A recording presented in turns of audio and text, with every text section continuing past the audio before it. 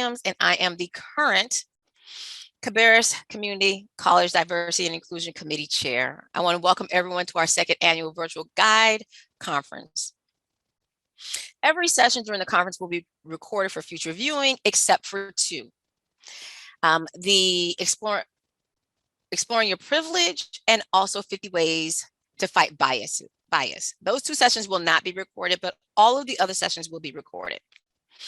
We also make available, we will also make available any session information that the presenters would like to share with the attendees.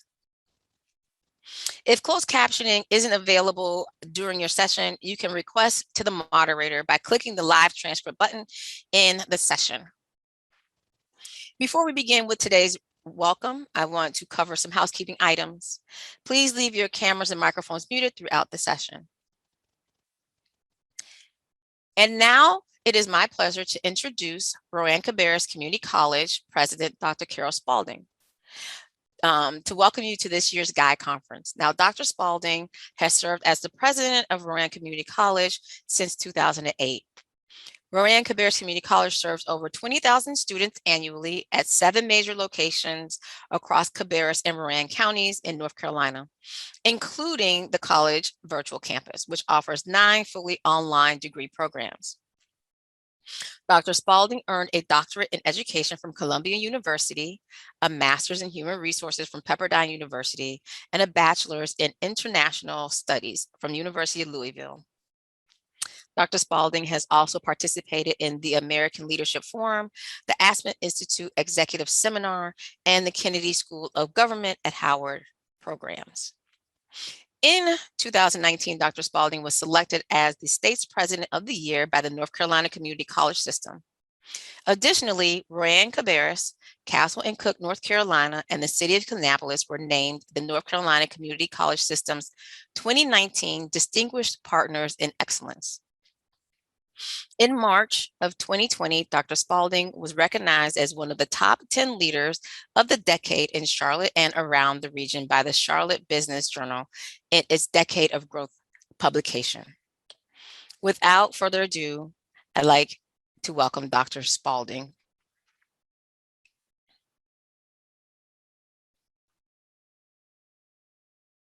Hello, I'm Dr. Carol Spalding, president of Rowan-Cabarrus Community College, and it is my pleasure to welcome you to our second year of the Way Forward with G.U.I.D.E, Growth, Understanding, Inclusion, Diversity, and Equity. We appreciate the college's Diversity, Equity, and Inclusion Committee's outstanding work to bring this topic to life on Zoom. Last year's conference far exceeded our expectations and highlighted a widespread interest in listening, learning, and creating lasting change. What originally began as an idea for a local professional development opportunity ended up as an international event that drew more than 1,500 registered participants. With that kind of response, we knew it was crucial to continue the conversation. Diversity, inclusion, and equity are at the forefront of social conversation these days, and today we are pleased to present a host of guest speakers who are experts in these areas. They will inspire us and teach us about ourselves and our world as they explore a variety of relevant topics. As we listen to their perspectives, it is my hope that we can all learn more about where we've been, where we are, where we want to go, and perhaps most importantly, what we need to do to get there. At Rowan-Cabarrus Community College, we are committed to creating an inclusive culture of opportunity for all. Institutions of higher learning and community colleges in particular have a responsibility to model the values of inclusion and equity, not only within our campuses, but in our communities and beyond. We welcome a diverse student body to Rowan-Cabarrus campuses every day. Our students come from different ethnic backgrounds, different socioeconomic circumstances, and different stages of life. They come to us with different goals, different interests, different abilities, and different talents. When it comes to meeting their needs, one size does not fit all. Whether in the advising office, at a campus event, or in the classroom or online, our job is to treat each student as an individual and provide the comprehensive instruction and support that enables them to succeed. To serve our students well, we must also provide a workplace culture that allows our faculty and staff to feel respected and valued. In fact, we engage in continuous improvement to make sure we are doing everything we can to create a culture that is welcoming, inclusive, and supportive. I hope you will come away from this conference with your own personal toolkit of insights, ideas, and strategies that can help you navigate difficult conversations, forge collaborative relationships, and make a positive difference where you live and work. I'm delighted to introduce today's keynote speaker, Andratesha Fritzgerald. Nationally known as an educator and author, her new book is entitled Anti-Racism and Universal Design for Learning, Building Expressways to Success. Using its content as a basis for her keynote address, she will help us explore definitions of honor and power, examine their implications in equitable access to learning, and begin co-creating a community that honors everyone. Tisha has earned an Ed.S. in administration, a master's degree in curriculum and instruction, and her bachelor's degree in English with a minor in women's studies. As an international speaker, presenter, and facilitator, she calls for organizations to evolve to inclusive, safe zones for all learners. Her book has been adopted for courses at Harvard Graduate School of Education and many other colleges and universities. She's the founder of Building Blocks of the Brilliance Educational Consulting Firm. Please join me in welcoming Tisha Fitzgerald.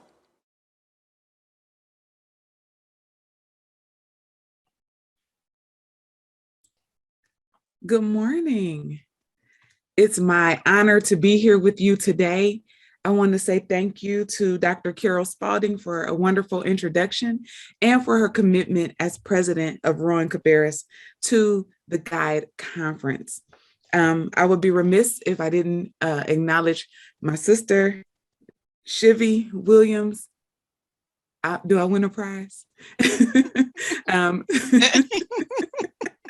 For the work that she has done to really dream big for this conference, to think about you as participants and what you would need and what feedback was given and pull this together. And also Dr. Barbara Cooper. And I had a wonderful time meeting with them, hearing from them about their dream for you. So I'm so grateful that we are here together today. I am going to share my screen with you so that we can jump in. And also, when I look this way, this means that I can see the controls. So I just want you to know that my screen is in front of me, but I just want to put a link to some resources in the chat.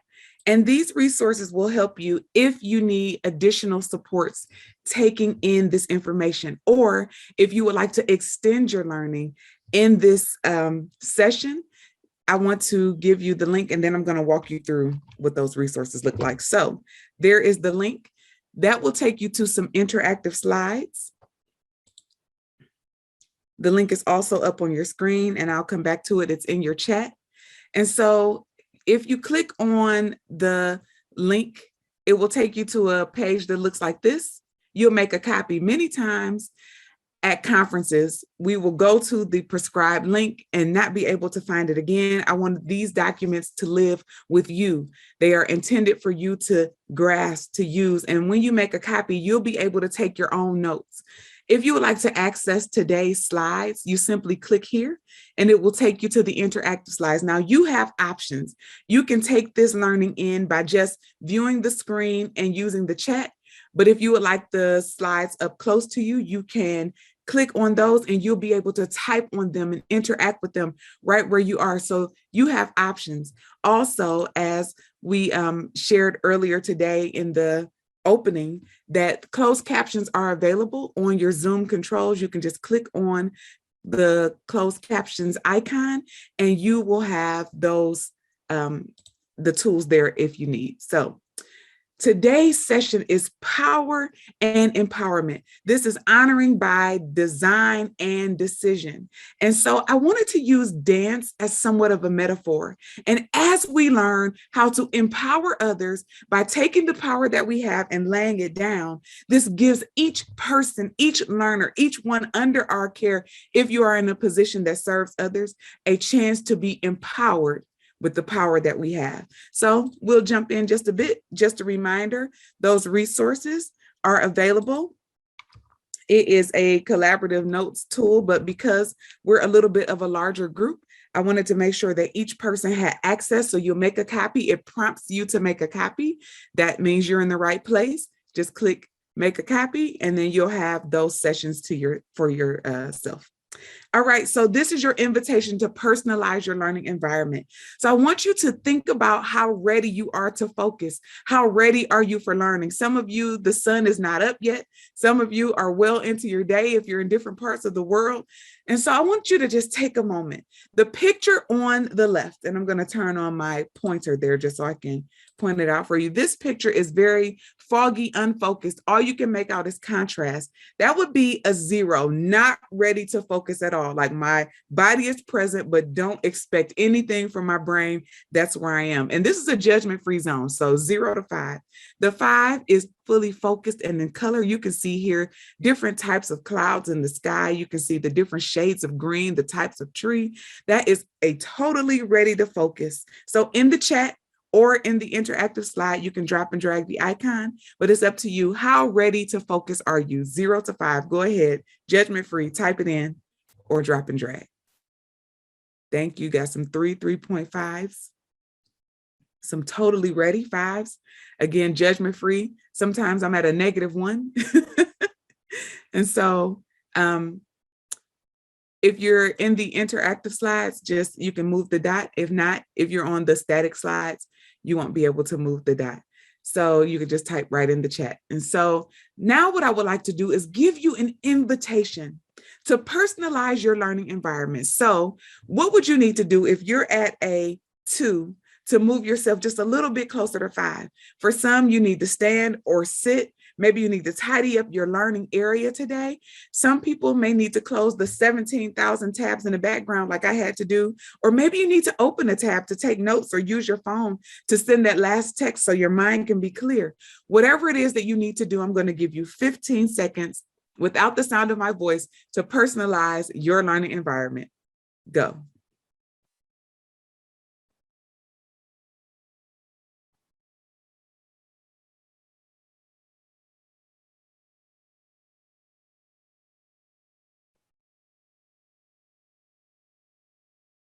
Thank you all. I hope that you've personalized your learning environment to ready yourself. And I love that some people are sharing in the chat just some things that they needed to do. Needed to make some coffee, need to learn to say no, close the door and not answer the phone. These are what you're doing. You're empowered to take this space for your learning, for your empowerment, for your growth. And as we embark upon this growth, understanding, inclusion, diversity, and equity conference, you have the honor to just take the space you need to be well and take the space you need for your learning. So thank you for personalizing your learning environment. My name is Andratesha Fritzgerald. I'm the founder of Building Blocks of Brilliance educational consulting firm. I'm Director of Human Resources for East Cleveland City School District, a small urban district right outside of Cleveland, Ohio, and recently the author of Anti-Racism and Universal Design for Learning that I wrote in 2020. And I'll tell you that the impetus for me completing the book, I have been writing it for 2 to 3 years. But after the murder of George Floyd, I spent a weekend weeping. I spent a weekend mourning, and I did not push myself to take any action. I wanted to pray. I wanted to lean into the pain that I felt that was all too common over and over again. And I had to think about what would make my protest personal and what would make my protest impactful. And so I wrote in order to inspire and spur forward and push on teachers, educators, leaders who literally have our future and our today in their hands. And we have to acknowledge where racism lives. And anti-racism means that we are actively working to tear racism down, not thinking about it, not theorizing over it, but working, actively working. And so my book, Anti-Racism and Universal Design for Learning, talks about how we create community that is fully anti-racist, but fully committed to academic excellence for all students, particularly those who are Black, brown, and indigenous. And that is where my book comes from. It comes from knowing that excellence is possible and teaching others to adjust their mindsets to see that it's possible with our actions. So where did I learn brilliance? Where did I learn to see myself? Through educators. And so the picture on the left is a picture of me with my kindergarten teacher. She's passed on here recently in the last couple of years, but she was my kindergarten teacher as well as my mom's kindergarten teacher. And one thing she taught us every single day, we had to stand up in our at our seats, and we said the words, "I pledge allegiance to the destiny of Black people, to the red, black, and green. I give my life and my love to my people. I promise to keep an open mind towards all people, to seek the goals of brotherhood, to stand for what is right, from now until Judgment Day." And she made us do a fist pump right on. Every single day, from kindergarten through 8th grade, she became the principal of my school. We stood to our feet and declared that we would fight against injustice before we even had a context for what injustice is. There is no such thing as too young to learn to stand for what is right. And as I pledged that every day, from kindergarten to 8th grade, the words still rang with me. Each day when there was injustice that I would see, if I did not take action, her words sprang up to my memory and pushed me to do something differently. And even if my something differently did not measure up to great feats, I knew that even small fights against injustice made huge ripples and waves in the fight against injustice as a whole. And so in kindergarten, this woman taught me to speak the language of an activist as a kindergartner. And then the picture that you see there is me at the end of my kindergarten year, striking that sassy pose that my mother said, "Put those hands on those hips, proud of who you are, head up." And I went into 1st grade feeling like I could conquer the world. The books behind me are my great-grandmother's books. I was raised by my great-grandmother and my grandmother, and my great-grandmother spent every idle moment reading. And so even before I could read, I had the motions. I had a book in my hand. When she turned her page, I turned my page. And she taught me that education was an investment. My great-grandfather was one of the first professors at Tuskegee Institute working with Booker T. Washington. And so in my family, education has been key. It has been a door. It has been access. And so for me, I have spent my life's work, my career, making education accessible to learners and teaching educators how to make education accessible. I felt like I could conquer the world, that I felt brilliant, I felt smart, I felt as if there was no low expectation. And then I have this picture here in the 5th grade. I was seated at what the teacher called the honors table in the center of the classroom where only smart kids could sit. Well, one day he was going through his routine and he was teaching Roman numerals. I did not understand Roman numerals, the X, the V in the front, the back, you subtract, you add. I still don't get it really. I take my time with it. Give me regular numbers. But he called on me. I knew I did not know the answer. He forced me to respond. Of course, I got the answer wrong. And he said, "You know what? Smart kids don't answer questions wrong. Get all of your belongings and move away from the honors table." He moved me to a remote corner of the room, farthest away from all the other students, even the students who sat at the regular desk. I was removed from them. He then waited in silence while I gathered all of my belongings and moved to the corner. As the tears began to fill my eyes, and I felt that not only did I hear, "You are not good enough," I heard, "You are not enough." And the tears began to fill the corners of my eyes as I gathered my belongings and tried to hold my head up with the little bit of pride that I had left. And the principal got on the PA system and said, "All right, 5th grade, come on down and take your class picture." And as you look at this picture, just moments after the worst humiliation in my academic career, I stood there amongst my peers and managed a smile. There are learners among us who have suffered at the hands of educators who have traumatized and humiliated.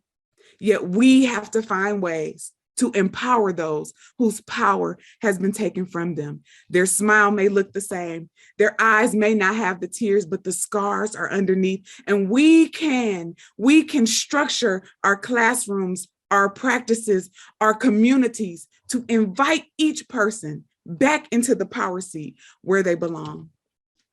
And so as we go forward, I want you to reflect on your experience as a student, your experience as a learner. What has filled your bucket and what has drained your bucket? I want you to just pause and think on those before we jump into the next part of the session. I'll give about just 1 minute for reflection.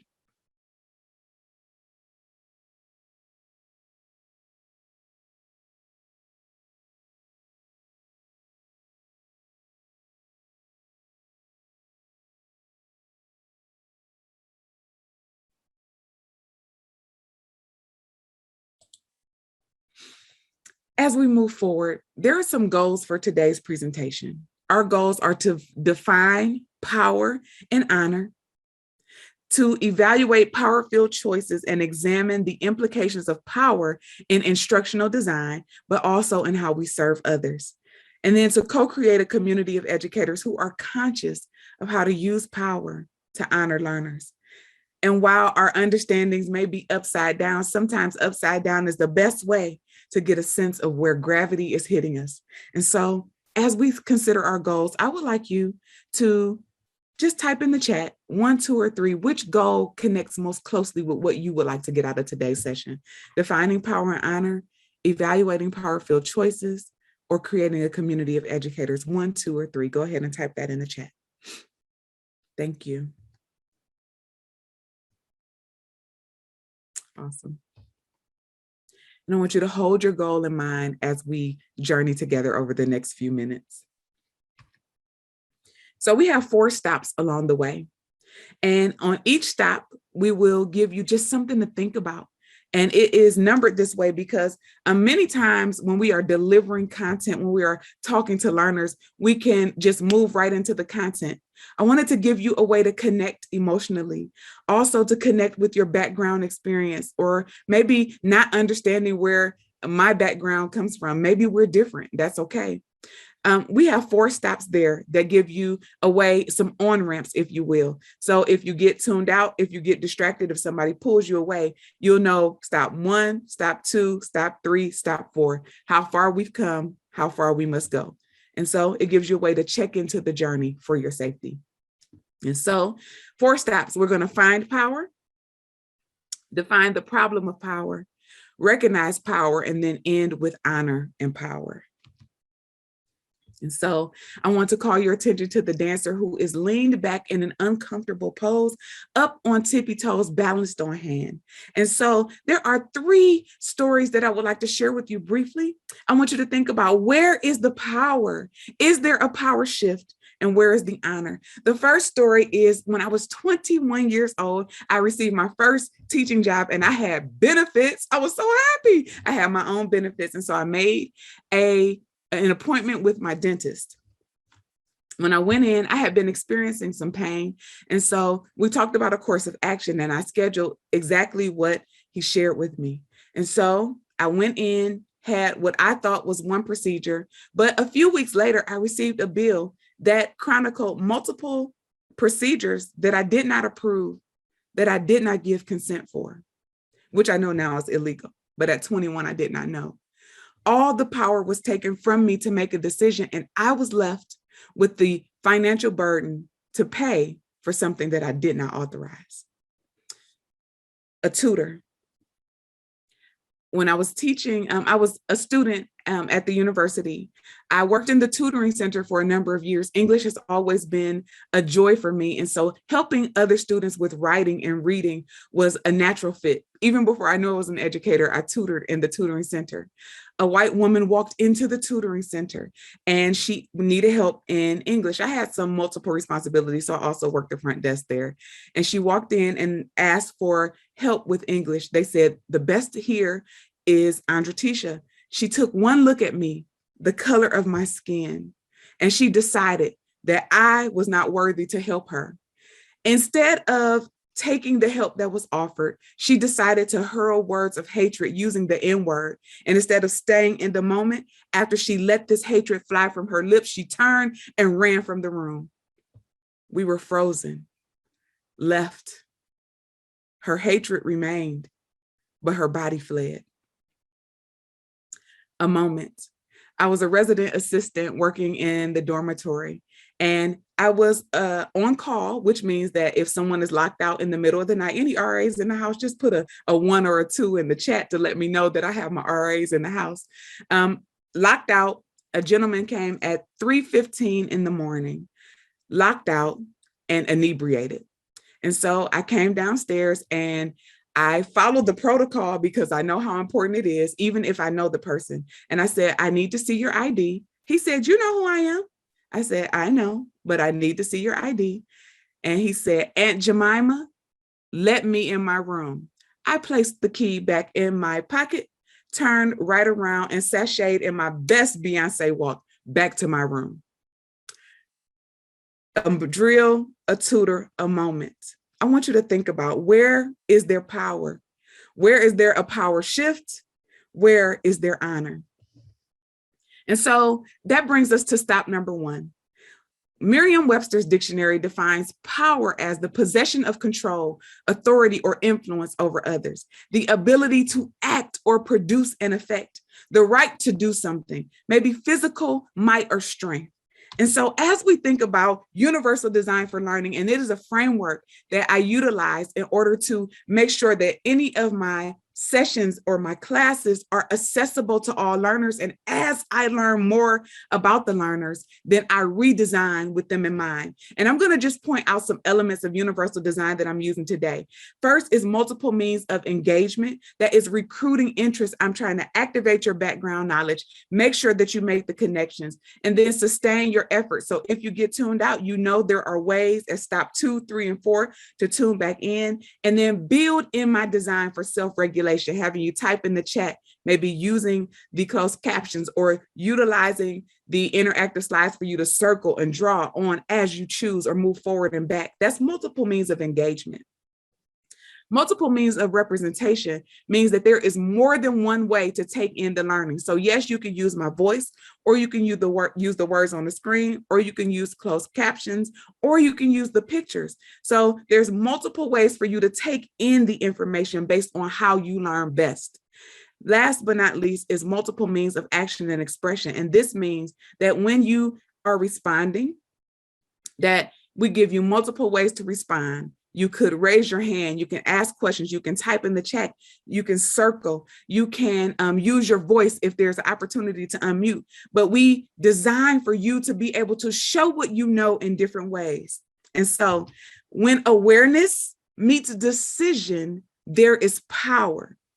And so there are these awarenesses, these things that I think I know, these things that I learn from you, and I take that awareness and make a decision. That is where power is. And I'm going to just point out to you that awareness plus decision equals power in a number of ways. And so when we have this awareness, when we think we know, when we make assumptions, when we use bias or prejudice to make a decision for someone else, we utilize our power. But what is the problem when we utilize our power that way?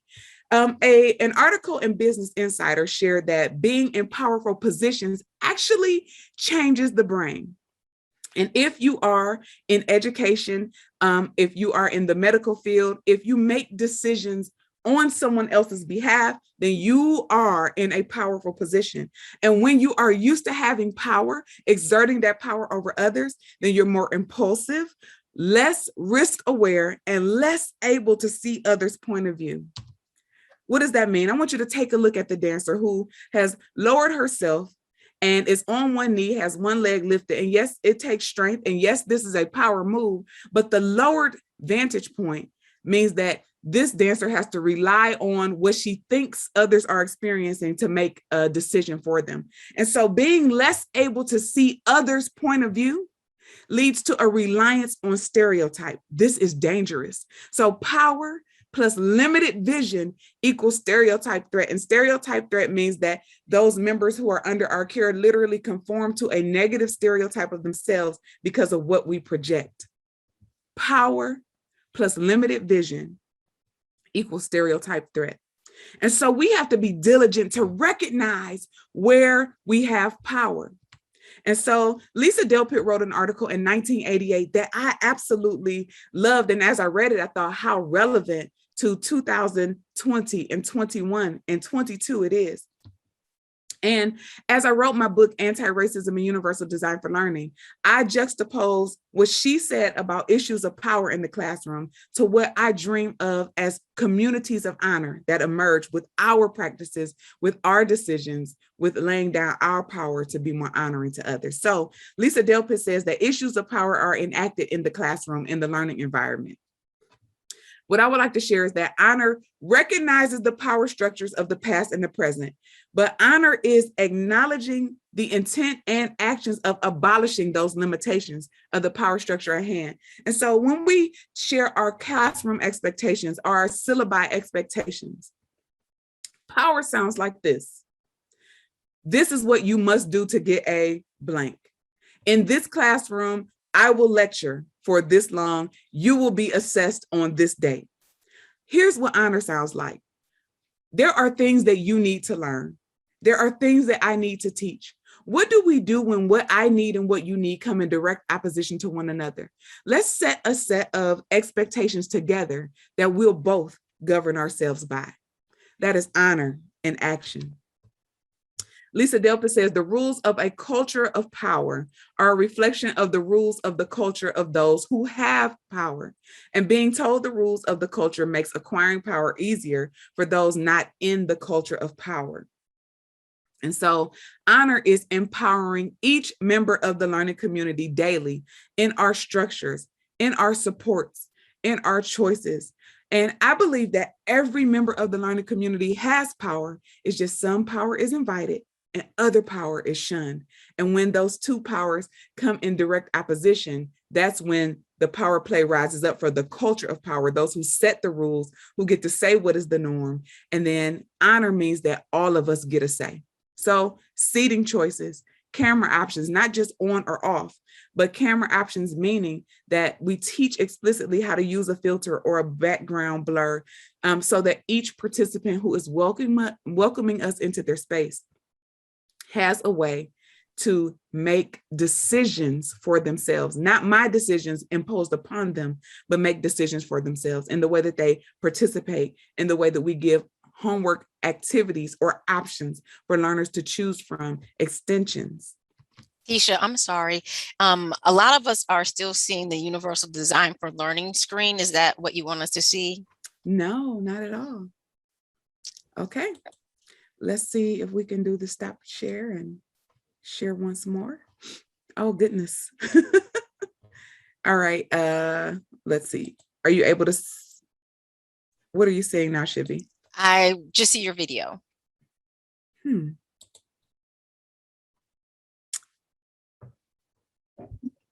Okay, let me hit share.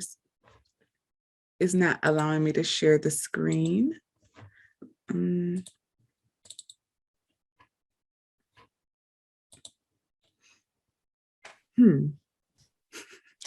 you want to email it to me and I can see if I can share it? Yes. Okay. All right. And as we transition, I want you to just take a moment and the difference between honor and power. Take about 2 minutes to just reflect. Where have you been honored as a learner? Where has power been imposed upon you as a learner? Let's take 2 minutes to just reflect, and you can type your reflections in the chat.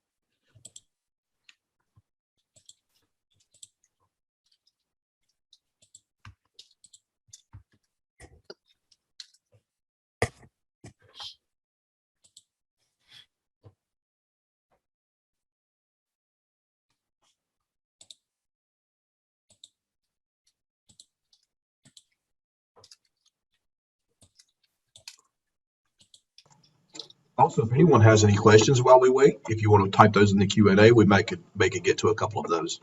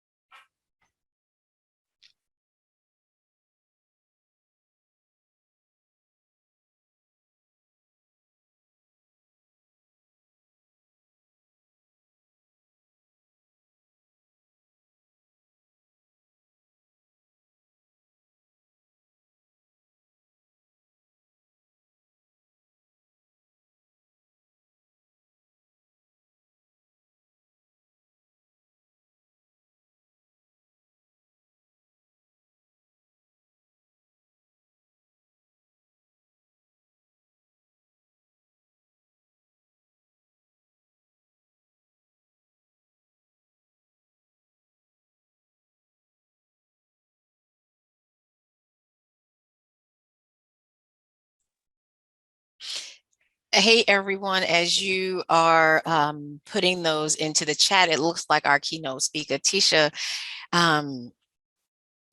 may have lost her internet connection. I'm not quite sure. So as soon as she returns, we will come back to her session. Here she is. I can't start my video. Oh, give it a second. Stephen has to promote you, I think. Okay. That's okay. Maybe you can try and share again Yes. once you're able to. Video now. Okay. Let me do that. Are you able to see my screen? Yes, we can. Okay, I'm going to move to the slide that I left off at. And can you see the honor and power? Yes. Okay. But we don't see full screen. We just see your internet. Okay. Full screen now? It's full screen now. All right. It's one of the principles of universal design for learning is learning to be flexible. And so this is learning in action. So thank you all for your patience as we jump back in. Let's see. I still can't start my video. Oh, there I am. Hey, y'all. All right. So honor and power. In our last few minutes, I just want to pause here. Let's see. All right. I want to make sure you can see my screen. Good. Honor and power. Yes. Okay. Okay, thank you. All right. And so when we think about honor and power, this is a graphic called The Wheel of Power and Privilege. It was created by Sylvia Duckworth. And if you follow her on Instagram or Twitter, I always like to just promote her work. She creates such wonderful graphics that illustrate issues of privilege, power, of diversity and equity in ways that are easier to understand. And so in America, those who have had the power, those who have set the norms, those who are the culture of power have been white with a post-secondary formal education, able-bodied, heterosexual, neurotypical with robust mental health. They've been slim, own property, are rich, English, cisgendered men, citizens that are documented.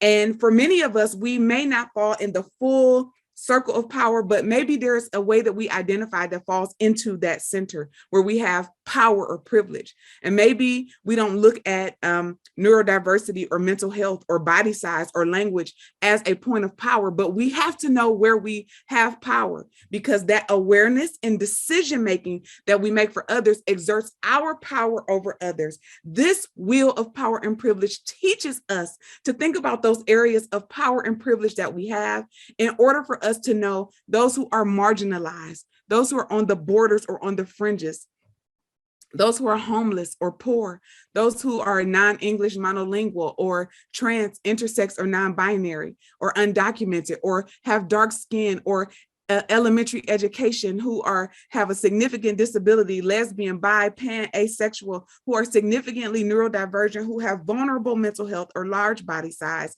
that each of those identities, those descriptors, deserve to make decisions for themselves. And we have lived in a culture where the center of power has made decisions, who's decided who's celebrated, who has decided what is the norm, who has created a culture of power that has told everyone else you do not deserve to make decisions for yourself. And we must not only disrupt that, we must dismantle that with anti-racism, with universal design, with awareness of where our power infringes upon the power of another. And so to bring it back to those equations, power plus limited vision equals stereotype threat. Power plus prejudice equals racism and ableism, but power plus honor equals community. Honor and power is a dance that when we use them together, they cause all of us to rise, because you don't have to negate your power to dance with me. I honor your power. I invite your power. I welcome your power, because my power is not threatened. I am aware that I should not be making decisions for you that you are capable of making, that I can entrust to you those decisions, to relinquish my power in order for you to exercise yours, no longer marginalizing and pushing out and placing on the borders, but changing the way I design and approach. And what does that look like? I'm going to leave you today with 6 questions as you design instruction, as you design experiences, as you are creating customer experience, as you're thinking about students and their sense of belonging and their sense of welcome, what you can do differently, because systems are made up of people, and people are the ones who make decisions. And so here's 6 areas where I want you to think about your own power. What decisions are you making about learners? And how will you challenge your assumptions? Remember, those assumptions mixed with decisions equals power, and that is power that harms when we're making decisions about learners before even knowing them. What decisions are you making for learners? How will you entrust more decision-making power to your learners in your design? Jenna, I'll share the link with you at the end. I got a little stuff going on here, but I'll get it to you. All right, and what decisions are you keeping from your learners?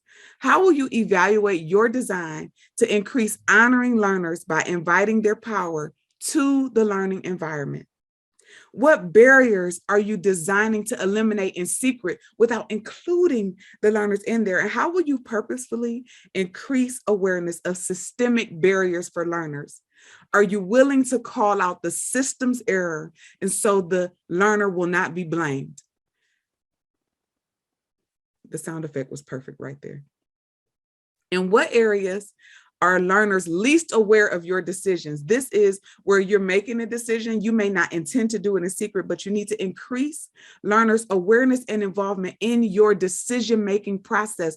Let them into your thinking. Let them into your why. Let them into how you've designed. Just like I told you at the beginning, I look this way to see the chat. I look this way. It's just to let you in on my world so that you'll know why. That there are 4 stops so that you have on-ramps to tune in when you've been tuned out. Let them know why. And last but not least, have you examined your own awareness of power and privilege in your design?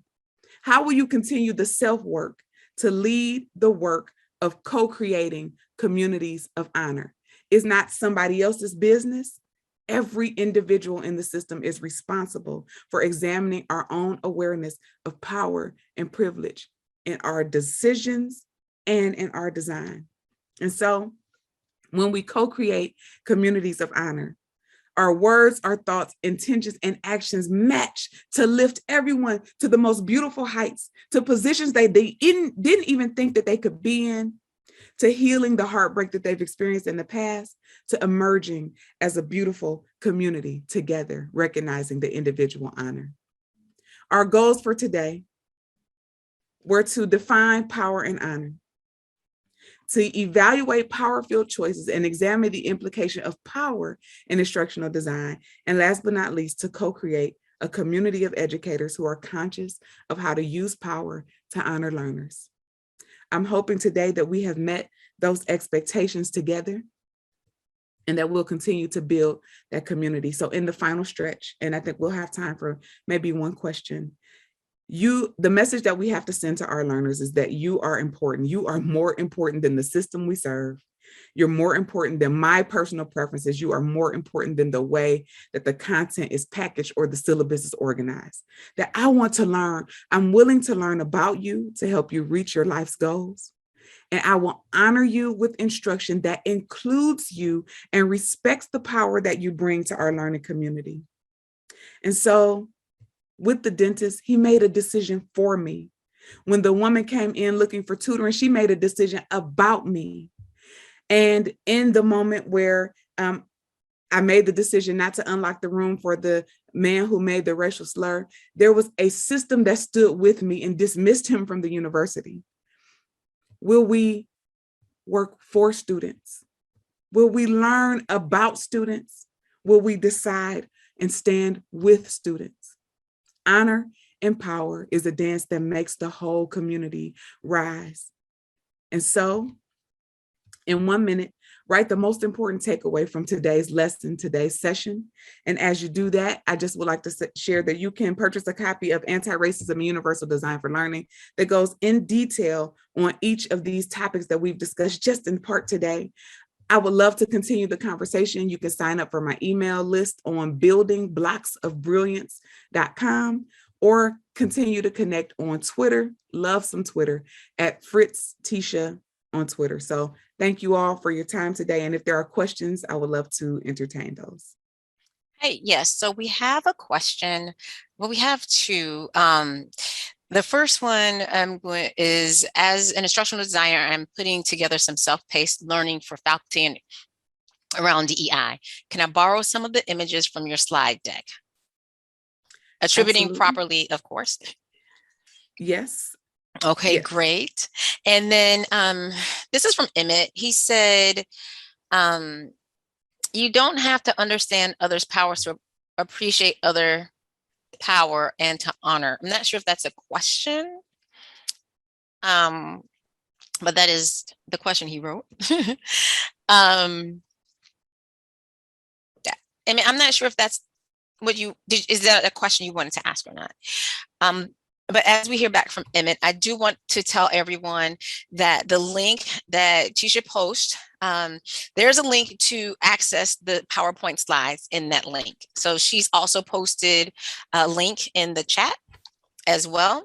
And if you come to lunch today, we are giving away 5 of her books.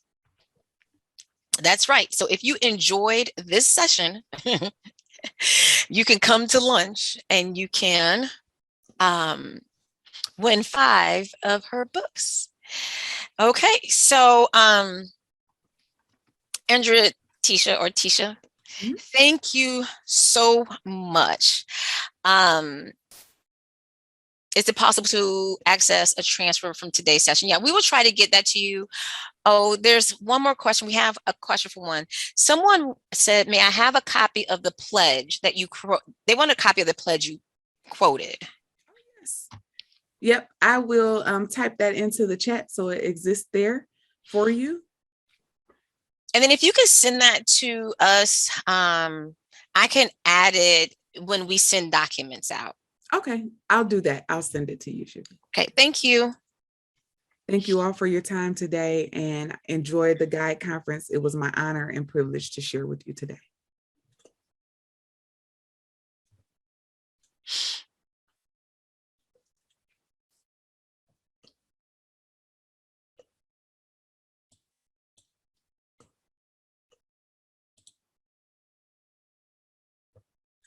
Okay, so we want to thank Keisha for this great, excuse me, for this great keynote today. And again, thank you so much.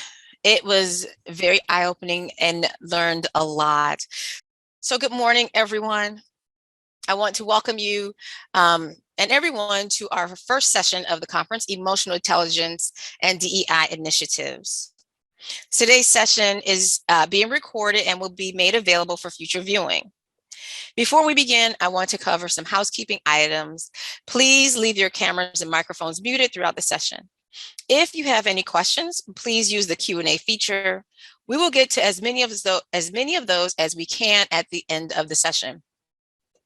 Also, following this session, we will break for lunch until our panel discussion at 11:30. So join us for lunch as individuals from Rowan-Cabarrus Community College discuss diversity, equity, and inclusion in the workplace and why it is important to them, along with some great giveaways that we have. One of them being, well, multiple of them being Andratesha's book. And now it is my pleasure to introduce our presenter today, Keisha Jones, Dean of Student Engagement and Completion at Davidson Davie Community College. Keisha Jones is a certified business consultant, trainer, and coach with over 15 years of experience in education, leadership, staff development, speaking, and training. Driven by her passion to help others, she is on a mission to change lives and assist institutions with building for the future in today's rapidly evolving environment. Without further ado, Keisha Jones. Thank you. I am going to share my screen. Can I share now? Yes, you should be able to share. Okay. Everybody can see how emotional intelligence can help you survive. Yes, we see it. Okay, we're ready to rock and roll. Great morning, everyone. I am Keisha Jones. As previously mentioned, I'm the Dean of Student Engagement and Completion at Davidson-Davie Community College. But in my part-time life, when I have time, I'm also a leadership coach. And as a part of that, I do a lot with emotional intelligence. So I'm also an emotional intelligence coach. I think that emotional intelligence is something that we all can benefit from it in our professional and our personal lives. Today, I'm going to talk about emotional intelligence and tie it to DEI and how you can utilize that to move your work forward. But ultimately, if we think about emotional intelligence, I have a basic different definition of that. It's really about how do you make your emotions work for you instead of against you. So when thinking about DEI work, we all know that that can be very hard work. It can be hard work. It can be challenging work. It can be an uphill battle sometimes. And so being able to manage yourself and being able to see how those conversations are impacting other people is extremely important if you really want to move your work forward. So if we think about how diverse our workplaces are, it really requires us to think outside of our cultural box, and then really encourage this, and that encourages the same skills as emotional intelligence promotes. With diversity, equity, and inclusion, with diversity, equity, and inclusion work, we're dealing with people. So you want to be able to humanize what you're doing. There's emotion there. And if you can't really manage your emotions and the emotions of others, you're going to have a hard time trying to lead this work. So today I'm really going to go into the different phases of emotional intelligence, talk to you about how you can do some self-assessment, talk to you about how you, after doing that self-assessment, how you can improve in certain areas so that as you're doing this work, you are being conscious of your emotions and how people are impacted by the work that you're doing. So hopefully everybody's going to see that next page.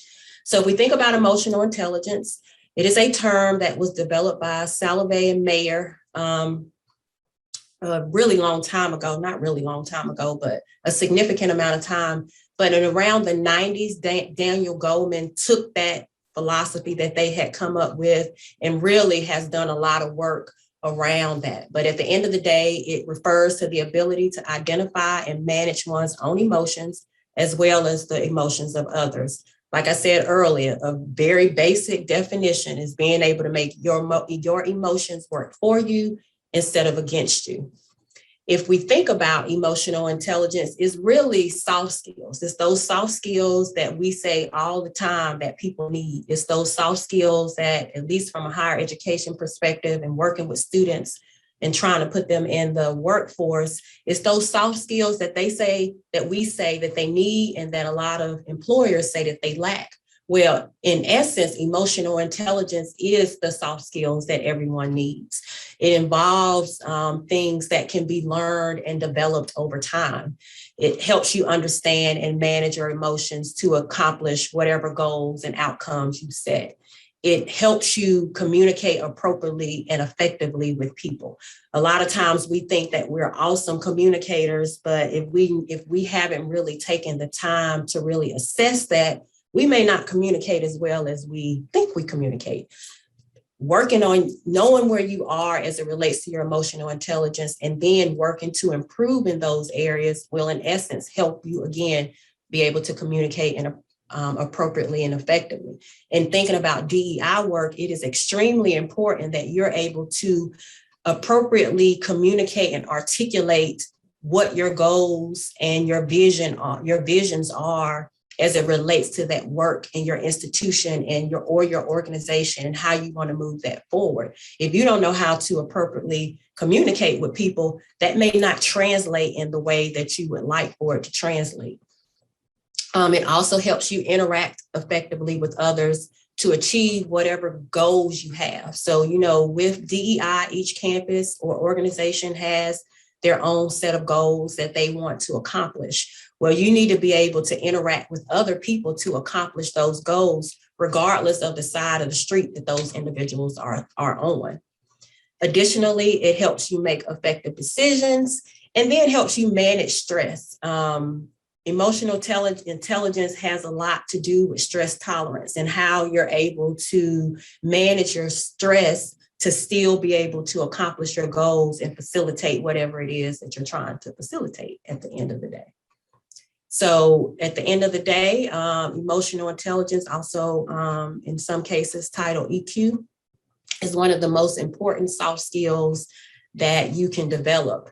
A study indicated that emotional intelligence skills account for close to 90% of what distinguishes the most outstanding leaders from the average ones. But again, the trick is really about identifying and understanding the gaps between your self-assessment and those of others.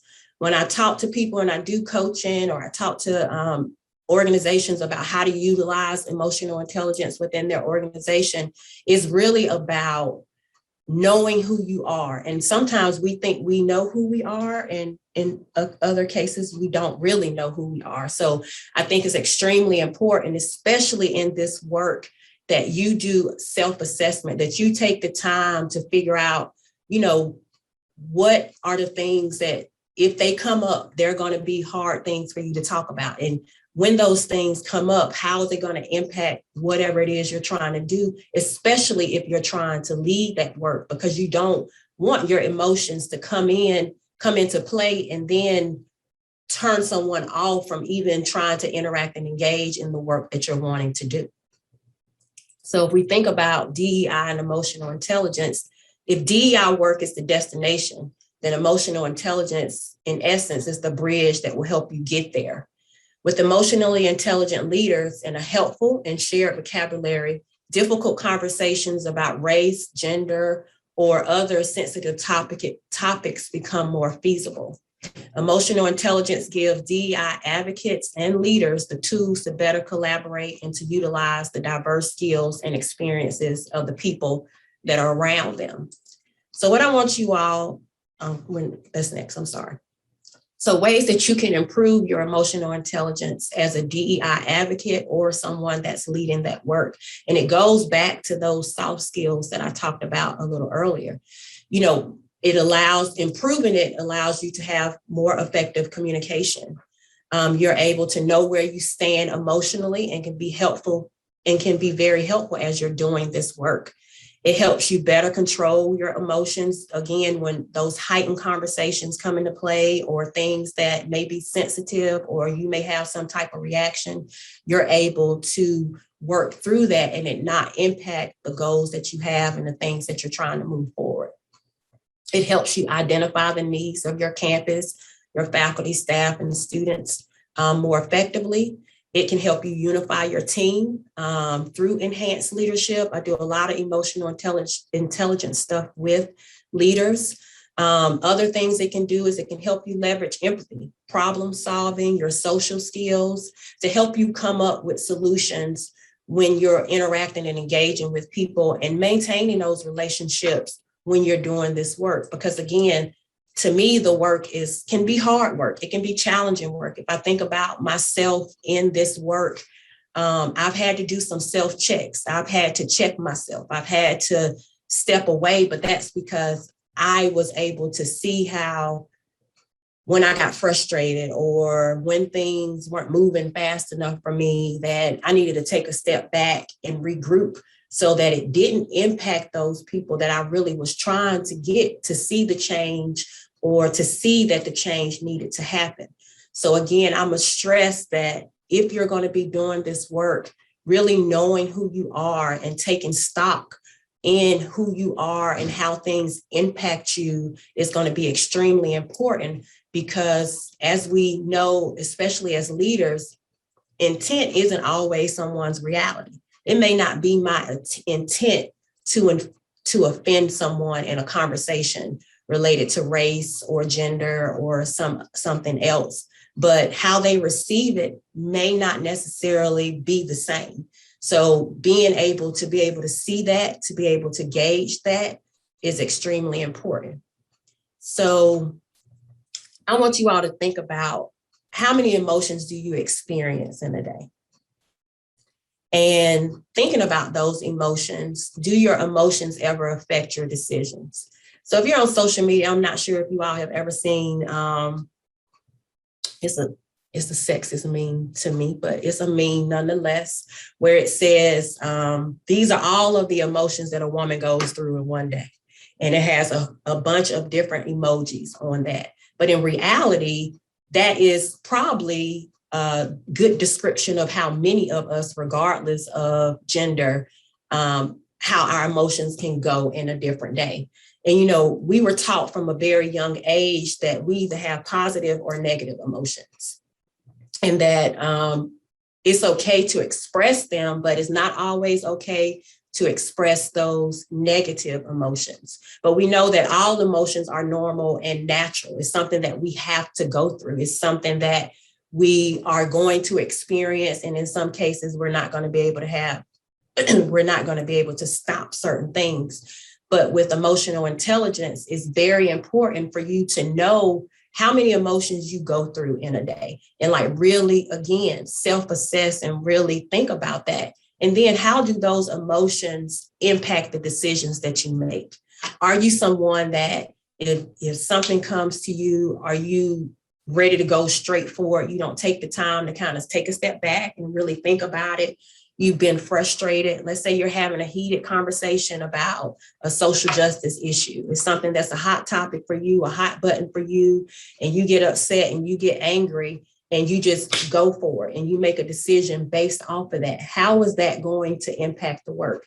So thinking about that and understanding that and knowing how your emotions impact your decisions, impact how you move and operate is extremely important, especially when doing this work. You want people to want to participate. You want people to want to make the change, lead the change, do the things as it relates to DEI. But if you can't control yourself, if you can't control how you interact and engage with people, then you may not be able, you may never see change. You may never be able to get to the place that you want to get to.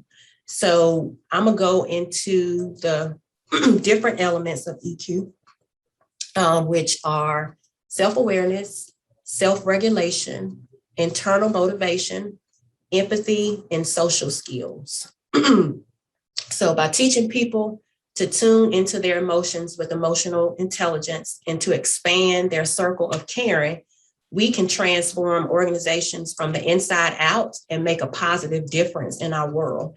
And that's a quote from Daniel Goldman. I feel like I'm going to be sounding repetitive during this, but it really is, how do your emotions, making your emotions work for you instead of working against you.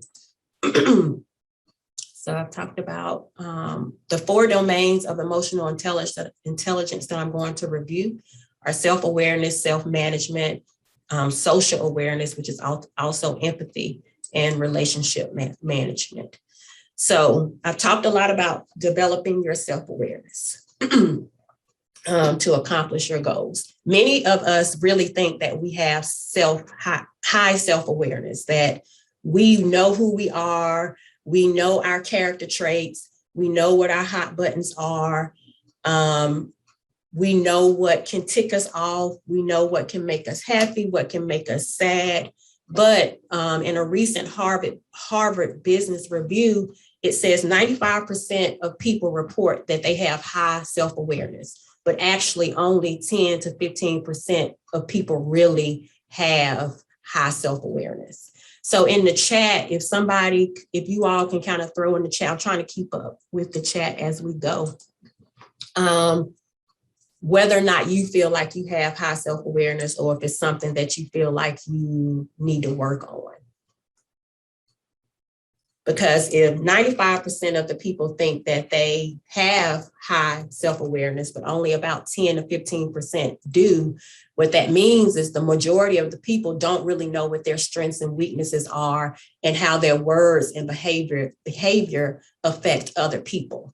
So I think this one out of all of them are probably the most important when thinking about DEI work and how you're going to push that work forward.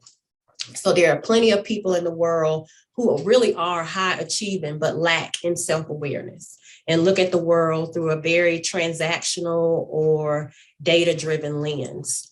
The difference is that EQ and self-awareness play a role in your ability to inspire people, convince them to follow you, work for you, and invest in whatever it is that you're doing.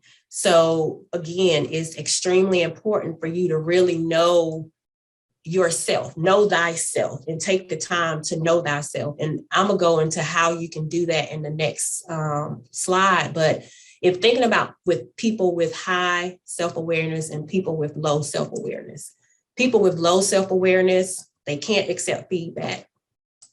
Generally, they are unaware of their strengths and their weaknesses. They don't understand a lot of what their goals and their values are and how that plays in what they do on a day-to-day basis. They may not know what things or people trigger an emotional reaction. I think it's extremely important to know your triggers and know the things that may make you defensive when you're doing this work or may get you to a place that could turn someone off. People with low self-awareness may have an inflated opinion of their performance. They think that they are doing great, but in reality, if you were to talk to other people that may work with them or people in their lives, they would tell you something different.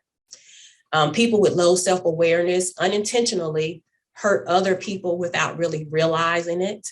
And then some people with low self-awareness continue to make the same mistakes over and over. It's because they lack self-awareness. But if we think about people with high self-awareness, and I want you all to, as I give examples of low and high self-awareness, I really want you to think about yourself as I say those things, right?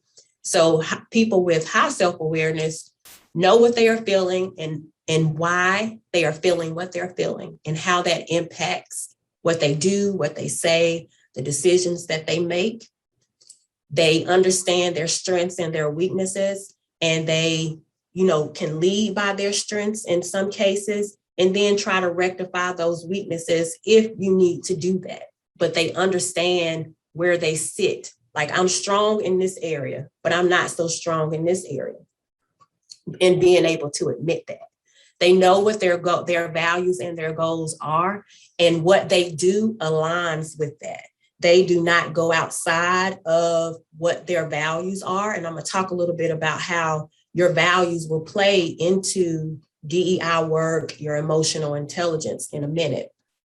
They understand their own triggers. Like if I think about my past history and even in doing this work, one of my triggers used to be, and I really took me a long time to work on it, but like if you talked over me and you didn't give me a chance, especially in my personal life, and you didn't give me a chance to say the things that I wanted to say, that set me off into like a whole nother world. But I learned that was a trigger. And so for me, understanding what my trigger is, and that happens, I know I just need to be quiet.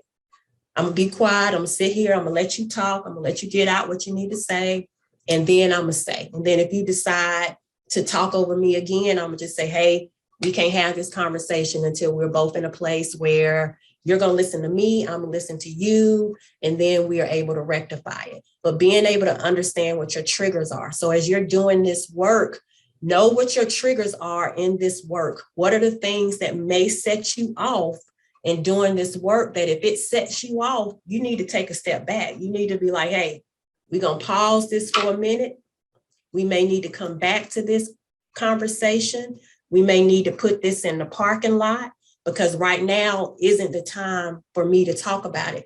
But also getting individuals within that are doing that work to also understand their triggers and how their triggers can impact the work that you're doing. People who have high self-awareness can accept feedback and learn from it. Be okay with constructive criticism. It's not a personal attack. It's being able to accept that, learn from it. And if it's something that needs to be implemented or changed in what you're doing, then you do that. But you're able to receive it and not get upset and take it as a personal attack. You can present yourself with humility. You're empathetic. You try to put yourself in people's position and understand where they're coming from and how things could impact them. And you make decisions with confidence because you're self-aware and you are, you are good with what you're doing, that when you make a decision, you're not questioning, oh, should I do this? Is this something we should be talking about? Should I continue down this road? No, you lead with confidence. You make your decisions with confidence. You don't let your emotions dictate how you're going to make your decisions. So this is going to say activity, but we're really not going to do the activity, but as a group, but what I do want you all to do is for each one of these things, I want you to write 5 things for each thing below. I want you to write down your 5 strengths. I want you to write down your 5 growth opportunities. Some people call them weaknesses, but glows and grows, like strengths are your glows, weaknesses are your grows. So what are your growth opportunities? What are your core values? Like what is the thing that you value?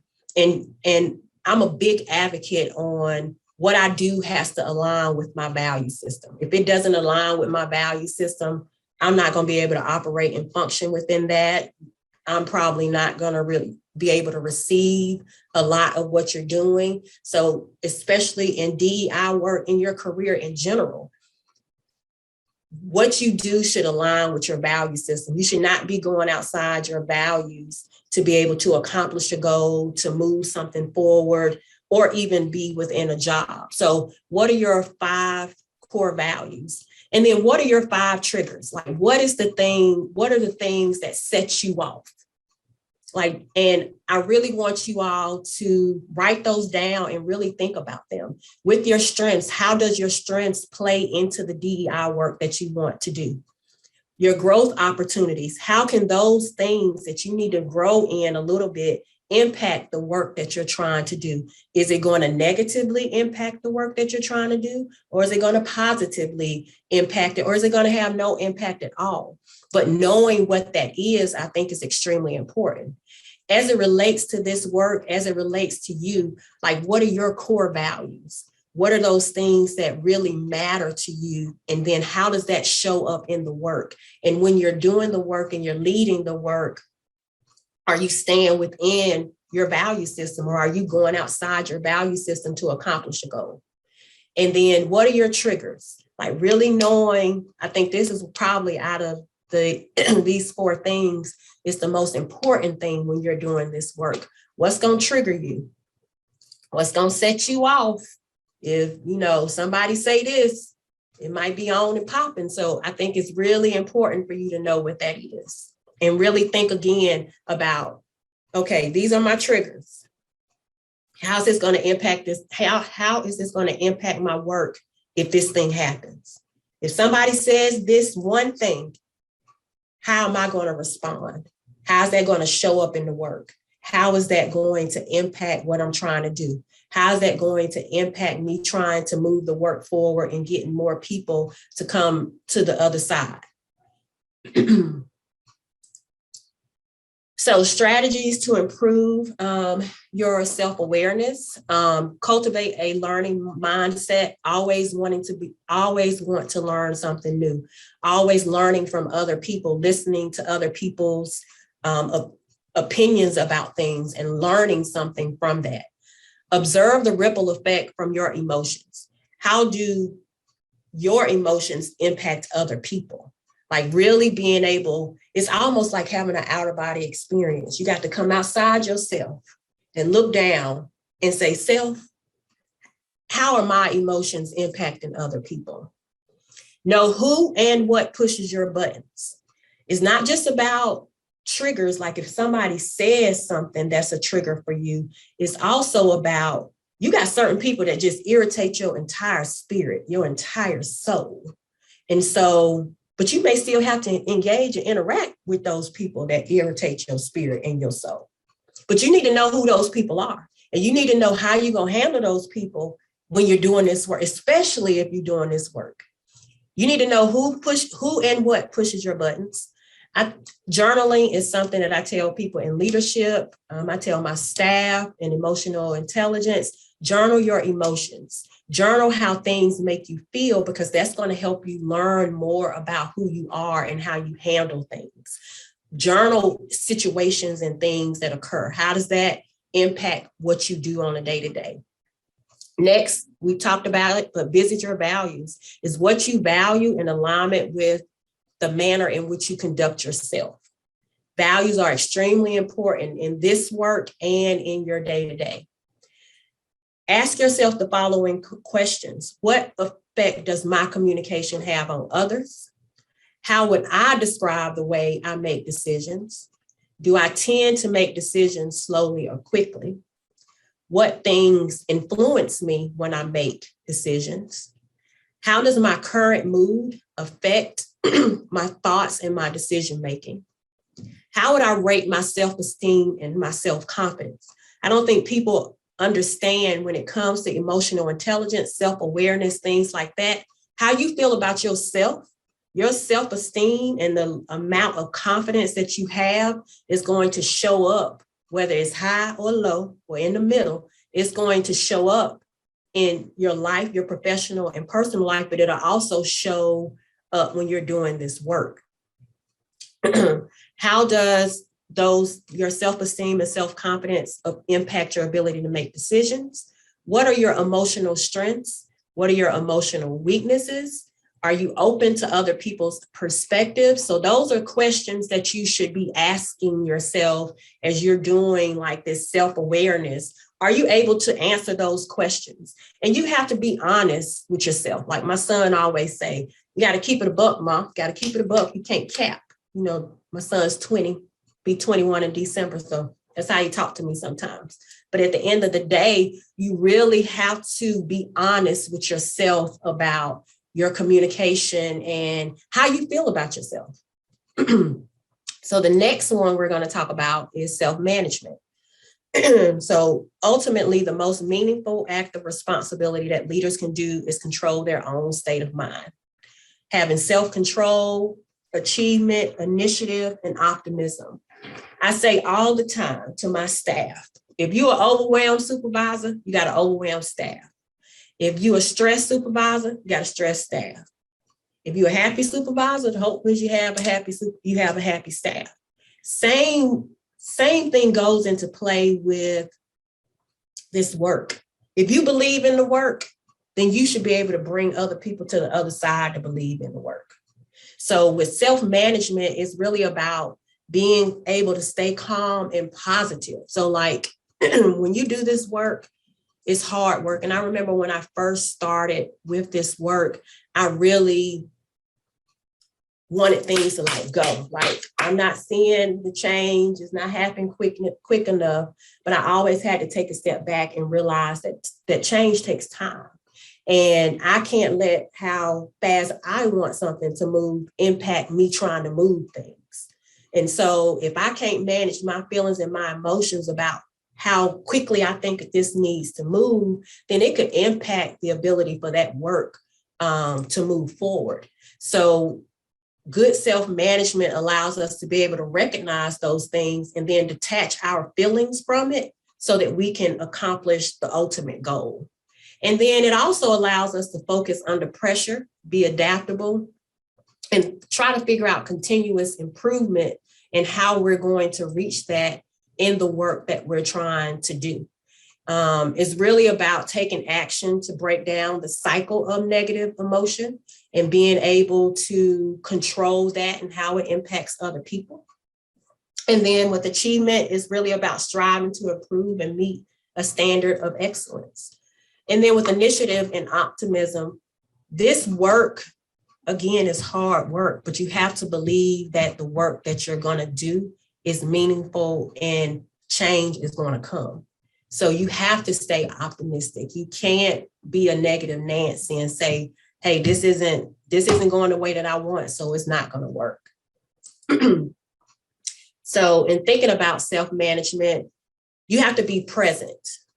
Don't worry about like what's going to happen in 5 years. The work we're doing right now, 9 times out of 10, we're not going to see the impact of it right now. We may see small things, but not the greater, larger picture. So be present now. Focus on what's on the table right now. What are the things that we need to deal with now? And I say do that in your work and your personal life. Manage whatever fears you have about what happens if it works or it doesn't work. And, fear for me is false evidence appearing real. Like, don't let what could happen, what you think is going to happen, impact your ability to move this work forward. And then be flexible in your thinking. You may want this to go a certain way, but it may need to go another way. So be flexible in the way that you think. Be willing to hear what other people have to say. So strategies to improve self-management is remain aware of people's feelings. Again, keep a journal. Pay attention to self-talk. So, I talk to myself every once in a while. It's probably the best conversations that I have is with myself because it's me. But I think that one of the things that can impact us is negative self-talk. So make sure that you're checking your self-talk, especially when the work is not going the way that you want it to go. And then you can get in your head and then that can impact, that can subconsciously come out in the work that you're doing. And remember, you have a choice. You have the ability to choose your response to any situation. Again, it's really about being able to pause and know when you should continue with something. And one of the best examples I give people is if you think about a remote control or old school radio that had pause, stop, all of that. If you think about that and you think about your remote control, you pause it because you either got something to do, you want to run and think about, you want to go get you a snack. In this essence, you pause to take the time and stop and think before you respond or before you do something. The volume, you're going to cut that up, you're going to cut that down. So when you feel yourself getting emotionally charged, you're going to want to cut the volume down. It's too loud. You're going to want to do the minus button on the remote control. Mute. Sometimes we just need to be quiet. My favorite saying, I do a saying every year, is say less. That means I don't have to have a response to everything. That means that I need to be quiet and just listen.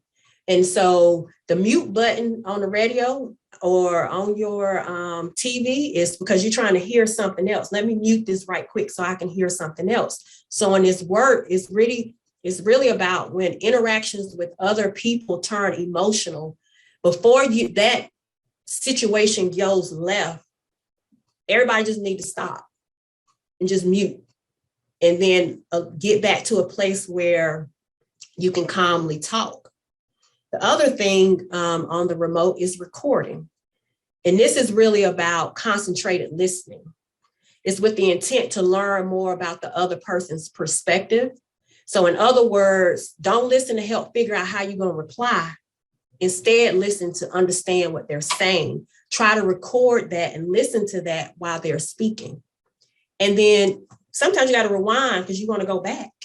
So when there's been an emotionally charged discussion about this work, sometimes you really need to revisit touchy topics at another time. or give it careful thought before you decide to speak. So that's a good way that I try to explain to people about managing self. And then the last thing with the remote is fast forward. You know, some people, I'm one of those people, like, I don't want to see that. Let's get to the next part. Y'all talking too much. So with this particular situation, and that's from a movie perspective, not people. Let me clarify that. But with fast forward, consider what will happen if you respond right now. So y'all are having an emotionally charged conversation about race, and you ready to pounce because it's one of your triggers. But as a person that's an advocate or someone leading this work, consider what will happen if you respond right now because you're mad. And how's it going to impact what you're trying to do? So again, it's almost like having an outer body experience. Like you got to be able to watch self and pull self back, like, no, self, I need you to come back. The next is social awareness and empathy. So empathy is really about understanding and sharing the feelings of someone else, accurately being able to perceive the feelings of others and understand how those feelings influence behaviors. So if I think about types of social awareness, there's emotional self-awareness. Being emotionally aware is the skill behind understanding one is feeling and appreciating how different moods can impact others. Self-regulation, being able to control your response to emotions and then anticipating the outcome if you respond in a particular way.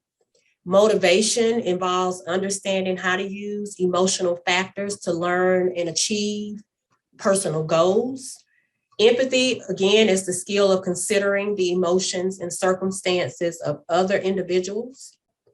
Respect is best defined as having regard for another person or group's experiences, emotions, all of those things, all of those touchy-feely things that we talk about when we're doing DEI work. Kindness really is the idea of being friendly and considerate to other people, especially when they're sharing their point of views. Like, you want to be kind. Everybody doesn't think like you. I'm sorry. Listen actively. This is a big one. This one I think a lot of people struggle with. Is really the skill of being seen, listen, to pay attention, taking the time to understand what somebody said. A lot of us listen to reply. Like, as somebody's talking, especially if you got a comeback about what's being said, or you don't agree with that, or it's a trigger, you know, you're not trying to hear what they're saying to understand what they're saying. You listening for your comeback. You listening for how you about to come back on that. So it's really important for you to really listen, because when you're listening to reply to someone, you miss the meat of the conversation. You miss what you really needed to hear, and you end up responding to something that you don't need to be responding to, or responding to something that may make the situation worse because you wasn't listening. So making sure that you are actively listening to individuals as you're having this conversation. Cooperation is an important part of finding a resolution or a way of working with individuals or groups. It's often about compromise to help achieve a goal. You may have a way that you feel like this work is supposed to go. And if I think about when I first started doing this work, like, social justice is my thing. I'm a mom of a young Black male with dreads and tattoos. So, like, this work is super important to me, but I also have to understand that I have to compromise. And if I think about something I did on campus, I offered a course teaching men of color in community colleges to all campus. And, you know, some people did it, some people didn't do it. And I just so happened to talk to somebody who chose not to do it. And we were talking, and I don't really remember how we got on the class, but what that person's issue with the class was they have an affinity to women. So they're like, well, women need, you know, we need to understand how to teach women too.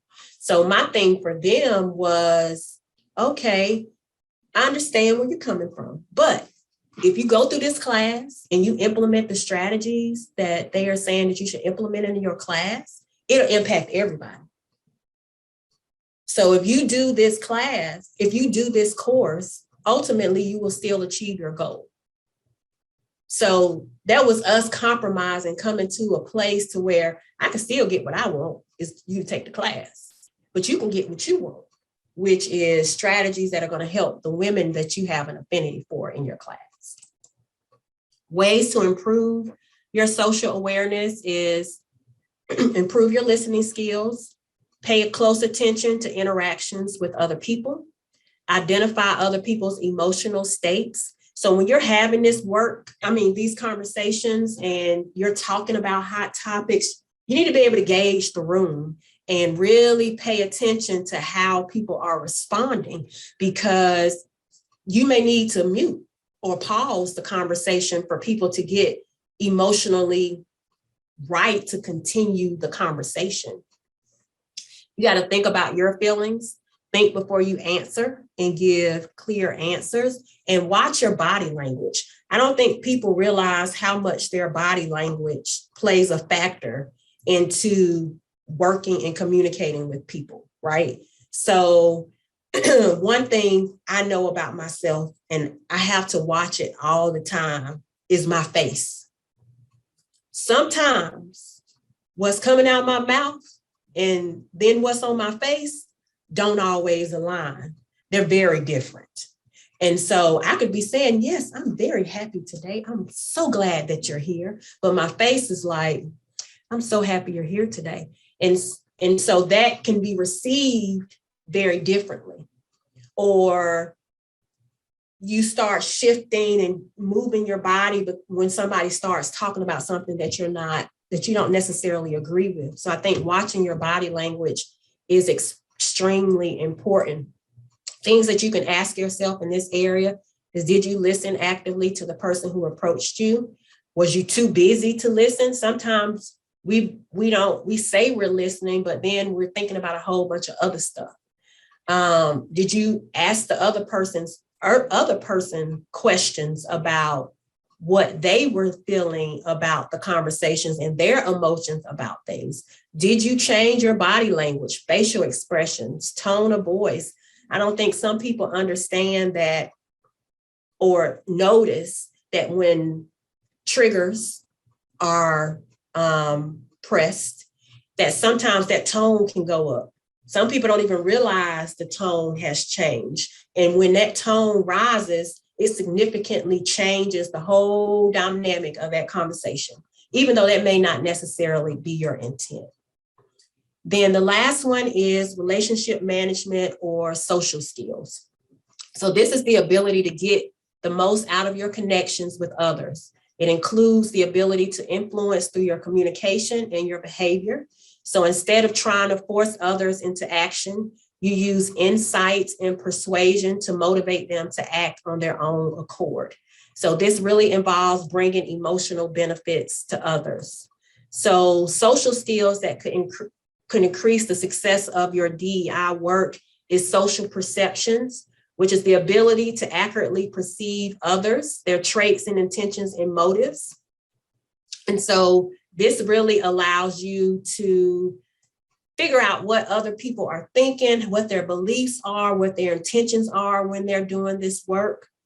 The next is about persuasiveness. You got to get people to get on the boat, right? So you have to be persuasive and be able to get people. So like if I think about that conversation that I had with the person that didn't want to do the class, I could have easily said, but right now our data shows that men of color aren't persistent at the same rate as others on our campus. So that's why you should do the class. But that's not how I sold it. Instead, I said, oh, okay, well, if you do this class, those strategies can impact everybody in your class. So it becomes a by any means necessary type of thing. I was able to persuade her to do something that she didn't want to do originally by just changing the conversation and making it applicable to her. Being adaptable in social settings, being able to adapt to what's going on, noticing what's going on in situations and being able to adapt to that. So really knowing when people's posture, gesture, things like that change, and then being able to make reasonable judgments based off of that. And then social expressiveness, which is really the ability to express your emotions, feelings clearly in order to generate enthusiasm in others in the work that's being done.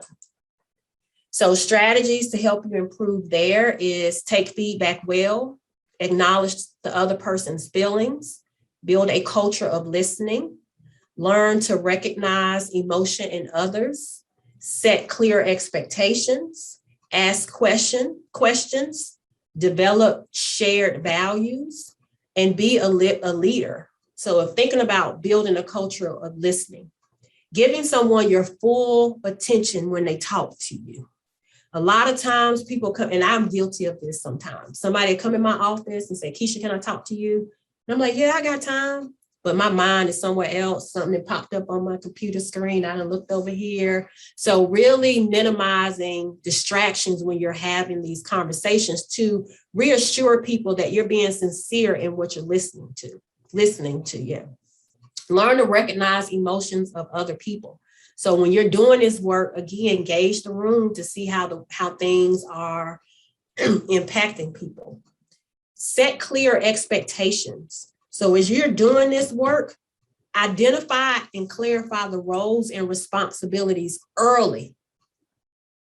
This is especially important in terms of the behavior and culture of the team.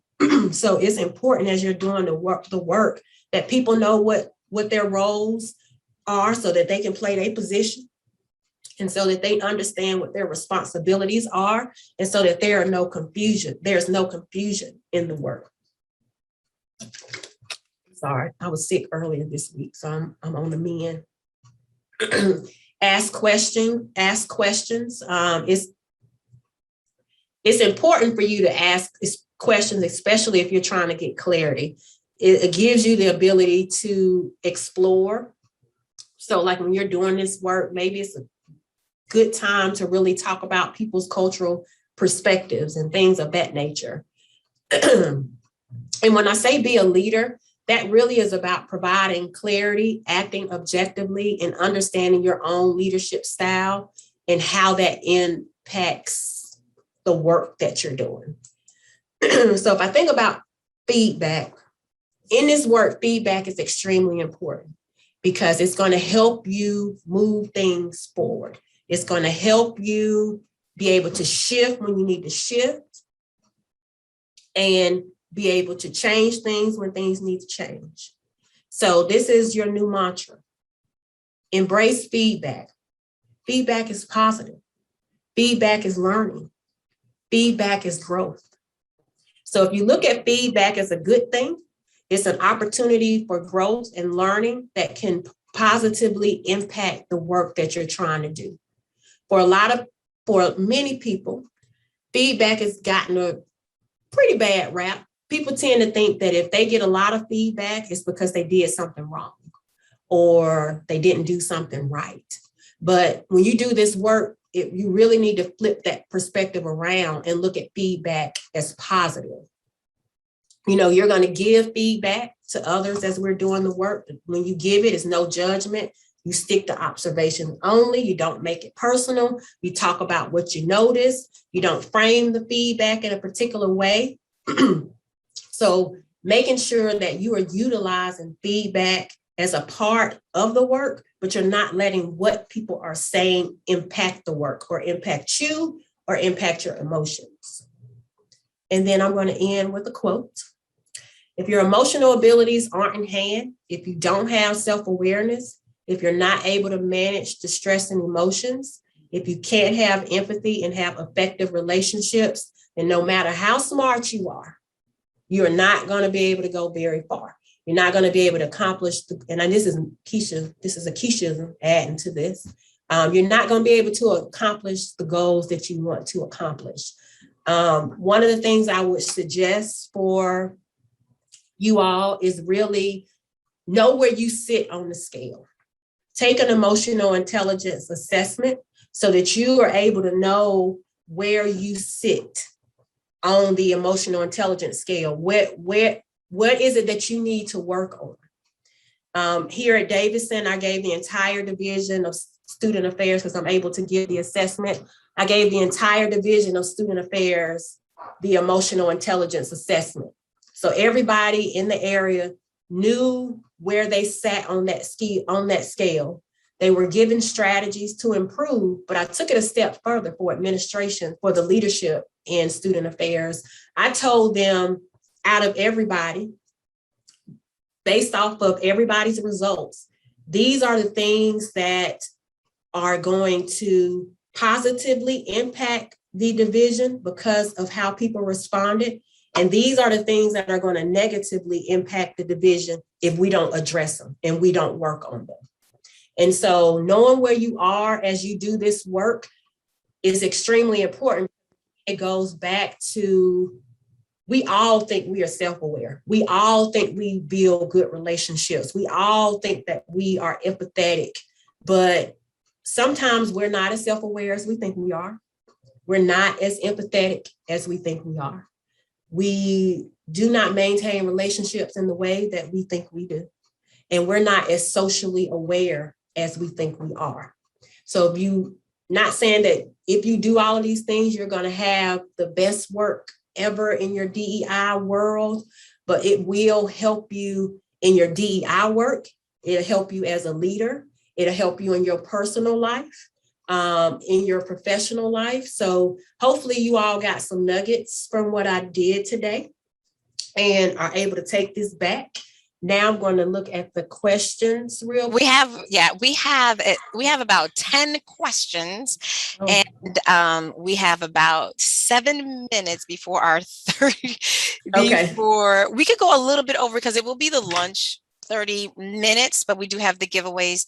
So if you want me, I can ask them, or do you want to look at them and then decide which ones you want to answer? I can go through them.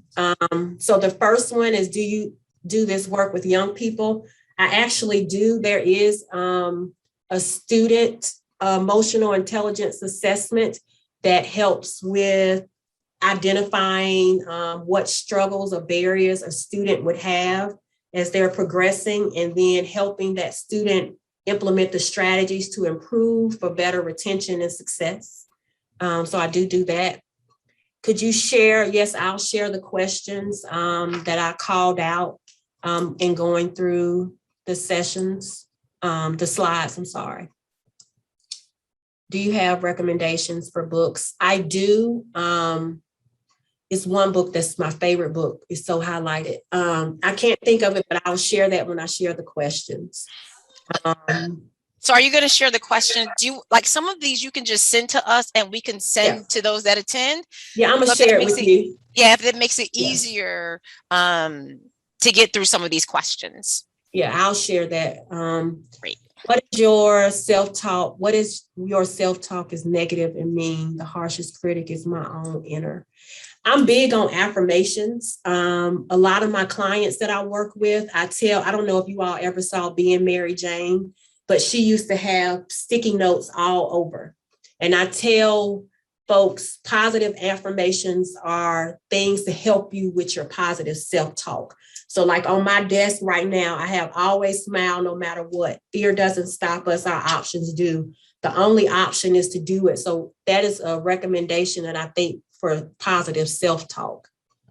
What level of transparency do you believe is appropriate with your students? Not to be so transparent that it becomes personal.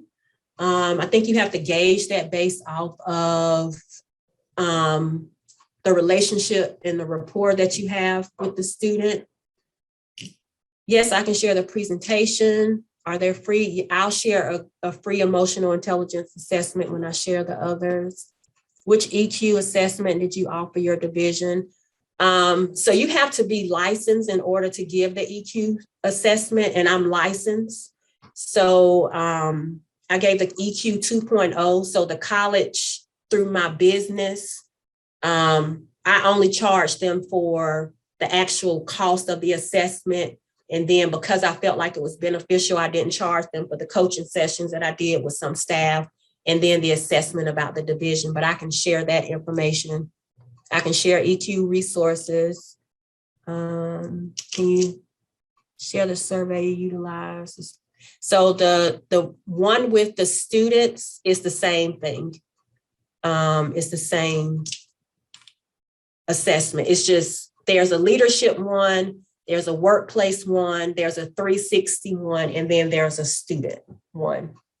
Are there recommendations? Yes, I can give you recommendations on how to become certified. I am certified for emotional intelligence coaching and also to give the psychometric test. So I can share that information as well.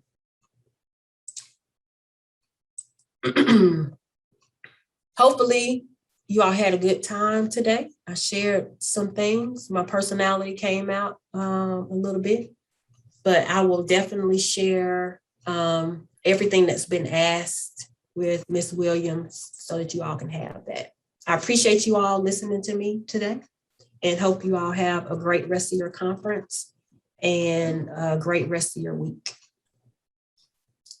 Diversity and inclusion means to me that everyone has an opportunity. Everyone has a place at the table and they have a voice in the future, not just their own future, but the future of our society, our culture, and our college. I think our challenge today really is about taking the next step in where we are and embracing inclusion in every space we're in. Of course, we're talking about the educational space here, but that means embracing inclusion wherever you are, with whomever you're with. And not just acceptance, but celebrating everything that comes with the people we engage with. I mean, when you think about it, you know, when you have that student who walks in the door and they see somebody who looks like them, that's a win for us. And so it's the same for employees who come and look at us and say, hey, is that going to be my next great place to work? Well, if I see somebody who looks like me, then more than likely, I'm going to, give you guys a second chance. Having a diverse population of people with diverse thoughts and attitudes and ideas is nothing but a win for a community college. Sometimes I think that we don't take the time to slow down, make sure that everyone's voice is included, and that we're all working together to make sure that we're really together in what we're working on. It is so important for Rowan-Cabarrus to be the college that everyone in the community sees as their own. So this is a place where the community's college. It's a place where everyone feels welcome, they feel involved, engaged, honored, and celebrated. A college education is a lot more than the content you learn in the classroom. A college education is about learning to work with others, and to work with others not because you have to, but to work with others because you want to. Most of our student population is an adult population. They have lived experiences. And so we're to bring those things into the classroom to ask them where they are, and those things include cultural perspectives as well. Prior to G.U.I.D.E, we did not have this information sharing within the community colleges. We would go to different events and we would talk about different things, whether it be we would, of course, talk about student attainment, we would talk about retention and all those things that surround the community college. But what we were missing were those conversations about diversity and inclusion. And so now it is an important part of what we do. At the end of the day, the community college is about learning. We're supposed to be the teachers. And so we're supposed to practice kind of what we preach. And I think in a way with G.U.I.D.E, we're doing just that. So this conference provides some tools, some insight into what you can do to help create a diverse, equitable, and inclusive classroom. And I think that I really believe in that people really want to do their very, very best to make sure that everybody has opportunity. But we don't always know what to say or how to do it. So whenever we can have a conference just like this, we can provide the tools that are necessary and the language and the words that really help us develop that culture in our classrooms and across our college. So I think it's important that students know that they will indeed be embraced, that what they bring will be celebrated, everything they bring will be celebrated. Though sometimes it might have to be redirected, it will absolutely be a part of the conversations we have. We're not trying to undo their lives. We're trying to help them get to a better life. We're also doing what college president says, and that is be the catalyst. So we need to be the catalyst and kind of lead the way. And so we feel with G.U.I.D.E, that's what we're doing, leading the way. Thank you for coming and enjoy the rest of the conference. And please share. So if you have friends and colleagues out there who are interested in learning about diversity, equity, and inclusion, please share the G.U.I.D.E conference with them. Thank you.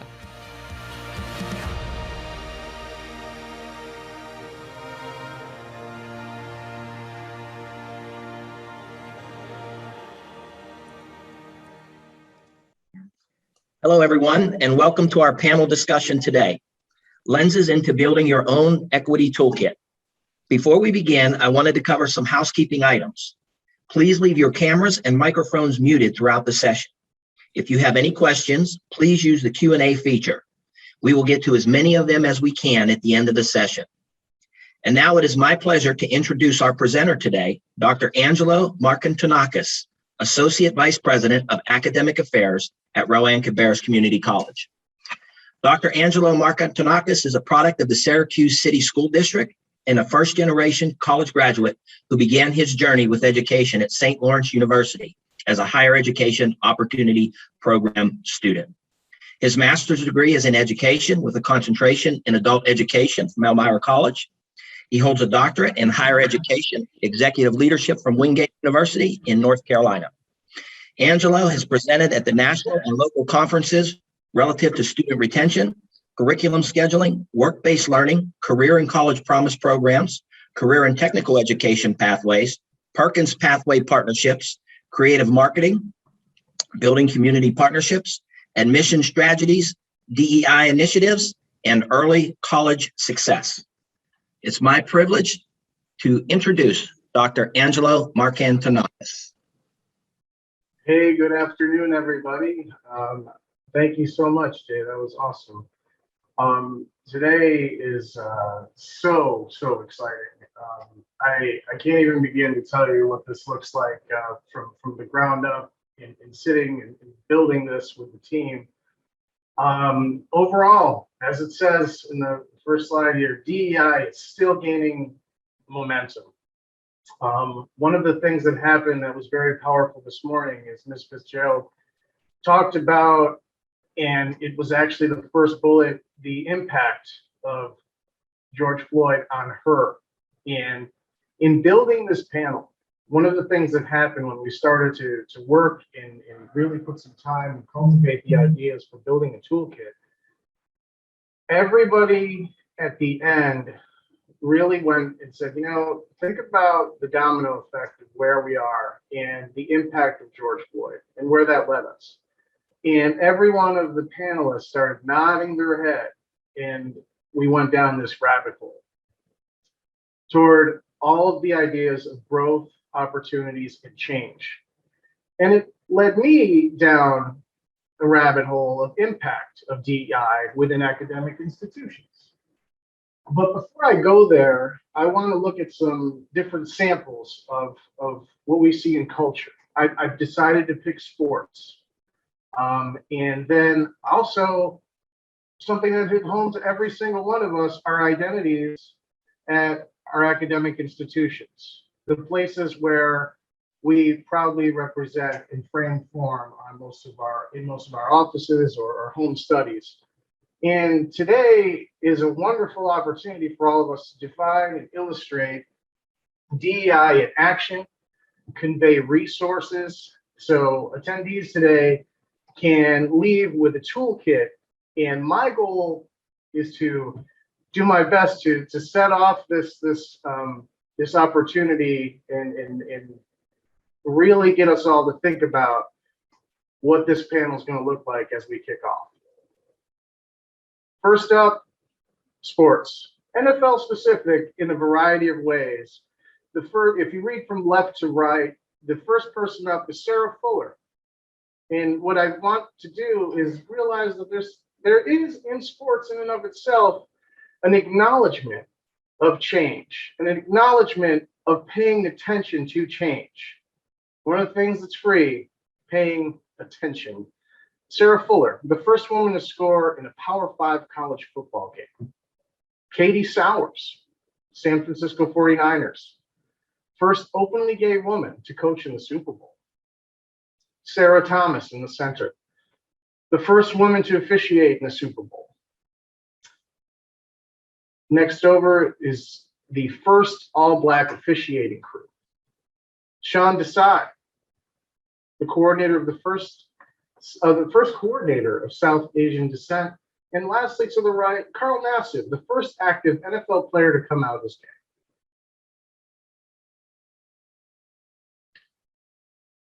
And then it led me down further. What does it look like to represent and have pride in my own accomplishments and my own attainment of degree? And it went down to having conversations with a lot of alums and a lot of people. I actually called the principal of the new principal of my old high school and had a conversation. And the point that was made that they truly wanted me to send across, and I think what you'll find later is this is my sneak peek coming attraction for Mr. Darrell Adams, in regard to what Fowler High School in Syracuse wanted us to mention was the review of recent numbers illustrates that the total minority enrollment at Fowler High School is 78%, and 88% of those students are economically disadvantaged, meaning that 88% of those students can receive free or reduced lunch. Something to think about when we look at the conceptual framework of economic needs. St. Lawrence University, where I did my undergrad, they have taken the step in looking at equity and diversity, and they have dropped their application fee in an effort to promote equity and diversity. Elmira College in Elmira, New York, they're using the voice of their own students to discuss DEI and doing a very exceptional job of promoting it. And lastly, here locally at Wingate University in North Carolina, the recent hiring of Director of Diversity and Inclusion for Wingate Athletics is Marcus Kirkland. So what I can say proudly is that as an alum, from an alum's perspective, looking at different areas that are talking and acknowledging DEI, they're hitting across the gambit. They're finding resources, they're looking at financial gain, and they're very cognizant of what's happening within their academic institutions. Lastly, shameless plug in regard to looking at what that Wingate piece illustrates as we drill down in perspective on what momentum of George Floyd and many other instances under the umbrella of education. There's a lot of people now that DEI has brought in and brought forward. Some of the things I want to say and think about here are mostly just for us to think about in translation as we move through building the resources and looking at the toolkit specific that we're going to get from our panelists today. A lot of new titles have come through. Marcus Kirkland is a perfect example of financial commitment by academic institutions to work at being and including a resource that continues to provide in that way. Some of the things that I want to say and have us think about, though, is the role defined for the person that is working through diversity, equity, and inclusion at your academic institution? Who does that person in your place of employment report to? Is the position sustained? Is it firm? Is it long lasting and or permanent at your academic institution? And I, just being an educator myself, I say all those things to say that's your homework for today from me as somebody who's helping you look at and build out the ideas of what a resourceful toolkit would be in DEI. Find this individual on your campus and ask yourselves those A, B, and C questions. Is the role clearly defined? Who do they report to? Is this grant funded or forever funded within your institution? And ask those questions and see where you end up. Second, with the part that I have relative to recent data, what partnerships do you have in place with other businesses or institutions that discuss DEI? Fast facts, community college setting for me specifically, the decline of students of color to community college as of fall 2021 is staggering. this is something that needs more attention than we can offer, and it needs it quickly. And I hope today's panel provides you with the resources to see something from idea to work through to language, inception. We have a wide variety of panelists today, and I am very excited to see where this conversation goes. And I hope I've given you enough homework to think about what it looks like to ask those types of questions as you move through DEI in your institutions. Our next panelist is Dr. Ahmad Rahim. He currently serves as the Endowed Chair, Program Director, and full professor at Bellevue University. He's an award-winning author, educator, Fulbright specialist, and TEDx speaker. His story was turned into a short documentary, Against the Odds, a 2016 Bronze Award winner at the famed U.S. International Film Festival, and adapted into a Syracuse Stage Theater, Syracuse University production titled Tales from the Salt City, which is an extension of the acclaimed Undesirable Elements series, written by celebrated playwright and Presidential National Medals of Arts Award recipient, Ping Chong. He authored Resilience from Killing Fields to Boardroom, and co-authored The Inclusive Leader, an applied approach to diversity and change, and is contributed in Forbes, CEO Magazine, and the Startup Magazine. Dr. Rahim earned advanced postdoctoral credits from Harvard University, Tulane University, and the University of Maryland Global Campus. He has a doctorate of management and 2 graduate degrees in business from Colorado Tech, and completed his undergraduate education at SUNY Empire State College. He was awarded an honorary PhD from the Chicago School of Professional Psychology, an honorary associate's degree from SUNY Onondaga Community College. He completed DEI training, earning certificates from Cornell University, Syracuse University, Jack Welch Management Institute, Project Management Institute, and Leadership Greater Syracuse. It is a pleasure and a privilege, and former and alumni of Fowler High School as well, Dr. Ahmad Rahim. Welcome, sir. Hey, I'm glad to be here, and it's a privilege and honor to be on this panel with you. And you know, I smile when you mention Fowler High School, so that's something extremely proud affiliation. Yeah, so let's move to the next slide.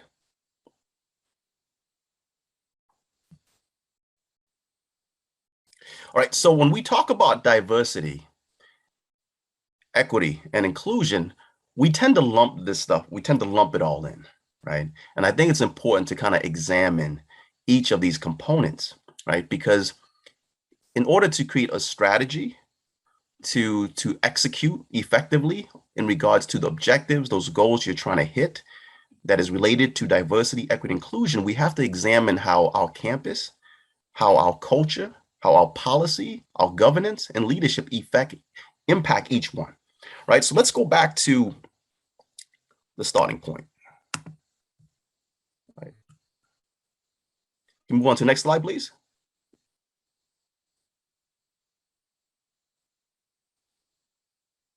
All right, so let's talk about diversity again. You know, when I started in this specialization back in the early 2000s, diversity was the hot topic, right? This is before we even talked about inclusion and equity. The focus was on diversity. And I was doing diversity trainings at various corporations, especially in the banking industry. The banking industry was huge when it came to the diversity topic, but it was often under the umbrella of HR, right? It was under human resource. And I can tell you the majority of the diversity trainings that I've conducted in the early 2000s was right behind the person that was teaching the sexual harassment, the sexual harassment training, right? The confidentiality training. So it was a part of this larger umbrella that kind of tied diversity under HR requirements and policies. So I want to re-examine the definition, right? And not look at it from a theory, a principle, a standard perspective, but let's think about action, right? Let's think about goals. Let's think about strategies, because in the university setting, we tend to philosophize, we tend to lecture, we tend to focus on the theory and definition.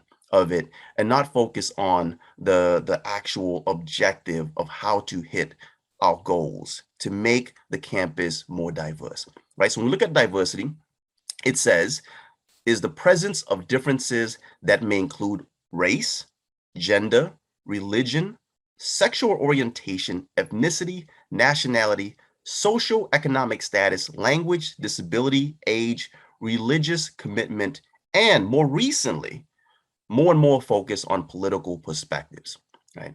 Populations that have been and remain underrepresented among students and faculty on campus and marginalized in the broader society, right? So several years ago, I was offered a position at a university, right? And I went through the entire committee process, right? Being interviewed by the committee, the president, and so forth, and was offered the job, right? 2 weeks into the job, I was having lunch with the department chair.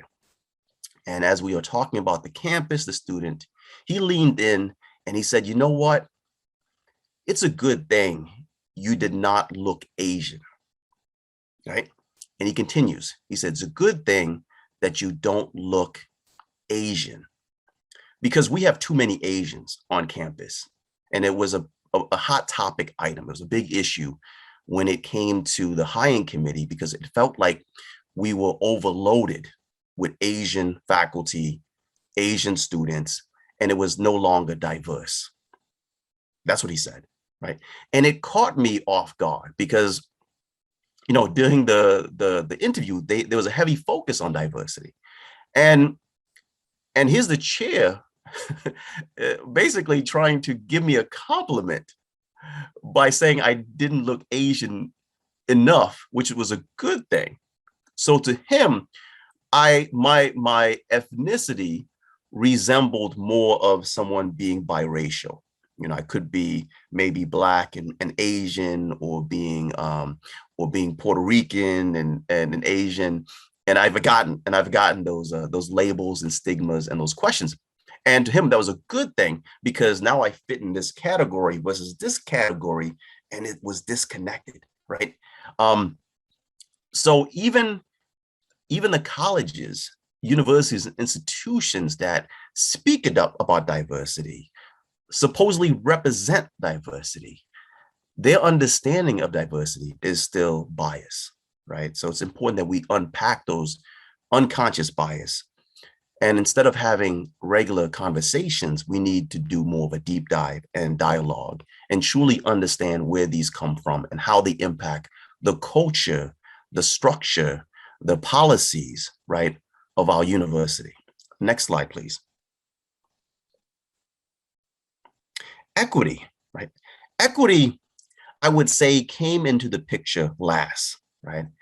After teaching diversity, being part of larger diversity conference in the early 2000s, for the next 5 or 6 years, all of a sudden inclusion was put on our plate, right? That universities, organizations wanted to move away from diversity, right? So those that are new to this field, all of a sudden we started noticing the collateral, the language, they shifted from diversity, and sometimes either got rid of diversity altogether and replaced it with the word inclusion, or they included diversity in the definition of inclusion, right? So it was more of a rebranding, a remarketing, a re-advertisement type of initiative, almost like a PR campaign to say, hey, we're tired of this diversity thing. It's not working.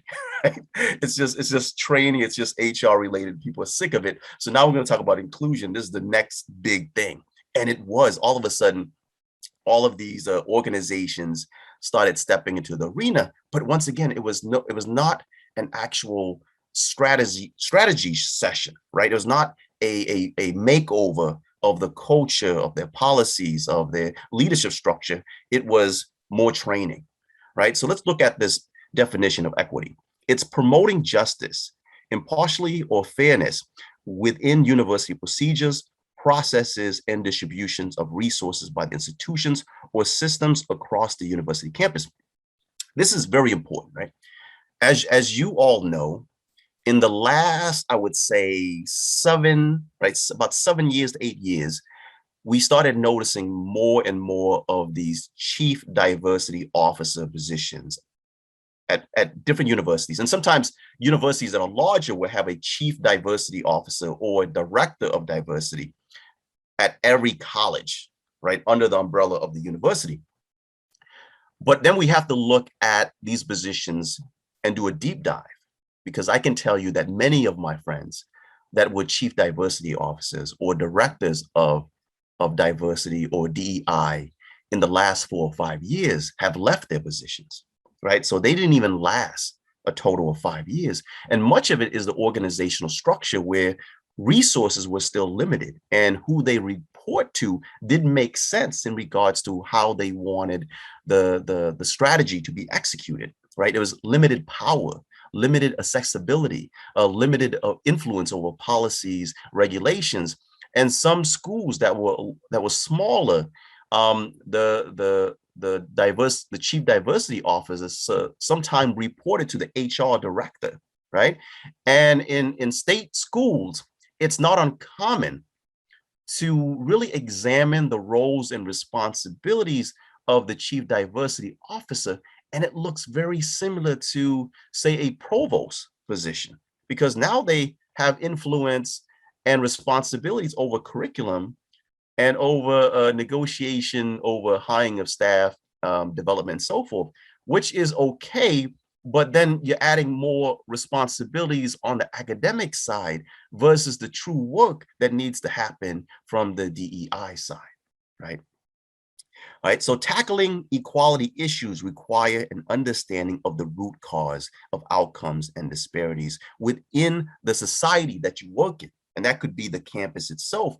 And many universities don't want to unpack this, right? So for example, we know that when it comes to racism, segregation, discrimination that's happening on campus have deep roots in the history and culture of that university, but they don't want to unpack it. They think that they can change it just by creating a position, right? Creating a department. And then what happens is that that department get isolated from the rest of the university. And it's not uncommon to go to a school, a big top 10 school, to see a department that is labeled as the diversity, equity, and inclusion department, and then realize that they are working in a vacuum, that it's a silo department where their communication can only reach certain schools and certain people, right? That engagement and participation is limited because of their level of influence and their ability to get the resources they need, right? So if you are creating a department, that department needs to be able to collaborate with other departments and have equality in regards to the leadership structure and their ability to get resources and their ability to influence policy, governance, and so forth. Right? You have these universities and institutions that mandate more diversity, more equity, more inclusion, but they have the same board of trustees for the last 20, 40, 50 years, and they all look alike. They all have the same background, right? So if your students that represent, right, more of a diverse population and are demanding more equitable access to resources, to policies, to fairness and equality in regards to how they are treated in the classroom and outside the classroom, we have to look at the leadership structure itself. And it just can't be, let's hire a person of color in this position as a chancellor, as a diversity officer. We have to look at the root cause of it and look at how the board of trustees influence these changes and this leadership structure, and look to create more of a diverse pool in regards to the board of trustees and board of advisors that really governs the university and hires the chancellor and the president and so forth, right? Next one, please.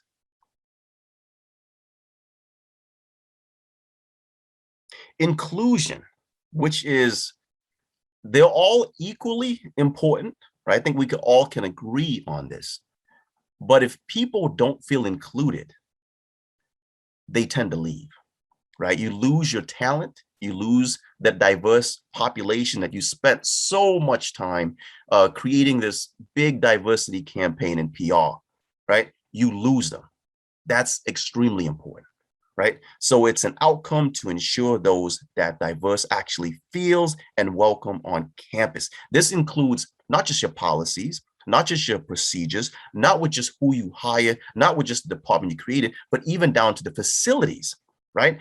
Is your facility accessible to people with disability, right? What type of technology resources are available on campus to help people that are blind, that are in wheelchairs, that need sign language support and so forth. These are critical things, and there needs to be a shift in resources, money, and so forth, right? So those are the things that I wanted to cover, and those are the things that I think needs to be further explored from an action perspective, not just theory, not just concept, right? And my colleagues will provide additional impact examples with analytics and data. But thank you very much for your time.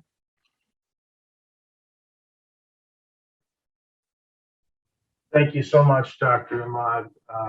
That was powerful. And as you guys will start to notice, we're working toward developing a toolkit for you here. And next up, we have Dr. Kira Devad Ferris. She is passionate about global education, innovations in college research, and emerging technologies. She holds a master's in archaeology, an EDS in community college leadership, and a doctorate in higher education leadership.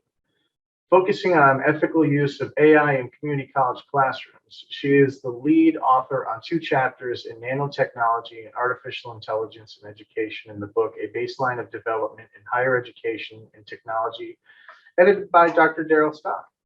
Welcome, Kira. Hello, good morning, everyone. It is wonderful to be here and to speak about this subject today. Next slide. A lot of my research, one of the threads that has sewn my research together has been the use of language, the use of linguistics, the use of how we talk, the way we say things, and how do we verbalize what we're trying to mean. So what you're going to hear a little bit about from me today, leadership and politics and policy, the language that's in that, uncomfortable conversations with leadership. I'm echoing some of what Ahmad had just said, that what does your board look like? What does your leadership look like? Are there those uncomfortable conversations of how can we make some change? And how this impacts leadership. I was just in a leadership conference and the speaker said, leadership is the first to pivot. That's very important to make that change. Staff and students in educational settings, they're looking to leadership for that change. Also, do not let DEI be an add-on or checking the box in education. Don't just have that diversity officer, that provost of diversity. And I have changed the saying at the bottom of the screen because it's not just like, can you talk the talk and can you walk the walk? It's both these days. It's how can you do both and have that impactfulness. We talk about from a young age being a role model for people looking up to you. Well, you need to be able to mean what you say and also have it in your actions. Next slide, please. Leadership has to want this. It's a recognition of relevance and a recognition that language is a free part of your toolkit. There are lots of things out there, but what you say and how you say it is free. One of the things that I also tell people when it comes to talking about diversity, equity, and inclusion is research other colleges. It is not a competition, it's a collaboration. So often we are put in positions where we're like, oh, I want this more than this college, or, they're doing this and we should do this. When it comes to diversity, equity, inclusion, it is not a competition, It's a collaboration. Let's get everybody on board. Let's say, hey, you know what? I like the idea this college is using. Let's talk to them about how it worked for them and how we can use it at our college. Once again, talk to them. You're going to talk to them. Figure it out. It's not a competition. And that's going to help change your institutional climate. You're always a work in progress. From where we were 10 years ago to today, it's massively different. So much has happened. We've had the pandemic in between.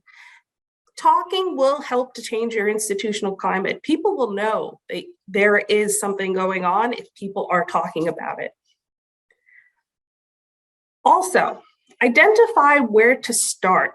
And I think this is very interesting because part of what got me thinking about this whole panel was there was a institution that was looking to start a diversity, equity, and inclusion effort. But they wanted to flip the words around. They wanted to do EDI, focusing on equity first, because that's where they needed to start. And then I started thinking there are a lot of institutions starting to flip the language around. And I also noticed that there was institutions who are labeling their departments IED. And I'm not sure if they understand what an IED actually is and an explosive device. So I was interested in, I hope nobody has decided to use DIE too, and that was not found in my search. But it's interesting how institutions are starting this. I see in the chat with this because they're flipping it around. And is it the focus of diversity, equity, inclusion saying we're going to get lost in the weeds of how we do it? I think start with reviewing your institutional policies is one great way. And I also want to say this about when it comes to acronyms. Acronyms can make people feel excluded. Have you ever talked to somebody in accounting and they threw a heap of words at you and you had no clue what those acronyms are? And in the past 2 weeks, I normally don't use acronyms. I started to increase my use of DEI acronyms. And I've had faculty come to me and say, I don't know what DEI is. And I've had to tell them the acronym. It's like, I love the comment coming in. It's like insurance jargon. You be intentional. I love the word intentional with your language because you do not want to make people feel excluded from conversation. People are afraid to ask. Have you ever come to the end of a conference panel and nobody has a question? There has to be something you said that needs clarification. Something needs more information. Something needs a website. Something needs a book that you found your research in. If nobody is asking a question and you've just thrown out a heap of acronyms, they are lost. So meaningful change. You need to factor diversity, equity, inclusion into your decision-making. Think about it. It does take thinking. That's another free part of your toolkit is thinking, taking time to think. Diversity, equity, inclusion, start small. Focus on one area. I think we get so overwhelmed about we need to change the entire college overnight. Yes, that would be great. But do we have the manpower? Do we have people power? Do we have the money? Do we have everyone on board? Start small. Start talking to people. Start investigating. Don't think it's going to happen overnight. Diversity, equity, inclusion, technology.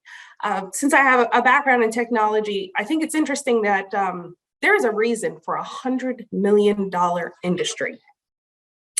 Podcasts, training programs, websites, there is a lot of information out there that can be researched.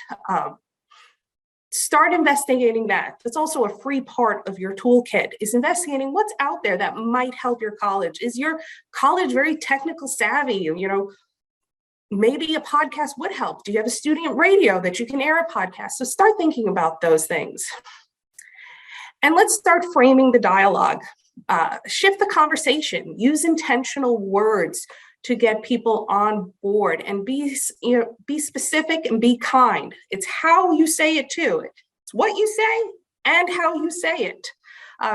when you speak to a student so quickly, or you're rushing out the door because you want to clean up and get out of the classroom and get home, we all want to do that at 6 o'clock. But students want to know that they're being included, that you're thinking of them. And so I think changing that is great. Know your audience, I'm seeing in the chat. It's absolutely true. And in my last slide, I want to show you one more thing. Next slide, please. Is shifting the conversation, thinking with intentional words.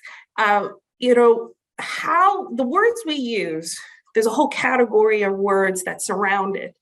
And so there has been some conversation, this is just one example of many, of the idea of changing the name of safe spaces to brave spaces, because safe spaces weren't promoting conversation. And if you look at some acronyms for safe, supported, careful, cautious, unharmed, unhurt, intact, unscathed, these individuals might not be in that place. And so it didn't support the conversation they want to have. So some colleges have changed it over to a brave space where people can be fearless and bold and undeterred. And so it spurs that conversation for them. And yeah, it's also knowing your audience. It is, does this language support what we're trying to do, this group of people? And so my final words are be intentional, think about your language. Two great words I just used, think and language. Think about the language you use, and it is what you say and how you say it. Thank you. Wow, that was so awesome. Thank you, Dr. Kira Ferris. I truly appreciate that. And think about language. What a way to finish strong. Next up is Daryl Adams. With over 24 years of educational experience, Daryl currently serves as the Director of Secondary Education and Career and Technical Education of Kannapolis City Schools in Kannapolis, North Carolina. As the CTE Director, he has expanded the number of pathways and program areas available to students while increasing course offerings at the middle school. As an educator, Daryl spent 15 years as a classroom teacher before transitioning to administration, first as a high school administrator, then director. Born and raised in the United States Virgin Islands, he is a proud alumnus of Emory University, University of Northern Iowa, and Wingate University. Daryl is a past recipient of the NC Governor's Award of Distinction for Innovative Programs, selected as the 2020 North Carolina CTE Administrator of the Year, and is now the ACTE Region 2 CTE Administrator of the Year, which covers the southern states. He has had the honor of presenting at national and local conferences regarding curriculum scheduling, dual enrollment, racial equity and diversity, career and technical education pathways, and building community partnerships. It is with great pleasure to introduce Daryl Adams. Welcome to the panel, my man. Thank you all so much. And I'll be honest with you, it's great to be here. And I just want to thank you, Angelo, for the ability for me to wear a jacket. It's been a while since I've been able to do this. So I do thank you. I want to share with you all. Always I'm sorry? dashing. I said you're always dashing. Always dashing. I want to share with you all our journey in Kannapolis City Schools, especially when it deals with the work of equity, inclusion, and diversity. And it has to do with the history of Kannapolis. And I'm going to have a conversation with you all. Many of you all don't know about Kannapolis. We're located right outside of Charlotte. We're a bedroom community of Charlotte, about 20 minutes outside. And for the past 8 years, we've seen a massive change in our population. Kannapolis was an old mill town. Some of y'all probably know about Pillowtex. You buy sheets and towels, it's probably made by Pillowtex. Well, many years ago, about 10, 15 years ago, they had the greatest layoff in North Carolina history, where generations of people who went to school and worked at this mill no longer had that ability. And we saw over 2,000 families, just simply lives disrupted at one time. Then we had a 2008 economic recession, as they call it. And we saw more people lose jobs and then left the area. Doing that to the school system, we saw a massive change. The school system went from majority to minority. We went from basically about 67% white population to now today sitting at 27% white and 29% white. We saw a massive change in the ethnic group that is now dominates our population is now 35% Hispanic, and we're sitting at 27% Black. So we're about a third across the board. But I say that because I hate using the phrase a third. We're 70% people of color. And it was not known really to us until we really started looking at the data. So we were a school system with this belief that we were still predominantly white. Our staff was comprised about 84% women, 89% white. So white women kind of teaching a predominantly people of color school. And we realized that the teachers were teaching through the lens of how they learned, but not through the lens of our students. And this systemic, I don't use the word unintentional, bias of the teachers impacted test scores. On top of that, inherent systemic racism that's ingrained in the educational system and in any system institution we're in. So we had to come up with, what do we do? So we started basically about 5 years ago. It was a process. What we realized is that this work is hard. The conversation is difficult and uncomfortable, but we do owe it to our kids to do it. So as a system, we also realized that we were trying to mandate things either two ways, either from top down or from bottom up. And each one was fraught with problems. Top down never worked because people didn't buy in from the bottom. Bottom up never worked because there was no investment or the leadership never really put anything in place. So as a system, we had to start thinking different. We realized we needed, as a system, to not work from top down or bottom up, but we had to look at this idea of inside out. We had to see what the problem is. We then had to engage it through work, and then we act. So it's been a long process to realize who we are facing, who are students who are in front of us, who was our audience, who we had to really engage. Then we had to really think about it. So we got involved in a lot of different things. But first thing we had to do was we had to define what is equity. Actually, you mind pulling that definition up for us, please? Next slide. So we had to look at equity in two ways. First, as an outcome. So this now became our district view, because we have to realize we have to operate under the same definition. Because we'll realize is that my definition of equity could have been different from the superintendent's definition or a classroom teacher. So we had to come up with a definition for us as an outcome. Equity is a state that would be achieved if a student's success and well-being was no longer predicted by any social, cultural, or economic factor. But we took it a step further, not just as an outcome, but as an action. So we now took it and we said, this is now going to be our actionable areas. We're going to interrupt and dismantle harmful or inequitable practices and policies, eliminate the biases, and create a truly inclusive, culturally responsive environment for our students and our staff. So therefore, we became committed to this viewpoint. And under this, we realized something is key. As leaders in the building, we're all gatekeepers. I'm a gatekeeper in my department. It is up to me to basically bring about and dismantle any harmful, inequitable practices and policies, regardless of what the state dictates are, regardless of what the areas around me are doing. I have a charge to look at what is out there and what we need to dismantle. So we had to go through an entire process of really defining this. And when we came with this definition, it wasn't just the superintendent's office sitting down or guidance counselors. We brought a team of people together. All stakeholders were involved in this discussion. Because we realized, as Dr. Rahim pointed out, our institutions are led by people who want to maintain the status quo.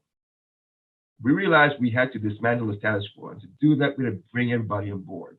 And we had to do work where we kind of had discussions of what are we seeing in the data? What are we seeing in our students? Who are in front of us? And start dismantling things. So we got involved in a lot of this. And the key thing we had to really work on Angela, if you don't mind, hit the next slide, is getting rid of this idea of deficit ideology. Because when we were having these conversations, it all came back to what our kids were not able to do or could not do. And we're like, no. We had to look at it and realize a lot of it is our kids come to us with assets. Our kids come to us ready to learn.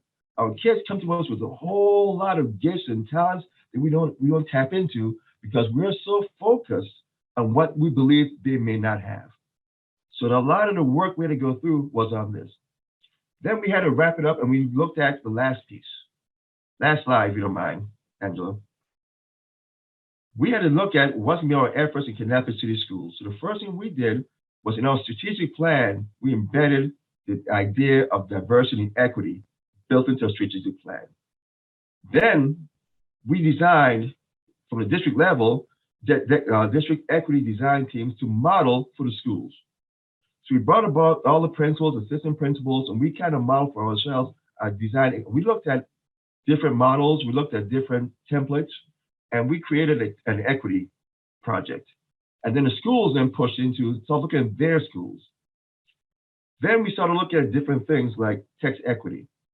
Of what our students reading representative of who they are? We realized that most of the books our elementary students were reading were basically created around people who are white and animals. There were no really texts that looked at African Americans and Hispanics. So we had to change what they were reading. So we basically got this team together and we continued training teachers on how to teach this text. It's not just giving a new teacher a new set of classroom literature, but how do you teach it? So a lot of professional development got involved so we could go deep and looking at, again, that engagement piece. All of our staff is going through what's called Racial Equity Institute training and growing water training to get an understanding about the systemic racism that exists in our system. And then we ground our work in the book by Goldie Muhammad and others, and especially in the groundwork of Zaretta Hammonds in this, as they hold it, culturally responsive teaching. We looked at our book as the basis for our curriculum. We looked at the work of Goldie Muhammad in Cultivating Genius. We've been involved in a whole lot of book studies with our staff members so they understand basically the impact of racism, the impact and how it impacts equity, and how it impacts diversity, and how it impacts inclusion. And as a district, it's now the basis of our work. So we've been involved in a lot of work to try to get ourselves moving forward in the work of diversity, equity, and inclusion. And I think that is it for my time. So I'm going to pass it on to Angela once again. So thank you, Angela. Daryl, thank you so much. It is a privilege and an honor to work with you and live in the city of Kannapolis and see this great work. So thank you so much. Next, we have Dr. Giovanni Felix. He currently serves as the Associate Vice Chancellor and Chief of Staff at North Carolina Central University. He has more than 20 years of experience in program implementation, university admissions policies, retention strategies, grant writing, reading and management, recruitment, program planning, personnel management, marketing, and program evaluation in large and small university settings. Giovanni has additional experience in consultation regarding ADA and 504 regulations, grant writing, program development, and evaluation through nonprofit organizations. He also has experience in distant learning environments and information management. Dr. Felix serves as the COO for the College Bound Institute and also serves as the chair of the Enable Association and the Agency for Access and Development. Good afternoon, Dr. Felix. It is a pleasure to introduce you and have you here today. All right, good afternoon. Good afternoon. Can you hear me fine? Yes, sir. All right. Hello, everybody. Thank you for having me once again, inviting me back from last year. This has been a great journey in regards to being with the other panels and panelists and listening to what their perspective. My input in addition to this is really trying to try to come up with 3 specific tools to be added to the toolkit.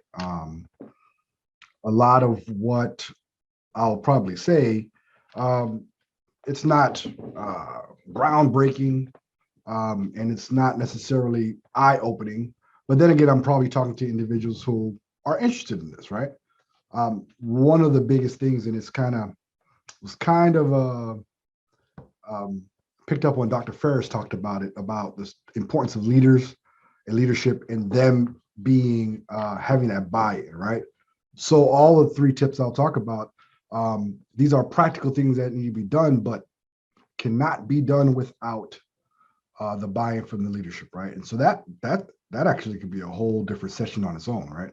Like, how do you drag or basically how do you manage up to your leadership to let them know the importance of DEI? So the first tip is working backwards. So one of the things that I like to do a lot of times with my professional development with staff is to kind of look at scenarios that have occurred other places and try to work backwards to figure out, if we were in a situation, what would we do? Or how would we prevail or horribly fail? You'll see some of the headlines that are ripped from mostly recent news about some things, and you look at these headlines and you wonder, like, wow, like, to get to the point where you're at you're making the news and it's probably litigation involved. There are a lot of steps and a lot of things that could have happened along the way that could have prevented this, right? So, a lot of times we're just reactive. You look at policies. This is another thing that I also am I talk about this all the time. When you look at certain policies that are created, regardless of what industry, if it's something that's pretty rigid or sounds pretty much out the norm, you have to realize that happened because something happened, right? So I'll give you an example. For one, at my current institution, as far as for HR, or actually North Carolina, we know we have this rule about current incumbent people in a position can't make more than 20%, regardless of the job that they get, right? And I always laugh about it because I'm like, somebody was padding somebody's pockets for that to come up, right? And I tie that back into a lot of policies that we come up with regarding anything with D&I. A lot of things have come about because something horribly went wrong. And so our tendency to be reactive, it's okay. We can learn from everybody else's mistakes, but we have to be able to look at what they're doing to kind of now dial it back and look backwards to see, like, how can we avoid these same pitfalls? So the thing that we can kind of learn from is that on the professional level, this tactic is kind of used for crisis management, right? So typically what we do is you would use an incident, gather resources, work backwards to try to see what could have been prevented, right?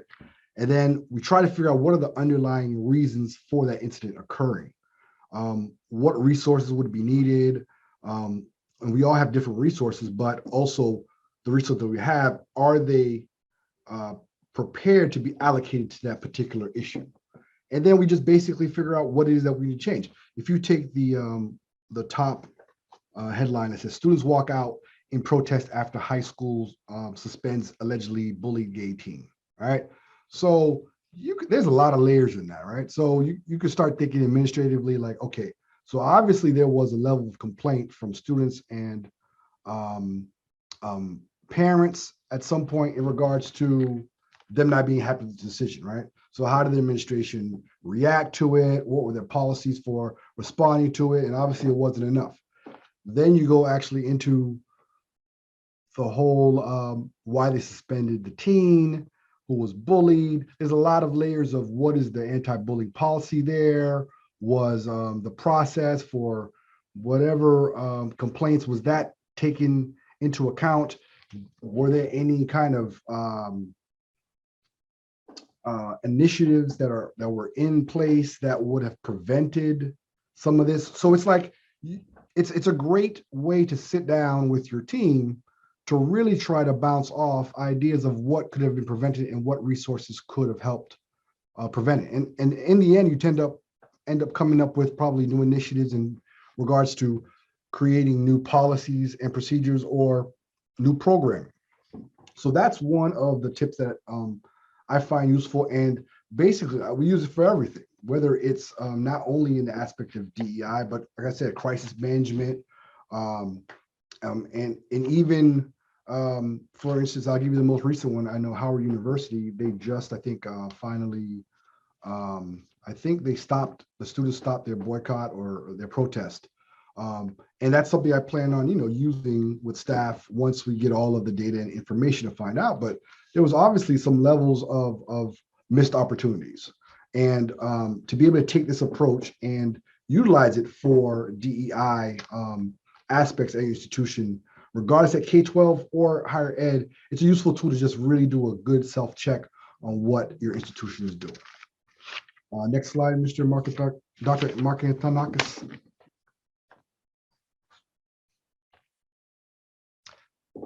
So student-centered, right? So, as practitioners, we have a lot of times we feel as if our input and our knowledge of our areas are best to kind of create what initiatives should be created. And that happens at K-12 and also in higher level, higher ed. The input of our clients, and in this case being students and parents, it's very paramount for the creation of programming around DEI. And the reason being is this: we not only do we not know everything that we need to know, however, not only do we not know, but our students they tend to have an idea to know what it is that will help them out. One of the examples most recently at my institution, we have a Men's Achievement Center, real successful program that's designed to really help with the enrichment and improvement academically and also non-cognitively for Black males. And so all of the program that we've created really has centered around self-efficacy and addressing some previous barriers and current barriers. But when we elicited the input of the students, they created a student-led initiative where they wanted to reach out to their counterparts at the PWI institution that was around the corner. And their reasoning is they wanted to kind of be able to, they've been discussing all of these issues that they have amongst themselves, but they want to get better perspective and to also be able to exchange thoughts and ideas. And to be honest with you, that wasn't on the radar of our administrators who were running that program.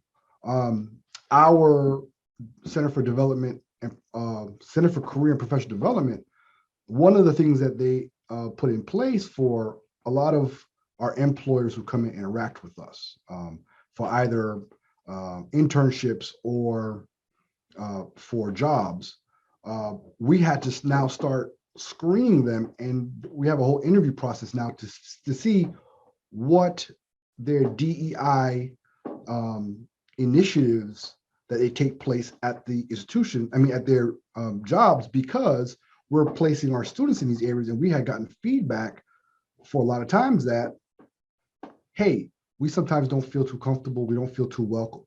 So we made sure that we put that in as part of the process. So having it student-led will ensure the buy-in of the students, and not just student-led in the sense of like, hey, we're going to listen to what you're saying, and we're just going to go ahead and do this, but actually letting them do it themselves. You'll find it to be a lot more fruitful. It'll bear a lot more information for you in terms of data, and it will help inform administrators in terms of what is also lacking in terms of the resource that you have. The last part that I bring is the non-cognitive focus. So it's interesting that Dr. Rahim actually kind of talked about, he referred to leadership structure and the root causes of issues sometimes. I also work, some contractual stuff I do is with institutions who have the PBI, predominantly Black institution designation. And these institutions are typically institutions that have at least 50 to 60% African-American Black students. They're not considered an HBCU designation, but they've kind of, at some point in time, most likely in past 10, 15 years, where their population has changed. And one of the most interesting things is that these institutions, a lot of times, they're kind of in a very slow process in terms of being able to address the needs of their overall population, and they kind of get stuck into where like leadership doesn't necessarily reflect the population, and these kind of conversations happen all the time. So I have always talked to individuals about you really utilizing the non-cognitive focus as a way to really bring out more information about what it is that the students feel are issues. And DEI issues do come up quite a bit. If you're focusing on the non-academic aspects of the college-going process, this is college-going process, or in high school, you tend to kind of start getting answers about other reasons why students may not be performing. And a lot of times those are tied to certain things that aren't necessarily reflecting their feeling as if they are incorporated into the whole landscape. It also ends up creating opportunities, once again, in the programming aspects and in other areas. That's what I have for the most part, because I want to make sure I have enough time for the rest of my colleagues. So back to you, Dr. Marketznakis. Thank you so much. I think that what happens next for everybody is we get to see a lot of the language, the implementation, and what Giovanni talks about in practice now within this toolkit. So right now we're going to work through, and we have Dr. Patrick Sullivan. He's been serving the Liberty Central School District since 2016. Throughout his tenure at Liberty, he's worked in Student Services Department and as a building administrator, and was appointed Assistant Superintendent in July of 2019. As of July, he was appointed as the Superintendent of Schools at Liberty Central School District. He's earned his Doctorate of Education from Manhattanville College, and he earned his undergraduate degree, and also an alum of St. Lawrence University, and a Master's in Education from Long Island University, and is a certified advanced graduate studies in educational leadership administration from Long Island University. Dr. Patrick Sullivan, welcome to the panel, sir. Thank you, Dr. Marketznakis, and for the welcome and all the other panelists and everybody joining. It's a true privilege being here. In my biography, I just wanted to kind of set the tone or give the introduction. In the school district that I work in, Liberty Central School District, which is in Liberty, New York. It's 90 minutes northwest of New York City. It's a diverse district. We are probably 50% of students who come from diverse backgrounds. And I've had the privilege of looking at the district from multiple perspectives. I didn't teach in the district, taught in a neighboring district, but have an understanding. But it just shows that even though my experiences in the district, that I myself have blind spots.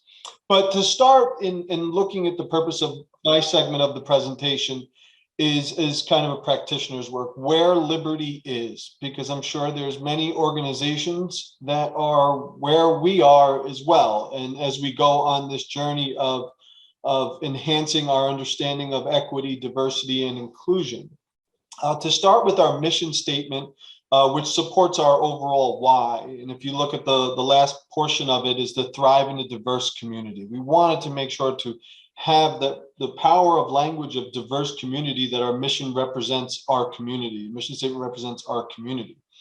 And we are in the process of creating a strategic long-term plan, a 3 to 5 year plan. So every year we take part in focus groups and surveys to create a yearly plan. So in May, we have this process to help us plan for the next school year. And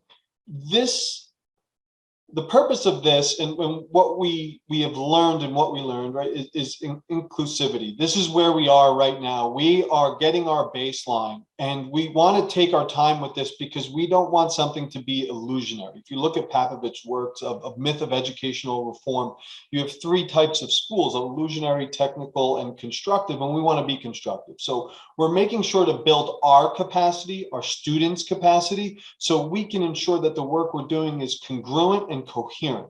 So in our focus groups, the biggest takeaway is our subgroups, our students, our Black, African American, and our Hispanic students don't feel connected. So we have to internalize as an organization of what do we need to do. Next slide, please. So briefly, our strategies, our next steps of a multi-stakeholder group. And we created an equity and excellence group, again, to gather more needs assessment data, but we're reflective on that because you have to be understanding of who's giving you that data. So many individuals that don't feel their voice is important aren't giving their voice, and that's the voice that we want to hear. So we're looking at ways to get that voice. But where we are right now, as we want to slowly implement this and gather our information again to build our capacity so then we can build our community's capacity, is we want to continue to learn ourselves and have our students learn their identities, who they are, where they come from. What's their strengths, right? And looking at all those components so they can have that sense of belonging. This is who I am, and this is where I am, and this is where I should be in schools, in our schools. Also, it's important, I mentioned blind spots, and we all have blind spots, and I myself, and we all have an implicit bias. But the first way to identify your implicit bias is by learning about it. So we're looking for our teachers and staff, and this is something that should take place every year, is giving the training. We have a group that we use for our social emotional learning process. And I say process because it's never, social emotional learning is not, there's no program when you work with some vendors. We work with Franklin and Covey group with their leader and me process. So they have another component where we can, again, with the congruence portion is combine our SEL, which under the umbrella of equity is social emotional learning, culturally responsive work, and the trauma-informed care, some things that we focus on as well. So having our staff and our students understand their implicit bias, so then we can be cognizant and reflect and evolve to welcome. Then recruiting staff from diverse ethnic backgrounds. Looking at our staffing, only 2% of our staff come from a diverse ethnic background. That does not represent our students. How can they feel they can relate and belong if their role models don't remind them of themselves at times? So that's something we have to look at. And what we plan on doing is having a job fair, a diversity-based job fair. Also, we need to show our students of what they could be. So they have that, again, someone mentioned for self-efficacy or the agency that comes from Bandura's work to ensure that our students know and with the identity of who they are and what they can accomplish to support that. And ultimately ongoing as we have enhanced, especially luckily with the virtual remote learning and the meetings changes that we had due to everyone Zooming, Google Meeting and whatnot, is to make sure and do our best to involve more parent members, community members, and stakeholders in our district conversations. We need to hear our community's voice. We need to try to learn as much as we can as whose voices we haven't been hearing, so then we can still gather that information. So those are the strategies. Our why is to ensure that we're creating an inclusive environment, and ultimately, we want to continue to build our capacity, enhance our congruence and coherence in regards to creating a more inclusive and equitable school district that embraces everyone's differences. Oh, thank you so much, Dr. Sullivan. That was action-packed, and one of the things that comes through is it's raw, it's honest, and it's realistic about approach. So thank you so much for sharing with us. Next up, we have Dr. Stephen Hackett. He has 18 years of experience in K-12 public education, holds a Bachelor's of Science in Technical Education from Buffalo State College, a Master's in Educational Leadership from Virginia Commonwealth University, and a doctoral degree in education from Virginia Commonwealth University. In addition to his degrees, Stephen is a nationally board certified teacher and holds 3 Autodesk industry credentials. During his time in the classroom, Dr. Hackett was a technical education teacher with a focus on engineering and architecture. As an administrator, he's dedicated to fostering safe and equitable environments that create opportunities for all students. Welcome to the panel, Dr. Hackett. How are you today? I'm doing great. Thank you so much for having me. I definitely appreciate it, and I'm honored to be part of this panel. I'd like to thank you, Dr. Sullivan, for ending on stakeholder feedback, because I'm here to talk about communication. We've talked in several different presenters, we talked about having blind spots, having our own perception, and that's important. It's important of all our roles, but why is it important in mine? Well, in my role, I am the proud principal of Carver Academy. We are the proactive alternative high school for Chesterfield County Public Schools. We're a school division located just south of Richmond, Virginia, that serves a diverse 64,000 students across 65 schools. So oftentimes get the question, what is proactive alternative education? Many school districts use alternative education as a means to substitute a long-term suspension. A student will violate something and have to go to the alternative school for a set amount of time. We are a small supportive environment, and students come to us, majority by choice, someplace with us, but the goal is to have them the entire time until they finish their high school diploma. So a big part of that is getting students to choose us. And in any choice, more so every day, diversity, equity, and inclusion is important to those students making those choices. One of the things that we keep in mind with the motto of our school, which is #BetterEveryDay, is equity, which I'm going to focus on through communication, is a moving target. We have our own perceptions. I can do my best to understand somebody's viewpoint. I can do my best to understand their perspective. But in the end, I can never fully get there because their experience and path was different than mine. Our tool to do that is communication. We need to foster a healthy two-way communication. And that's what's going to help us truly be equitable for all our students. We need the people that we serve to feel comfortable raising their hands and pointing out something that we have missed. Real quick here, just some roadblocks to effective communication. This is, I'm sure, not new to anybody, but lack of knowledge of the communication lines, language barriers, fear of addressing sensitive topics. A lot of this stuff in equity can be challenging to talk about, and also lack of knowledge about the organizational resources. You can jump to the next slide.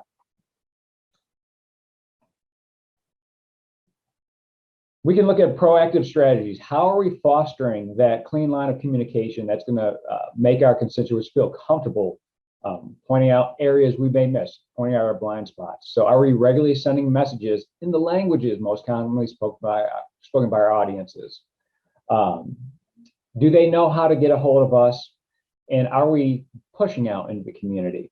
Also talk about some reactive strategies. Be open-minded when learning about the inequities that I just haven't experienced, so I'm not going to be the best one to see it. We talked about equity teams, great tool to have there. And established language service is a big one, accessible when a translator is unavailable. So real quick, just to wrap it up for our time's sake, is overall, are we committed to building relationships? How are we actively maintaining that open line of communication? A couple of things that we do in my building. We have the translation services. We know how to use them. And anybody who could possibly answer a phone or encounter a parent knows how to access that. Another thing we've been doing is no voicemail. If we are in the building, you're going to talk to a live person. You're going to make sure you feel heard. And we've seen great improvements just by making those small changes. And the big thing is, how do we know this is learning or is working? I'll go to Colin Powell. One of my favorite quotes is, leadership is solving problems. The day soldiers stop bringing you their problems is the day you have stopped leading them. They've either lost confidence that you can help or concluded you do not care. So if it's working, silence is not something that's going to tell you if it is working. It's the small conversations that you're committed to having. A highlight of my day from yesterday was to get a call from a grandmother of one of our students, and she just wanted to touch base with me. Had minor concerns about her student, but just wanted to make sure that he was going to be able to do better. So it was a very low-key conversation, but what it told me is if that parent's comfortable talking to me about minor things, we already have that line of communication to talk about the major things. So although it wasn't a high impact conversation as far as things that need to get done, it was a great sign of that healthy communication, two-way communication we're supporting for our organization. So that's what I have to share on that. Thank you guys for your time. Thank you so much, Dr. Hackett. Awesome energy and amazing strategy perspective. And anytime you can get somebody to call and tell you and ask, you're creating a dialogue and communication as you set up, man. Thank you for sharing with us. Dr. Stephen Cathcart is the Chief Human Resource Officer at Cabarrus Health Alliance, and he's facilitated workshops all over the United States as well as internationally. He's an expert in many areas of employee development, including leadership, diversity, and performance management. Steve has a unique blend of experience in both the public and private sectors. He has worked and consulted for Fortune 500 companies, government entities, and nonprofit agencies. He's also an adjunct professor in the Department of Leadership Studies and Adult Education at North Carolina Agriculture and Technical University. A lifelong resident of North Carolina, Steve was educated in the Charlotte-Mecklenburg public school system. He earned a Bachelor of Arts in History and Master of Science and obtained the North Carolina A&T, where he is currently an adjunct professor in the Masters of Adult Education program. Also, he earned a Doctor of Education in Adult Community College Education from North Carolina State University. Ladies and gentlemen, it is my pleasure to introduce my good friend, Dr. Steve Cathcart. Welcome to the panel, sir. Thank you, Angelo. Can everybody hear me? Yeah, you're good to go. All right, thank you. So I understand we're under a time crunch, so I'll be as brief as possible. I am, as Angelo mentioned, the Chief Human Resources Officer, and I see HR is kind of at the end. And Dr. Rahim talked about HR in the beginning, which was funny to me. I kind of chuckled because the things you have to realize, or HR's responsibility is dealing with employees. So I know that this panel is talking a lot about dealing with students, but I want you guys to think about a couple of things. One, how can you be equitable or inclusive of your students if your employees are not well versed or don't understand what equity and inclusion is? How can you serve a diverse population if your employee population is not diverse? You have to be able to, there's an old saying, clean up your own house before you go out and try to clean up somebody else's house or something like that. We have to be able to clean up our own houses. We have to be able to look introspectively at our organizations and say, are we diverse? Are we equitable? Are we inclusive? And then that will translate to being more equitable and inclusive to your population. One of the things I think it was mentioned a couple of times, first, define what equity is for you. What does equity mean to your organization? You have to have some common language. You can spend a lot of time arguing about what diversity, equity, inclusion is. So what does it mean? I'm now in public health. I was at Rowan-Cabarrus Community College previously, and we spent a lot of time at RCCC and now at Cabarrus Health Alliance, just trying to define what equity is, or trying to get a common language around, for instance, internal equity, from my perspective, meaning the employees, and then external equity, meaning the people that we serve, right? So you have to be able to have some common language. You have to be able to assess how you're doing. what are you doing and how are you doing it, right? And then you have to put some money behind it. I think this was mentioned last year on this panel, but look, budgets determine priorities. If there is no money, if there is no money to these efforts, then it's not a priority. And that's with everything. Next slide, Angelo.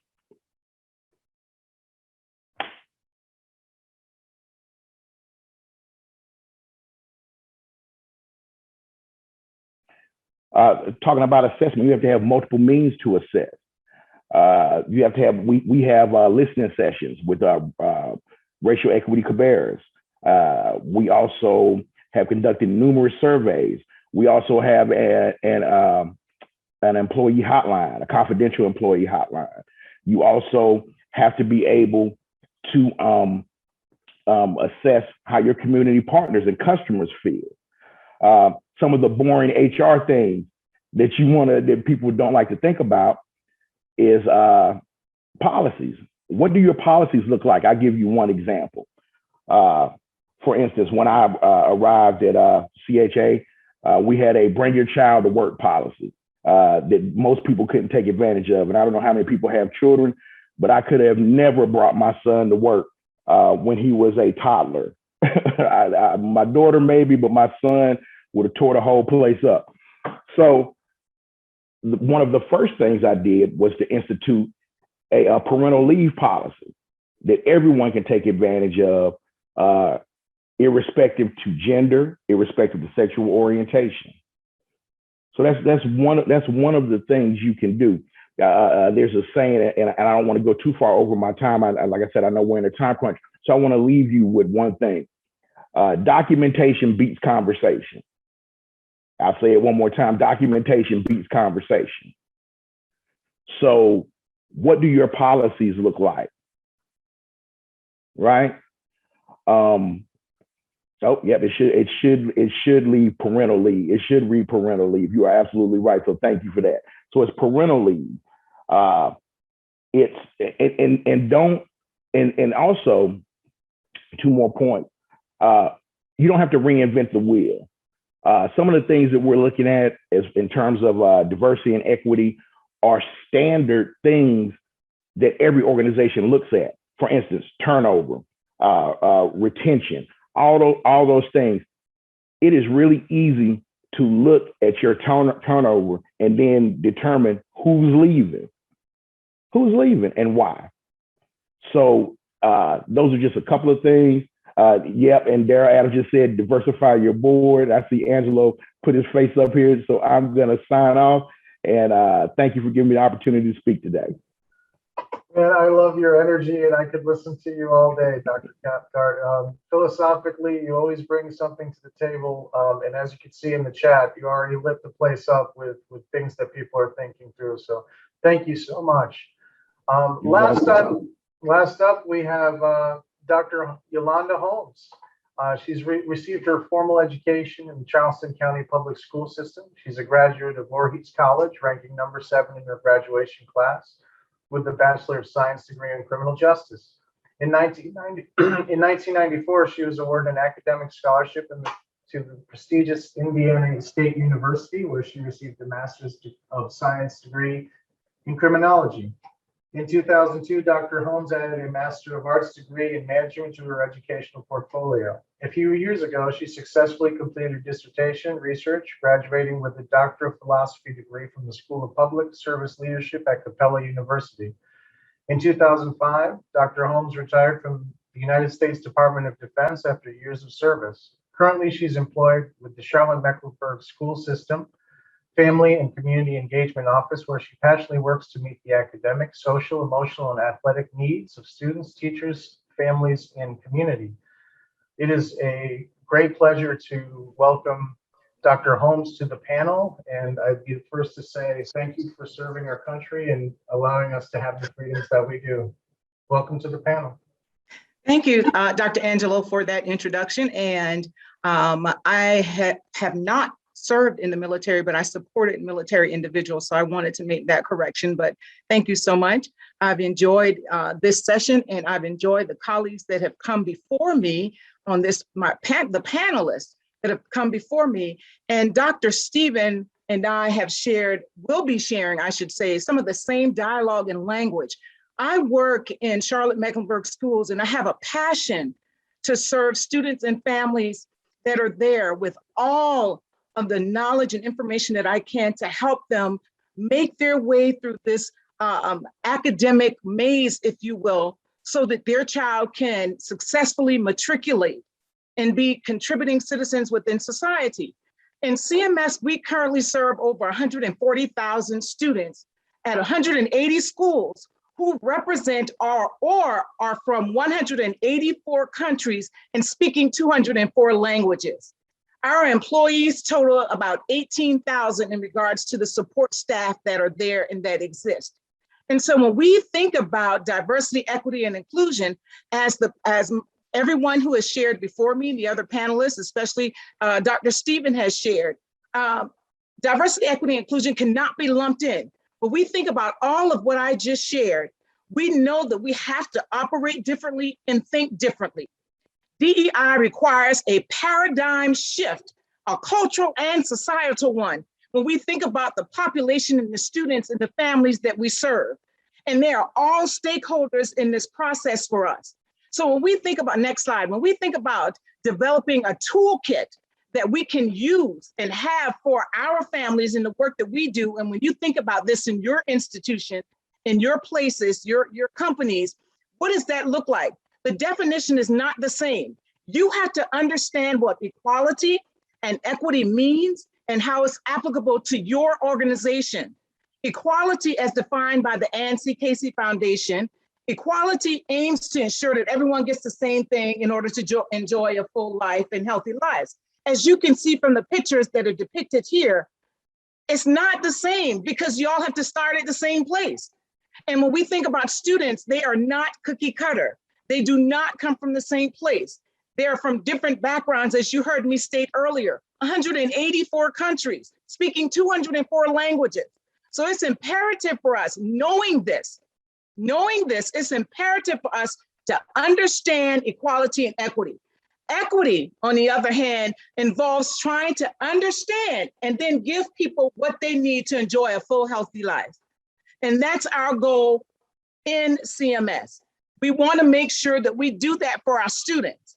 And then, yay, there's equity. And that also means that we'll also understand and dissect the inclusion as portion of it, right? And the diversity portion of it.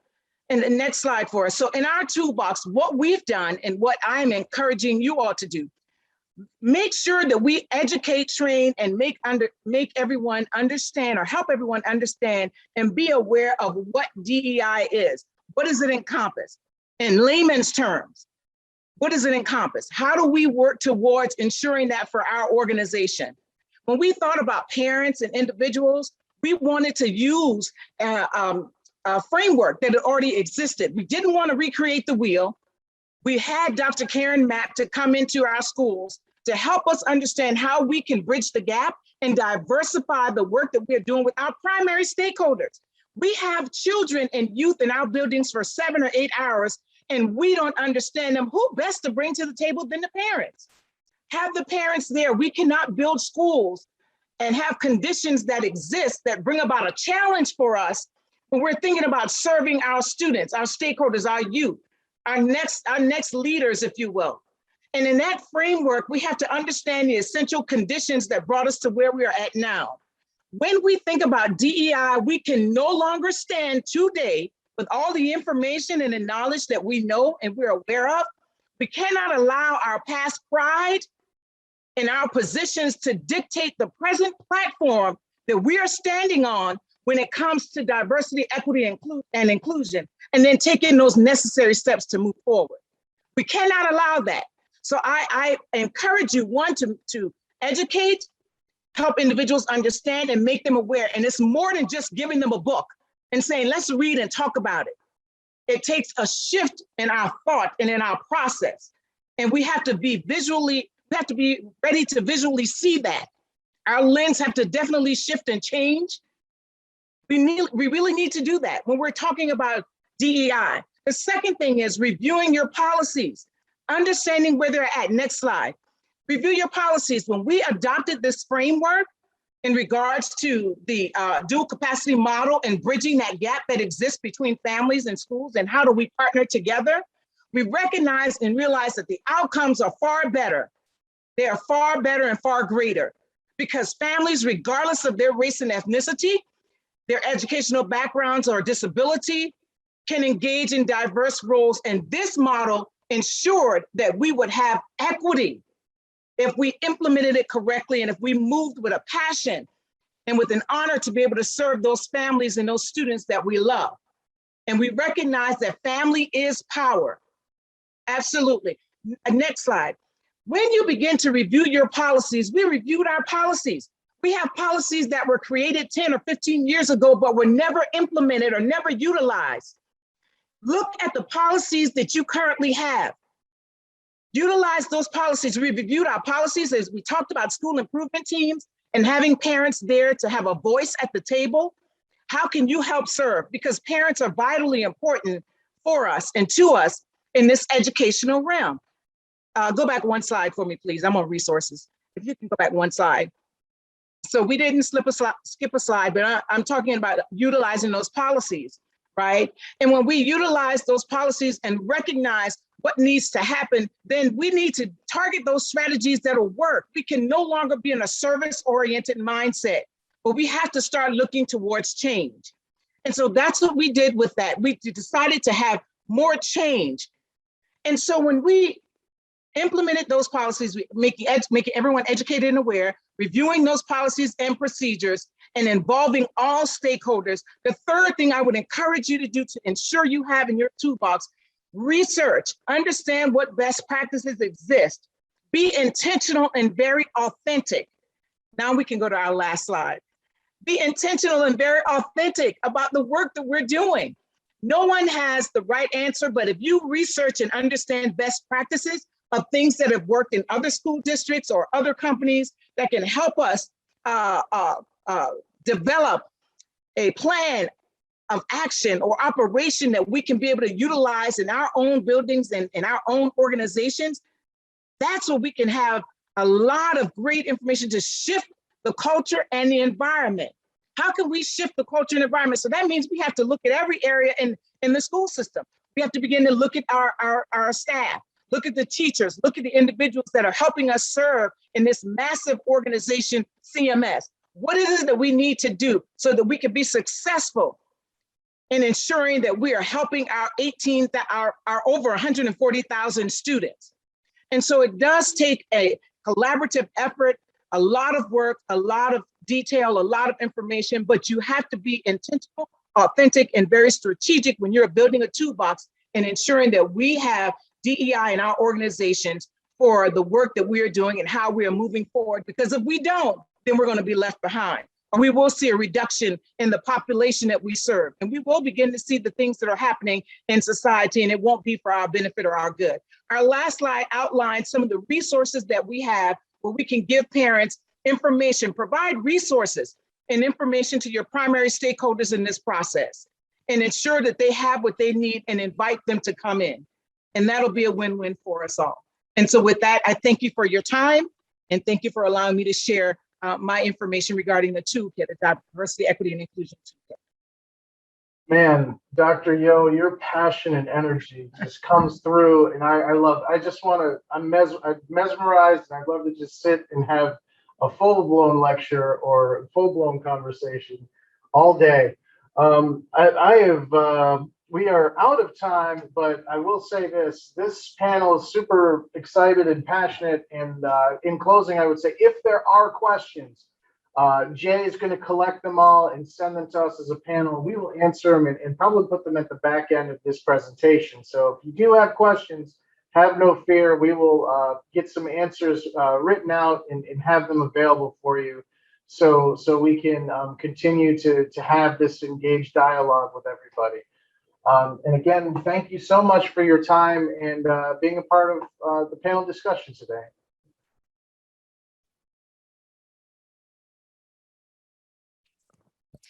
Hey everyone, what a great panel. Thank everyone for participating in the panel today. There was a lot, sorry, my monitor's over there. There was a lot of great information shared today. Okay, there we go. All righty, so again, our next session is teaching microaggressions in the interpersonal communications classroom, and our presenter will be Bryan Rufener. Bryan is the assistant professor for 9M communications at Wake Technical Community College. So it is my pleasure to properly introduce him by sharing a little bit of information about his bio. So as I mentioned, he is the assistant professor of communication at Wake Technical Community College. Bryan has been teaching college level communication courses with a focus on diversity, equity, and inclusion for more than 10 years. Prior to moving into instruction, Bryan served as lead counselor for the Federal TRIO grant program for student support services, and that program specializes in wraparound services for first generation and low income college students. His current research interests include effective DEI pedagogy in the communication classroom and the impact of microaggressions on community college students. Bryan has a master's in communication and rhetoric from Gonzaga University and is pursuing a master's in liberal studies with a concentration in African and African American studies at Duke University. So please join me in welcoming Bryan. All right, thank you, Barbara. I appreciate it. Thank you for the introduction. Can everybody hear me okay? See me okay? All right, wonderful. Yeah, first of all, again, thank you, Barbara, for the great introduction, and thank you, RCCC, for having me, and I'm excited to present. I love the panel that happened in here a few minutes ago. It gets me excited about talking about diversity, equity, and inclusion topics. So I'm going to share my screen here with you and pull up my presentation here. Bear with me for 1 second, please.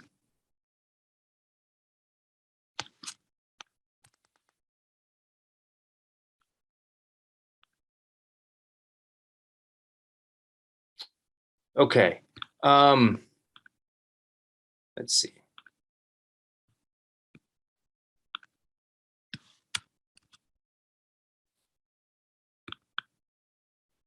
All right, excuse me while I fumble around here. All right. So today's topic, again, the title of the workshop here, the presentation is Teaching Microaggressions in the Communication Classroom. So today's agenda, I'm really going to be speaking on what I did was there was an in-class assignment, okay, speaking about in an interpersonal communication classroom.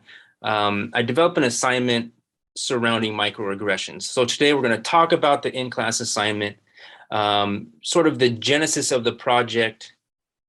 I'll give you a quick overview of the 3 types of microaggressions, and then the findings that I gathered from students doing the assignment, and then hopefully have some time to answer some questions. So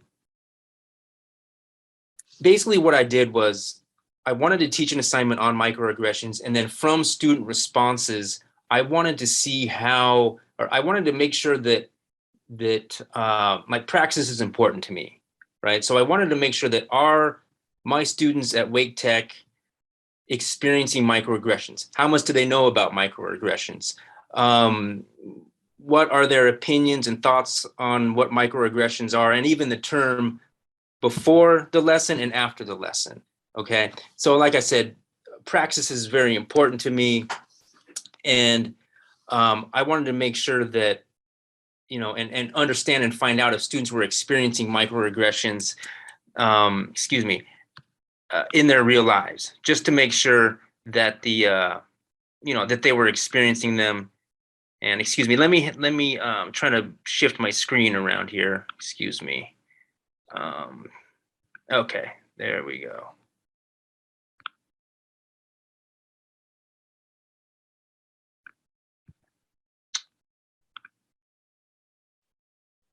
Okay, sorry about that. And again, I also wanted to clear up any misunderstandings about the controversial term, right?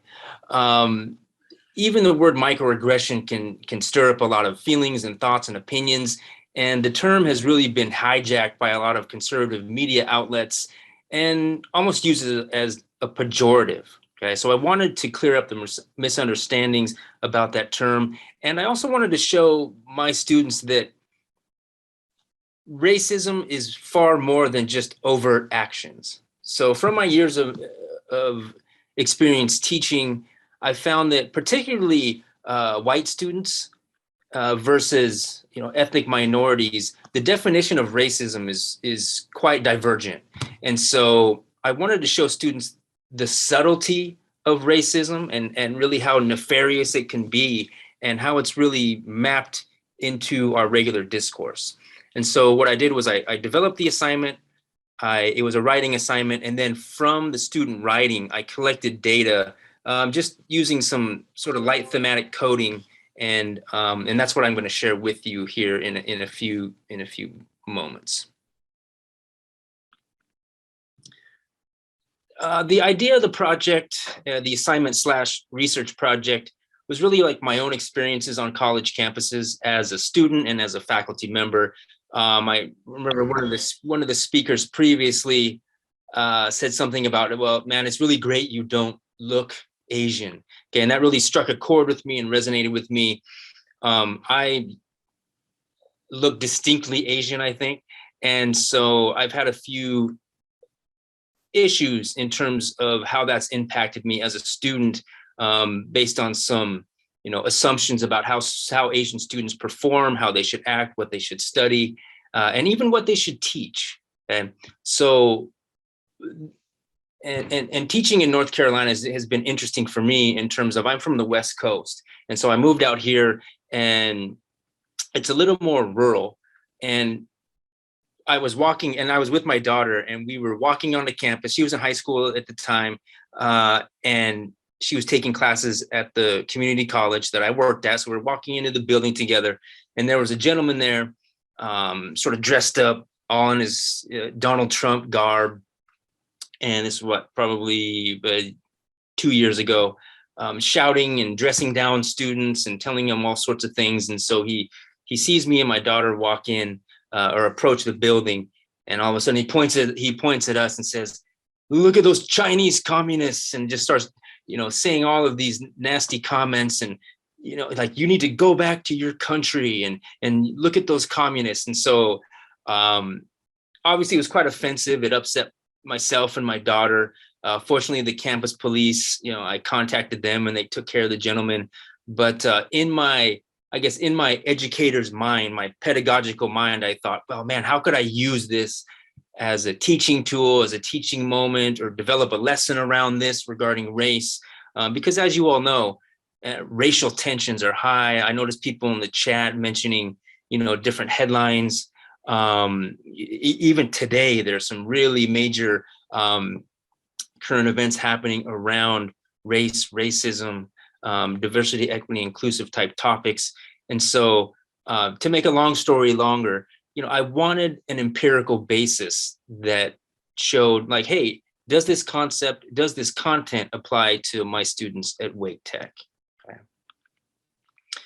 There's a lot of benefits of teaching microaggressions. Number one, again, to understand the subtlety of racism. And despite what critics of critical race theory say, that it causes this division and it's very divisive, that totally goes against any sort of empirical research. And I found, even in my own anecdotal evidence of teaching CRT related material, that it actually increases empathy, and specifically among dominant group individuals, right? And I also wanted to validate the experiences of marginalized students, okay? And then also for me and for everyone else involved to realize our own biases. So basically what the in-class assignment, and again, like I said, I created the in-class assignment, and then from there, I collected data based on student responses. So what the assignment entailed was we'd watch a YouTube video. It was about 18 minutes, and it really offered, it was low production value is how I describe it, which I think in this instance was very good, because what the video entails is there's a professor in the class having a course discussion and lecture, kind of like a seminar style, talking about what microaggressions are, and then students from all different backgrounds were sharing their testimonials with their classmates about their experiences with microaggressions. And so what I found was that was a really good primer and really good warm up for my students, because they were able to see other students talking about this topic, which again is very uncomfortable for some, makes some people very uneasy. And so I thought, well, if they can see their peers doing this same thing, then maybe that will contribute to the conversation, have them open up more. And then also they would learn about microaggressions. So we'd watch that video, and then I would do my own version of that video basically, and present my own lecture slides, and we'd have a group discussion. Okay, and then from there, I would have students write a journal response. Okay, responding to, there were 6 prompts or 6 questions. Basically, you know, their knowledge of microaggressions, both pre and post assignment, their experiences with them, and then how they respond and how they coped with them.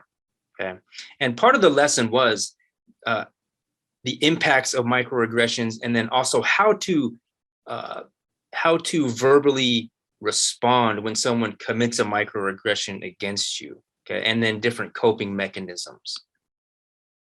So there are basically 3 different types of microaggressions. So the first one, they are known as a micro assault. Okay, so it's typically what we think of as like overt discrimination.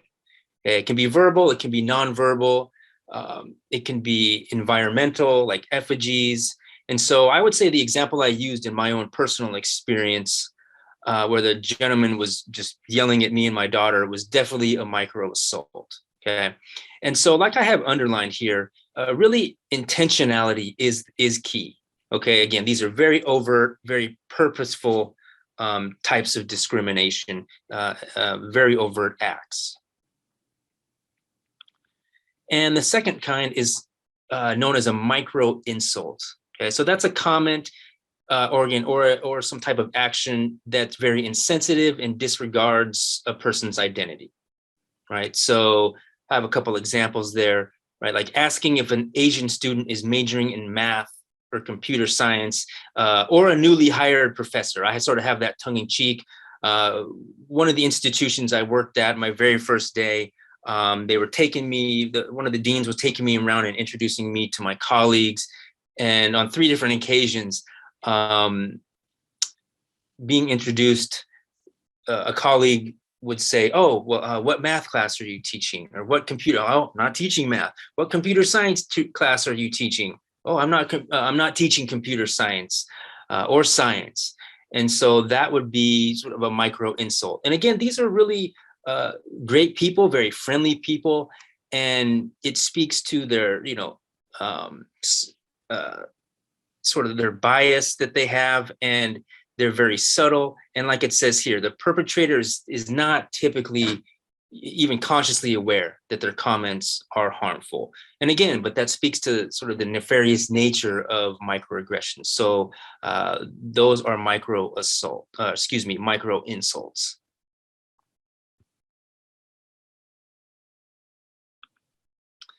And lastly, there is what's known as a micro invalidation. Okay, so those are comments or actions that ignore, they're very dismissive. They dismiss the feelings and actions of a member of like a marginalized community. So you can see that there's some examples there. Like a white student rolls their eyes when a Latinx student says, well, there are no courses on Latinx history. So the eye roll is sort of the, you know, the underlying message is, oh man, she's just preoccupied with race, and they always make everything about race, right? One micro invalidation that's very consistent, people telling others that, well, you're just too sensitive, right? Well, you're just too sensitive. You need to grow some thicker skin. Okay, so that's very dismissive of the feelings, and it's really, again, as the name implies, invalidates that person's thoughts and feelings on what just occurred. And, you know, like micro insults, individuals aren't really consciously aware at all of their behavior.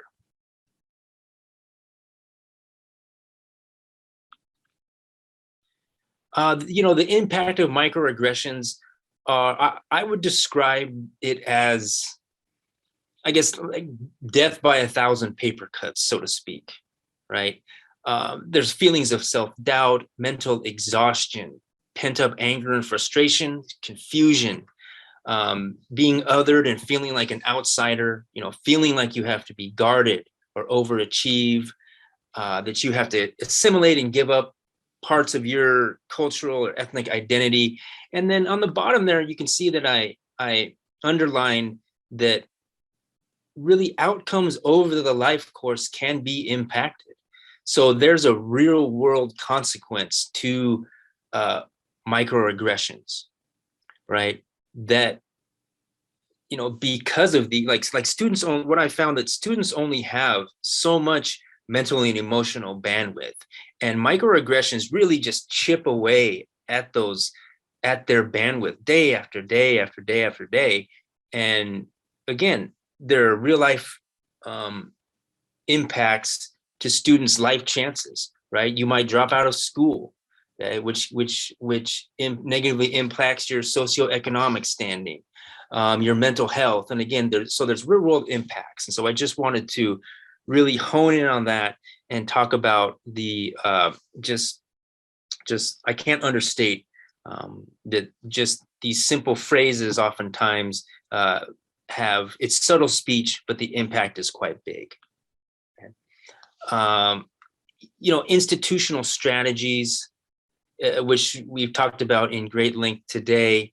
You know, I won't go over this too much. That's not the point of the session here, but, you know, including DEI content in our classes. So that's one reason, another reason why I wanted to create a lesson around microaggressions. I'm currently in the midst of working with my department head of creating a mandatory diversity, you know, DEI assignment for all interpersonal communication classes. So to make sure that students are exposed to DEI content in every single communication class that they take here at Wake Tech, right?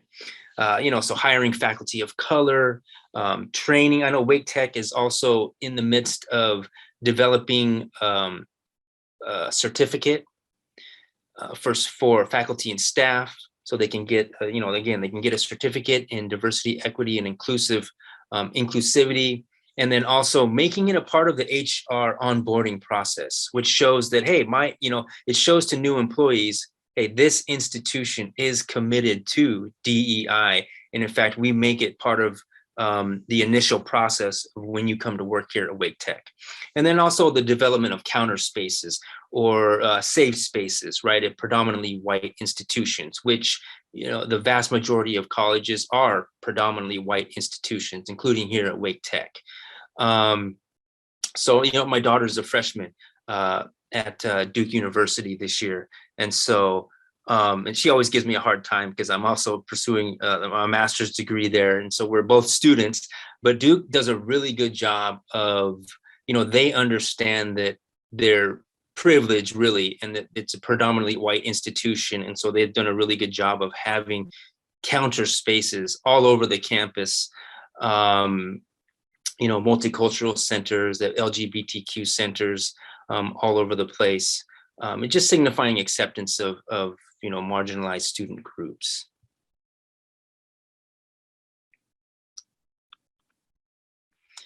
So the responses to microaggressions are, you know, they definitely vary. Excuse me here. There is what's called, so again, this is how students might respond to microaggressions when they happen, right? There's attributional ambiguity, which is like, am I interpreting this correctly? Was it on purpose? Like, it's really an unsteadying type of thing. There's response indecision, right? Like, man, I know someone just said something that's hurtful to me and offensive. What should I do, right? Time limited responding, which is, I can't really deal with this right now. Denying the experience, denying that the action occurred, right? Like explaining in a way, rationalizing in a way. Well, I'm sure they didn't mean it, which again is often true. Impotency of action, which I found was really prevalent among students. Their thoughts were, well, you know, it won't do any good if I say anything. And then also what was another prevalent finding in the data, which we'll see here in a second, was the fear of consequences, right? Like if I say something and I speak up, and there's going to be consequences to this, right? I might get fired. I'm going to upset my parents. I'm going to upset my friend or something like that. So like Felix says, I often have to calculate what happens when I do say something. Exactly. And so some interpersonal communication strategies that I teach students on how to elicit a productive conversation, and how to say things in a more cogent and clear way if they do decide to speak up. I should clarify, this is if they do decide to speak up. I go over three main interpersonal strategies. So the first one is paraphrase and ask for clarity. So I teach students to say, oh, I heard you say X, Y, and Z. Is that correct? Well, can you elaborate on what you meant, right?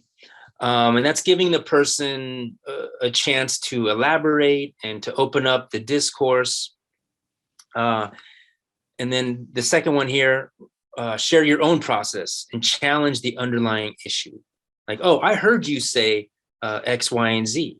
Well, I used to think that too. Well, but then I learned, at the G.U.I.D.E conference that that's not true. And so, again, that's also like a face-saving type of message. And then the last one here is, oh, I know you didn't intend this, but when you said this, I felt offended, or I felt hurt because of this. Okay, so again, these are really scripted type of strategies that students can follow. And again, that will often, with the hopes of enlightening the person that said the microaggression or did the microaggression, and lead to maybe more open dialogue.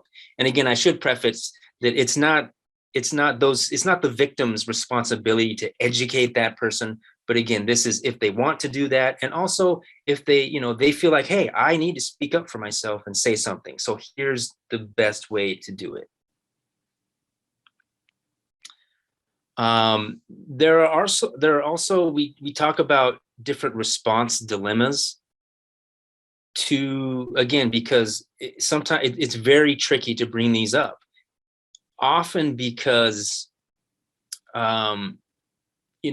people that engage in microaggressions and say them or commit them, they're usually well-meaning, great people, and they don't mean it. And because they really don't mean it and they don't really notice they're doing it, there's sort of a mental block when discussing these. Okay, so number one, it says here, deciding whether something is a microaggression. Well, that can be easily dismissed or rationalized. Another response dilemma, and try to get people to understand, well, it's not intentional, like I said, so they truly believe they didn't do anything. It's like, well, there's no intent. I didn't mean to do it, so I really didn't do anything. There's the dismissal of committed microaggressions, right? Like I was saying before, man, you're just too sensitive. You're overreacting. Dealing with the cumulative impact of microaggressions, right? So these microaggressions are constant and they're ongoing, and students from marginalized backgrounds, you can't really escape it because it's out there in society, right? Even interpersonally, in the media, social media, obviously, everywhere you go. And so there's just this huge cumulative impact on students that have to deal with these constantly. Okay. So strategies in terms of acknowledging our own microaggressions, right? So there's, reading verbal and nonverbal cues, right? And invite discourse. So if you were to commit a microaggression and someone, you said, oh, and you noticed that individual had a strong reaction, you could say, oh, you had a strong reaction to what I said. Please help me understand what happened. Okay.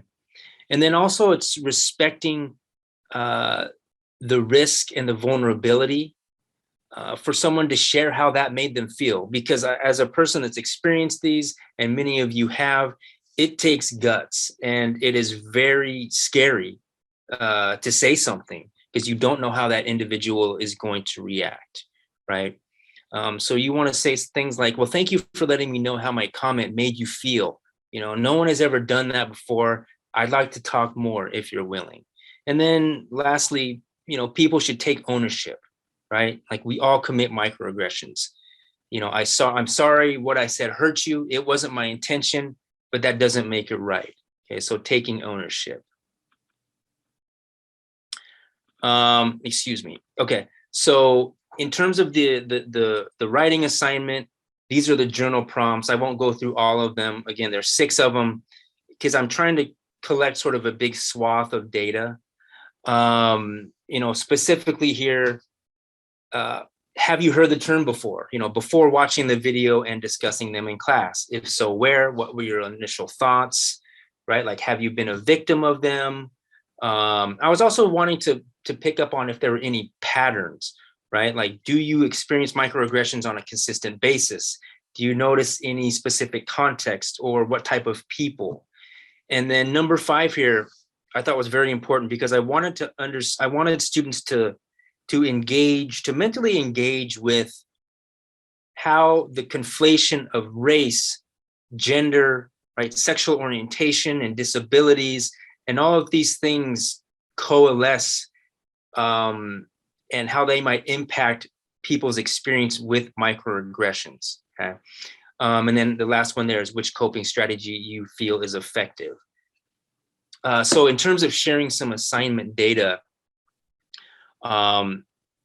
there were 4 online sections and 4 seated sections. So the total number of homework assignments that I coded was 161.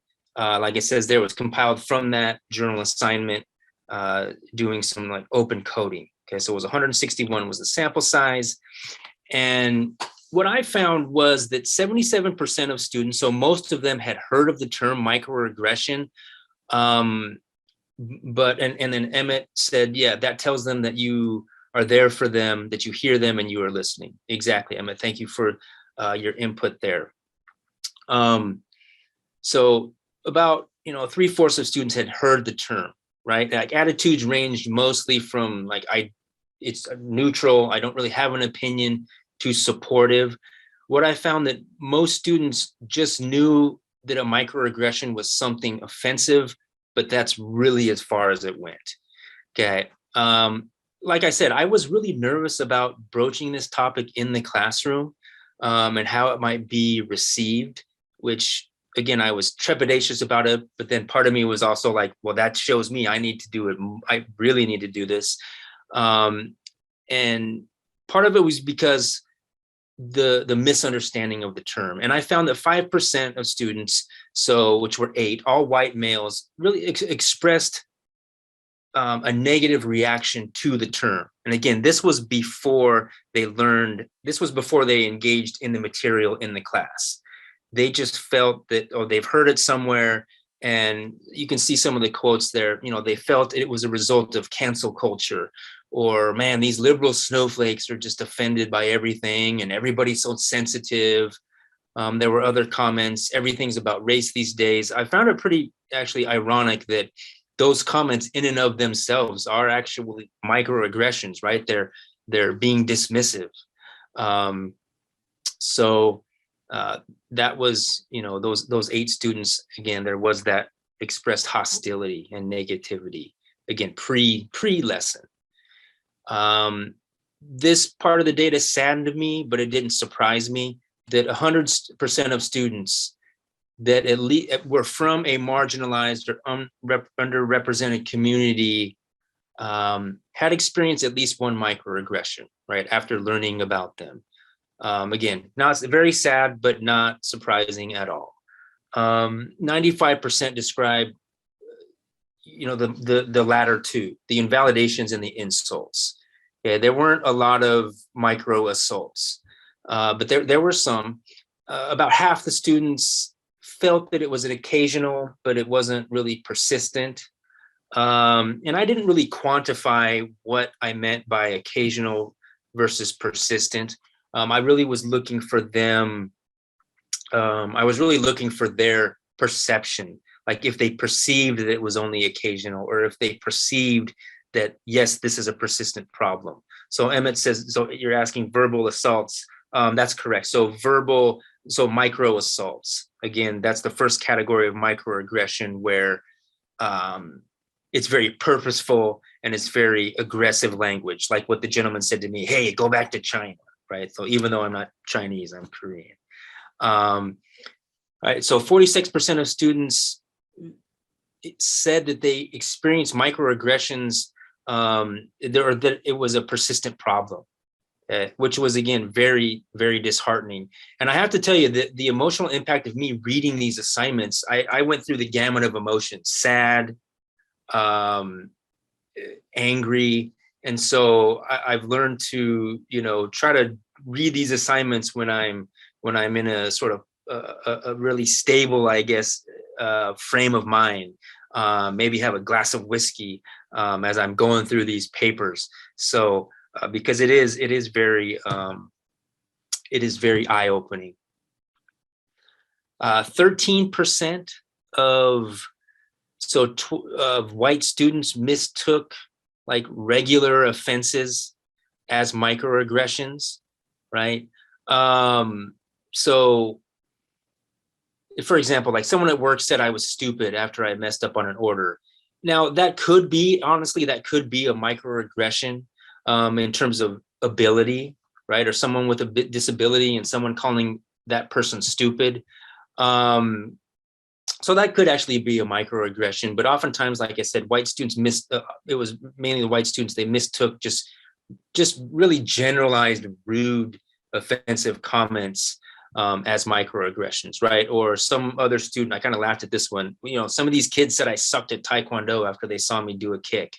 And part of me was like, well, maybe, I don't know. I didn't see the kick. Maybe, I don't know. Maybe you do suck. So, but anyway, I found that, and that probably speaks to my ineffective teaching. And so that was good for me to understand that there is a decent percentage of students who are not fully understanding these concepts. I found that microaggressions were really prevalent in what I call like hegemonic masculine spaces, or like hyper masculine spaces. I also teach in my class sort of about like hegemonic masculinity or toxic masculinity, if you will. So I found that students would often describe them occurring in military environments, blue collar work sites, or online forums that are distinctly male, right? So you see this, like my coach would use homophobic or sexist language to try and motivate us to work harder. I heard that a lot. And look, I love sports and I'm a big fan of them, especially living here in the Raleigh-Durham era.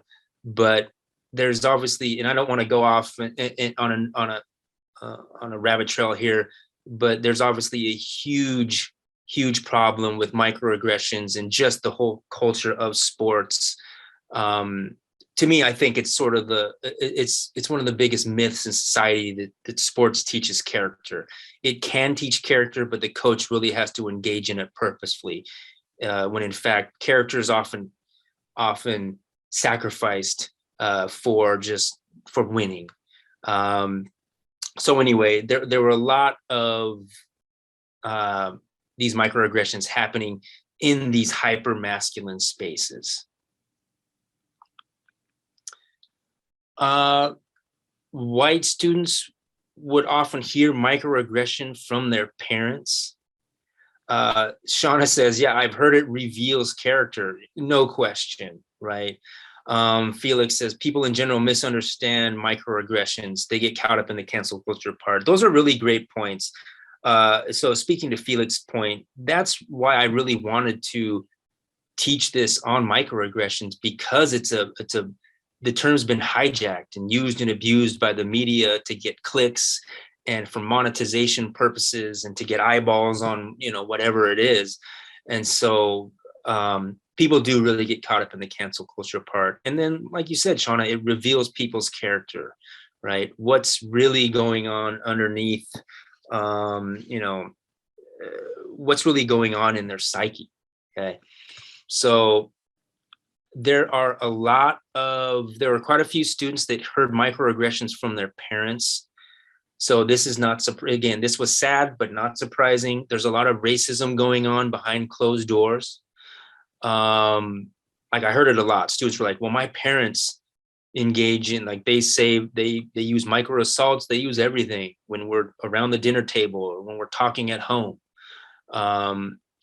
Or from, other white people that assume that because this student's a white person, it's safe for me to speak in a racialized or a gendered and in an offensive manner.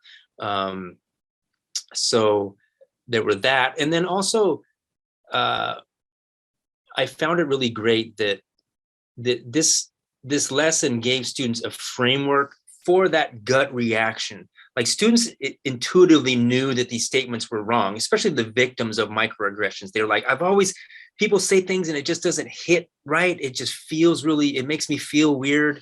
And so this really, again, validated their experiences and gave them a mental framework that clarified their understanding, that helped them know, hey, I'm not overly sensitive. I'm not misunderstanding these things, that, I'm really being victimized here. And again, that goes back to the really subtle nature and the danger of microaggressions, right? So a student had said, I always knew these statements were wrong, but I didn't know they were called something. Okay, so now they know. Okay. And Christina says, I've been told I look too ethnic when I have a hood or scarf on my head. From parents and coworkers. So that's, I'm sorry you had to be exposed to those things. So it happens it just happens everywhere. Okay. I was also really heartened by, like, white male students also understood their privilege and they wanted to be better allies through supportive measures. So many white students in their reading assignments said something along these lines, like, oh, as a straight white male, I'm not subjected to these things, but I see that there's such a huge problem. And I feel very fortunate that I can walk out the door and live my life and not have to deal with these things. And another encouraging sign was that all of the 8 males that had a negative and even aggressive notion about the term microaggression all changed their opinions after learning really what they were, and understanding, learning what they were, how they impacted their peers and other people that they know. And so that was very, very encouraging. They said, oh, I realize now that I was kind of, falling into the definition of the term as used by Fox News channel. And now I really know what microaggressions are and how they impact my friends, my family, my larger community. And I want to be a better ally, and I want to be a better person by making sure that I don't use them and I'm not a perpetrator of these things. And here it says, the most common response to microaggressions was impotency of action, right? So it won't do any good to say anything. 43% of students said that when it happens, they're just like, hey, it's not going to do any good. I'm not going to say anything. Or I'm also not going to speak up because of the fear of consequences, right? Mainly from authority figures, right? Parents, employers, coaches, things of that nature. Okay.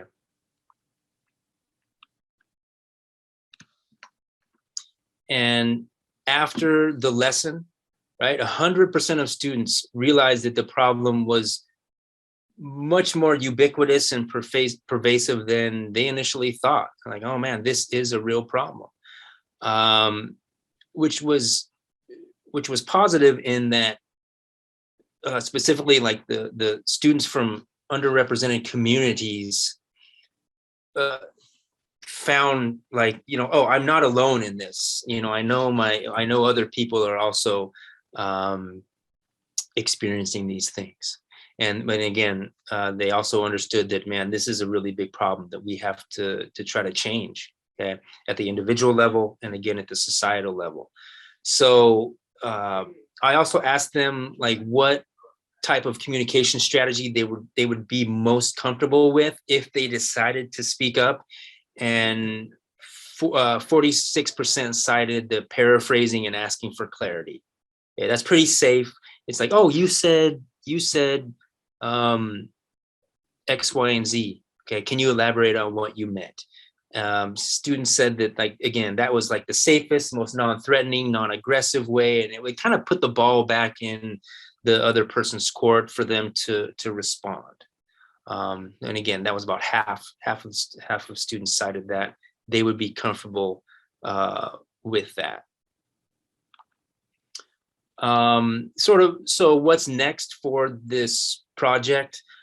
An assignment, for me, I'm conducting workshops on campus for students, faculty, and staff, and I'm continuing to collect data. Yeah, I do this lesson in all of my courses, both online and seated. And I also would like to expand like the methodology, because part of me wonders, and those of you that are educators, part of me wonders, like, are they just writing what I want them to write, or what they think I want them to write? I'm really looking for authentic, I'm really looking for authenticity, right? And so if I can do something that's not connected to a performative measure like a grade, that would be great. So I'm trying to throw together some focus groups, surveys, semi-structured, interviews, again, something not tied to a performative measure. And then, I'm hoping to just get out there as much as I can, sort of like I'm doing here, and also in person, and just trying to proselyte as many people as I can, in helping them increase their understanding about microaggressions. So again, there's my contact information. If anyone would like me to share this information at their institution, I'm also happy to share the assignment that I use, the handout, the rubric. Again, there's my contact information. So I appreciate everyone in attendance today, and I thank you for listening. Thank you, Brian, and thank you for helping us to have a better understanding of microaggressions. And so with that being said, since we have about 10 minutes remaining, I do see we have about 4 questions in the Q&A Okay. box. Are you able to access those, or would you I like can, yes. Okay. Yeah, and I apologize for fumbling around with the technology. I apologize. I'm more of a Teams guy. So That's okay. Our institution used Microsoft Teams, so I'm not as informed, I should say, about Zoom. So, but thank you, and thank you for the nice words of encouragement. I appreciate it. So Felix says, can you discuss the use of micro and how it may be perceived by others? So, if I'm interpreting your question correctly, Felix, micro as in like, I mean, I guess it means that, like, one of the workshops I give, I titled it like microaggression, subtle speech, big impact. So I guess it sounds small, right? So it might be perceived by others as something small, right? Yeah, like you said, less than or small. So that's why I really try to tell people, yes, it is small. And there's a lot of controversy even on the term microaggression for the very point that you're pointing out, because even though they're very subtle and small per se, the impact is quite large. And so it can, in effect, minimize, it can work against itself, so to speak. So that's why I really try to discuss the like death by 1,000 paper cuts sort of analogy and metaphor, because, or I'll say something like, you know, man, think about getting stung by a bee, or think about a mosquito bite. One is fine, but if you're getting bit multiple times every day, all day, think about that aggregate effect and what it's going to do to you, right? You'll be crippled. And so that, yeah, thank you. Great minds think alike, Joseph. So you're, in fact, they're right. The dominant group individuals might perceive it as less than. Okay. So there's even been discussions on with scholars and, you know, non-academics on using a different term. I mean, it's probably too late at this point, but that's a great question. So would you be willing to share this presentation and may I use these slides? Yeah, Jenna, definitely. I will definitely share the presentation and link the slides and the assignment in the rubric. Yeah, thank you. Thank you. I was just going to suggest if you can send that to Chevy Williams, and then we can share it with all, you know, all the attendees through that. Okay. Yeah, I will do that. Yeah, I will do that. Thank you. Thank you. So Shelley says, as a white person, sometimes I don't know what to do when I witness a microaggression against another person. If the person of color doesn't say anything, is it okay for me to say something? I don't want to overstep, but I also want to let people know I don't think that the microaggression is, oh man, Shelley, you're asking. That's a great question, man. That's the $1 million question. Shoot, man, I guess I tell my students all the time that it depends. Like communication is so contextual. There's so many layers to it. Every situation is different. Man, I don't even know how to answer that question. But I don't want to give a non-answer answer. I would say just use your gut feeling and maybe even share with the victim of it. Maybe share with them, like, do you know what just happened? And see if it's okay for you to say something to that other individual. You know, or if it's, you know, taking that other person aside. In fact, I had a couple instances where, like when I said, my first day on the job, and a person said, "Oh, welcome to this institution." I won't say which. Hey, welcome to XYZ College. What math do you teach? And after the fact, I went back to that person, and I actually lost sleep over it because I was new on the job, and I went to the person because I didn't want to say anything in front of their dean, and I said, you know, I don't teach math. Look, what you said. I know you didn't mean anything, but it felt sort of harmful to me. And like that I don't teach math, that I teach communication. And so that conversation went really well. But I also did it in private. So I would say, you know, maybe do it in private. You know, Christina says, acknowledge to the victim that you see it too. You know, so it may be like a message of solidarity, even through eye contact or a nodding of the head or something. And like Alicia says, yeah, it's very tricky. You want to speak up, but you also don't. Yeah, exactly. You don't want to be seen as the white savior coming in on your white horse. So I would say, you know, operate out of a mindset and a sense of empathy and compassion to not only the victim, but also to the person that's saying them. Now, if it's a micro assault, look, you gotta gauge your safety first. But like when the gentleman told me and my daughter that we were communists and to go back to China, I didn't care about his feelings, right, at that moment. And so I engaged with this individual and I said, look, you're not welcome here. This kind of speech is not welcome here. You know, it's disgusting. And so in that case, I wanted to do much more because it really upset my daughter. I wanted to give him a good smack, but I couldn't. So right? So again, that's a great question. Anything else?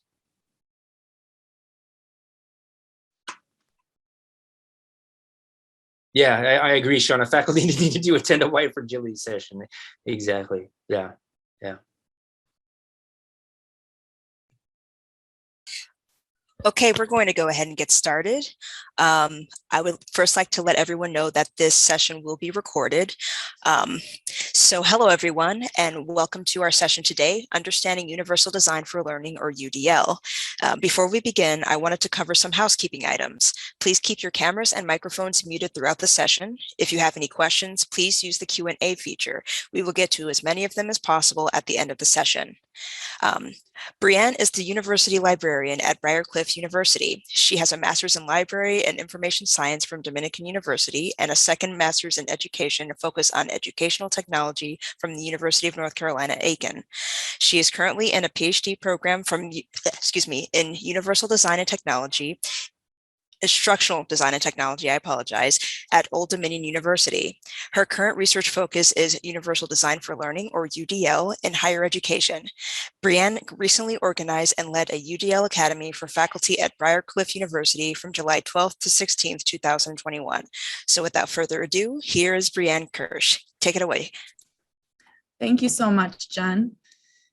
And I am just going to share my screen. Give me a moment since I'll be sharing several things with you today.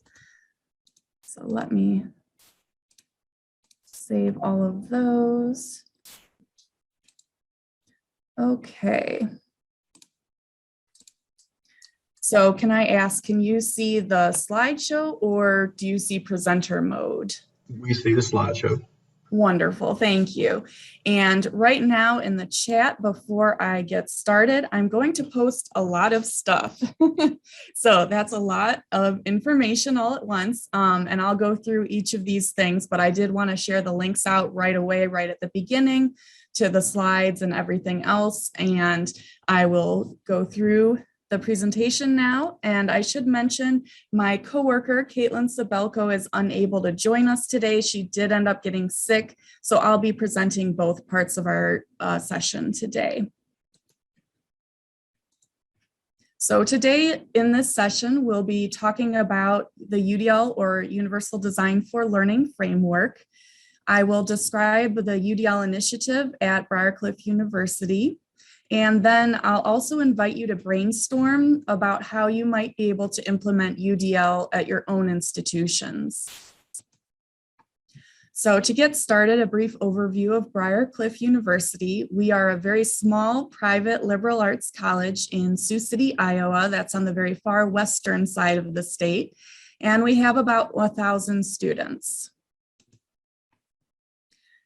So what is Universal Design for Learning? I know some of the other presenters have mentioned it. Essentially, it's a set of principles for designing curriculum that provides all individuals with equal opportunities to learn. UDL is designed to serve all learners regardless of ability, disability, age, gender, or cultural and linguistic background. UDL provides a blueprint for designing goals, methods, materials, and assessments to reach all students, including those with diverse needs. And I like this graphic on the right-hand side of the slide. It has a nice overview of UDL and what's included in it. So why UDL? Why should we use Universal Design for Learning as a framework? Well, as the quote says, when we change our mindset and focus on access, we free ourselves to create colleges and universities that truly serve the needs of an increasingly diverse population of learners. UDL can help all students. It helps improve retention and reduces barriers to learning, and it can increase student engagement, as well as empowering students to be self-directed learners. So what is the UDL framework? On the right-hand side is an image of the 3 sections or overarching principles of Universal Design for Learning, which is to provide multiple means of engagement, multiple means of representation, and multiple means of action and expression. And this is the overall framework for Universal Design for Learning. I know there's a lot of different aspects in here, and it can seem a little overwhelming, especially if you've never seen it before. But I'm going to break it down a little bit and give you a brief introduction to Universal Design for Learning before delving into what we've done at Briar Cliff. So first, I'd like to start with multiple means of engagement. And this involves thinking about how learners engage with a lesson. And it's thinking about asking questions like, can all students regulate their own learning? Does the lesson sustain effort and motivation? Does it engage and interest all learners? And an example of this, some students might feel overwhelmed by information presented during lectures. They may have barriers such as not having clear goals for lessons or assignments, and there may be only a few opportunities for feedback. So some possible design strategies might be to include clear, manageable, and reasonably challenging learning objectives for each class period or lesson, and providing opportunities for students to check their progress. This can be done by using class response tools like clickers or self-check problems, or in other words, knowledge check questions, or even giving scenarios before class and after class to see how their understanding has changed. Additionally, you might consider including a Kahoot quiz, which is a gamified assessment tool, to kind of see where students are at in their understanding. Moving on to multiple means of representation, this involves thinking about how information is presented to learners. So thinking about options that can help all learners reach higher levels of comprehension and understanding. Do they understand the symbols and expressions? And can they perceive what needs to be learned? And an example of this from our Libs 301 course that we teach, we provide multiple ways to represent ideas in class each week.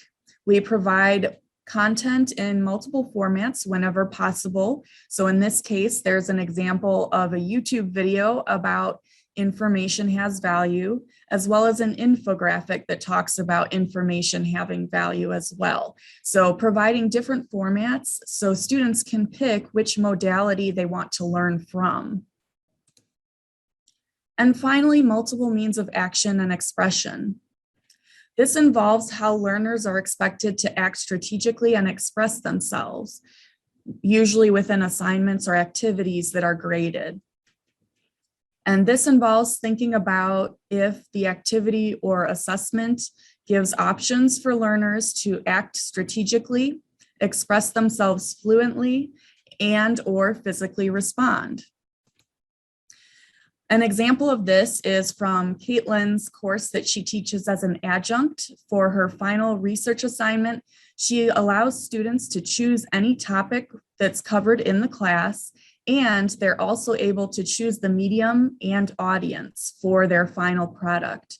So you can see in the images included, some students created a PowerPoint presentation, others created a magazine-like format, another included a newspaper article format, and finally, another student chose to write a traditional paper format.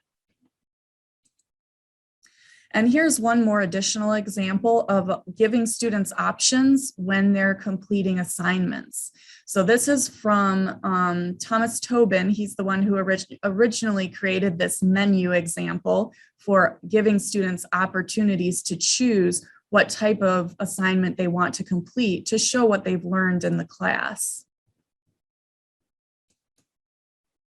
So now I want to switch gears a little bit and talk about our multi-pronged UDL implementation approach that we've used at Briarcliff University.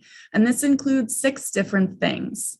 It started with a UDL book club and working group sessions.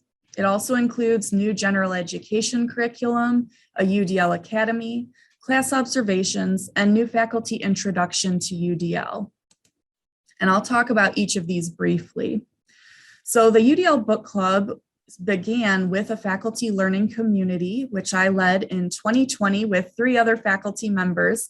And we read this book, Reach Everyone, Teach Everyone by Thomas Tobin and Kirsten Bailing. Additionally, after the semester after we read this book, I, along with one of the other faculty learning community members, led CELT book clubs reading the same book. And this CELT is our Center for Excellence in Learning and Teaching. And so we introduced this book to 30 other faculty at Briar. From there, I had a request from some faculty to offer support in trying to implement UDL in their courses. So I offered UDL working group sessions during the 2020-2021 academic year. These were only an hour long, and I offered several at different times and days throughout the week so that all faculty could attend at least 1 or more sessions according to their schedules. And I offered at least 2 a month. And I will say at the beginning, there were a lot more attendees than later on. It did taper off later in the school year. But I'd say up until the very last 2 sessions, I had at least 1 or 2 faculty or more attend each session. And this allowed them to work on whatever they wanted to related to UDL implementation, whether they wanted to update a syllabus, update course assignments, etc. And I was there to support them in what they were doing, or if they just wanted to bounce ideas off of somebody. So that was a really interesting way to learn about what faculty were doing with UDL implementation in their courses. I also had the opportunity a little earlier in the spring 2019 semester to join the Ad Hoc General Education Committee. Currently, we are working with a 30-year-old general education program, which desperately needs to be updated. So we're in the process of doing that. And I was able to incorporate UDL as a requirement for new general education courses.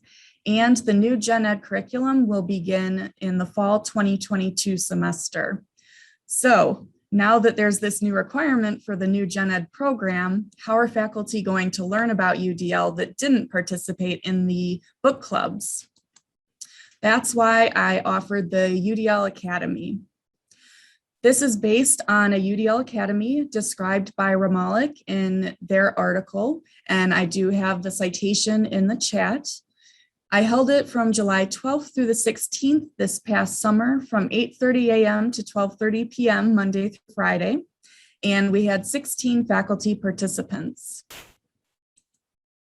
This is the UDL Academy agenda, and I'm not going to go into detail in it and read everything, but I did want to point out some of the topics that were covered in the Academy, including an overview of UDL and learner variability. I also had the chance to have our disability services coordinator come and chat with us during a session about disabilities and accommodations at Briar University. I also had the faculty that participated in that initial Faculty Development Institute participate in a panel on UDL implementation and how they had tried to use it in their courses.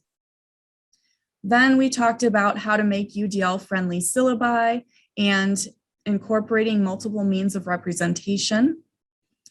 On Wednesday, we touched on Universal Design for Learning assessment and multiple means of action and expression. Thursday was focused on blended courses, case studies, and multiple means of engagement. And finally, Friday dealt with making digital learning resources more accessible. And that included things like alt tags for images, auto captioning and editing in YouTube, using PowerPoint presentation captions and word headings, PowerPoint and Word accessibility tools, and WebAIM tools.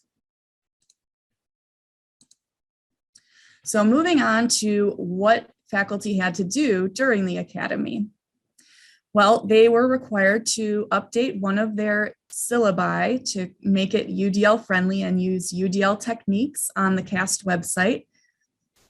They also completed planning worksheets for their course redesign in the hopes of editing one of their courses and updating it to be incorporating UDL techniques.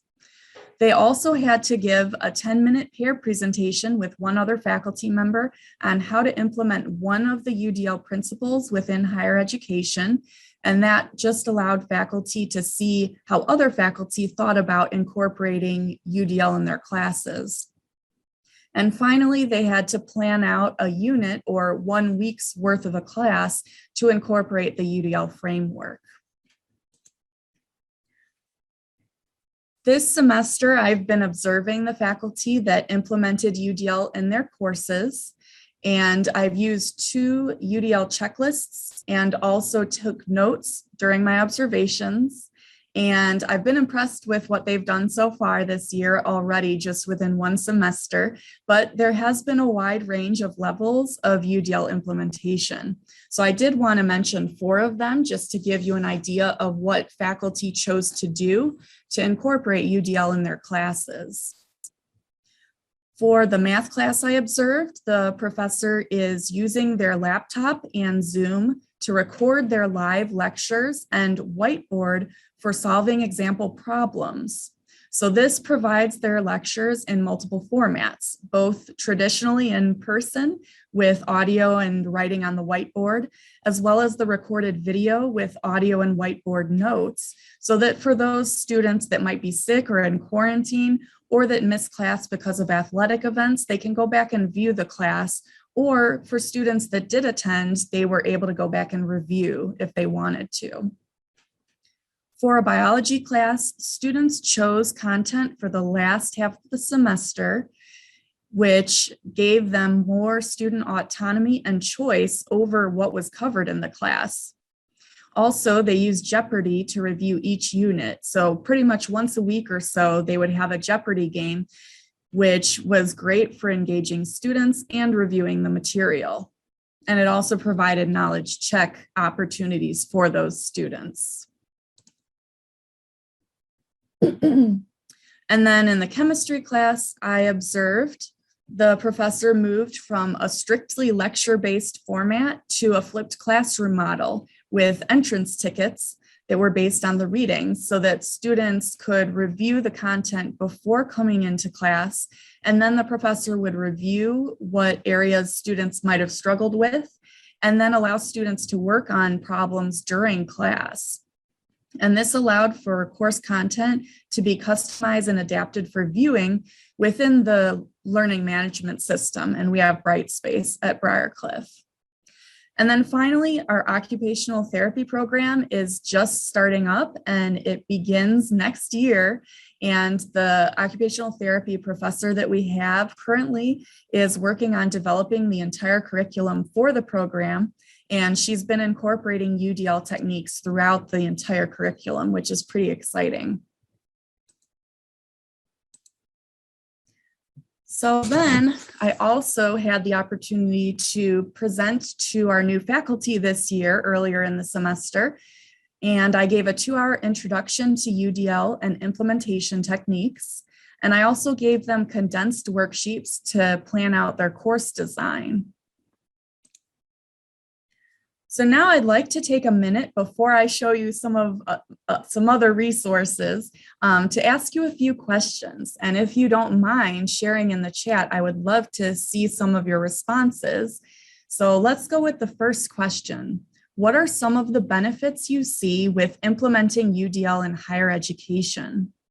So if anybody has any thoughts on that first question, some benefits of implementing UDL in higher education, feel free to type that into the chat. And I'll give you just a minute to do that.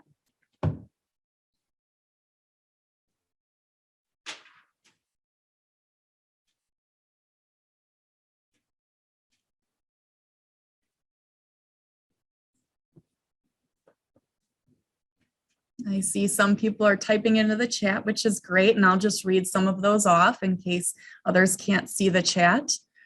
UDL can be a great way to increase equity, definitely. Help students gain even more footing, or a more even footing, correct. Access for students, great. Engagement and expression, definitely.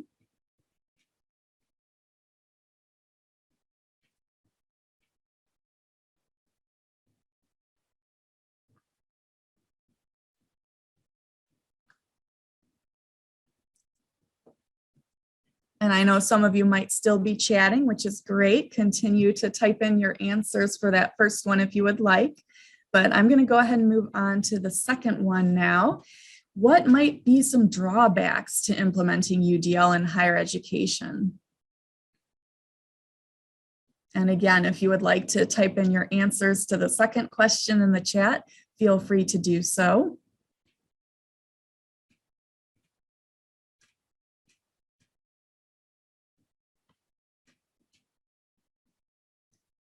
And I see a few answers to it already. Scaling it to all faculty, especially part-time, yes, that is definitely a challenge. Trying to make it across the university is very big, and offering support for those faculty, especially those that are adjuncts or part-time, is definitely a challenge.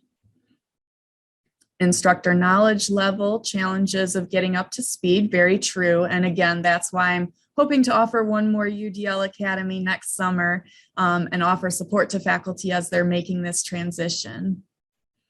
Lack of understanding of technology insufficiency. Yes, that is a big one. We are a small institution, and unfortunately, we do not have an unlimited amount of funds to devote to technology. So sometimes our technology is insufficient. So we do the best we can with what we have. That's my motto. And perception is of how much work it might take. And yes, Ron, that is a great point. This does take time up front, and it is a proactive methodology, and it does take planning up front, but it can be done slowly over time, which is what we emphasize in the UDL Academy. I recommend to faculty to try one thing each semester. Try it out, see how it goes. If it works, great. Keep it, and then add something else new the next semester.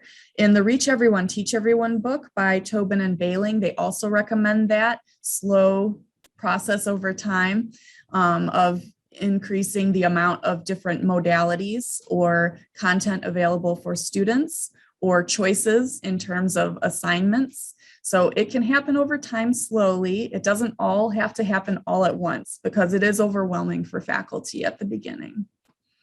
All right, let's move on to the third question. How do you plan to use your knowledge of UDL, if anything? So now that I've given you a very brief overview of UDL, what do you think you might do with that knowledge, if anything? And again, feel free to type in the chat if you would like to participate in the discussion.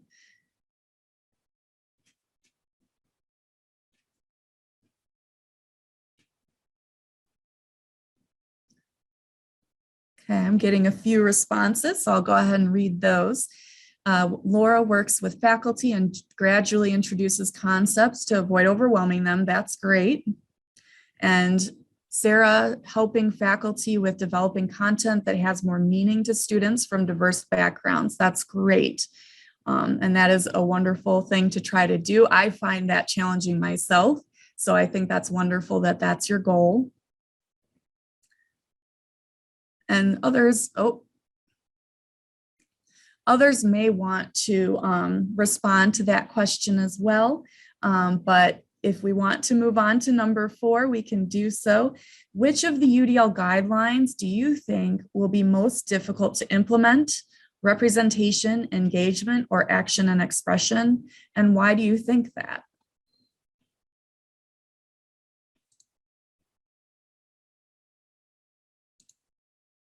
And it looks like I've been given the availability of video. So I turned that on so you can see me now if you want.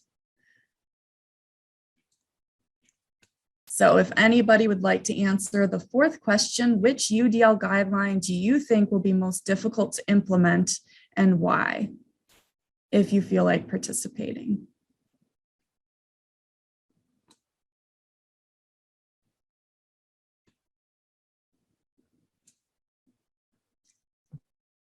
Okay, we have a couple answers. Action and expression, giving students multiple ways to submit. Yes, definitely that is a big concern for a lot of faculty. Trying to provide options for assignments is difficult, and thinking about how to grade them equally is challenging as well if they're in different formats or modalities.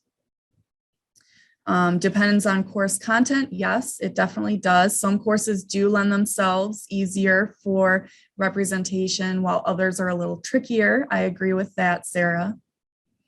And yes, rubrics are great for analyzing content, but sometimes professors can make their rubrics more focused on the modality aspect and less focused on the content aspect. So that can be challenging for some faculty to move away from.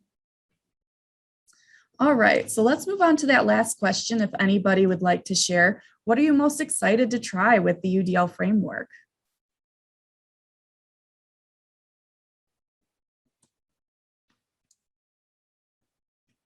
And I'll give you just a moment to answer that if you're interested.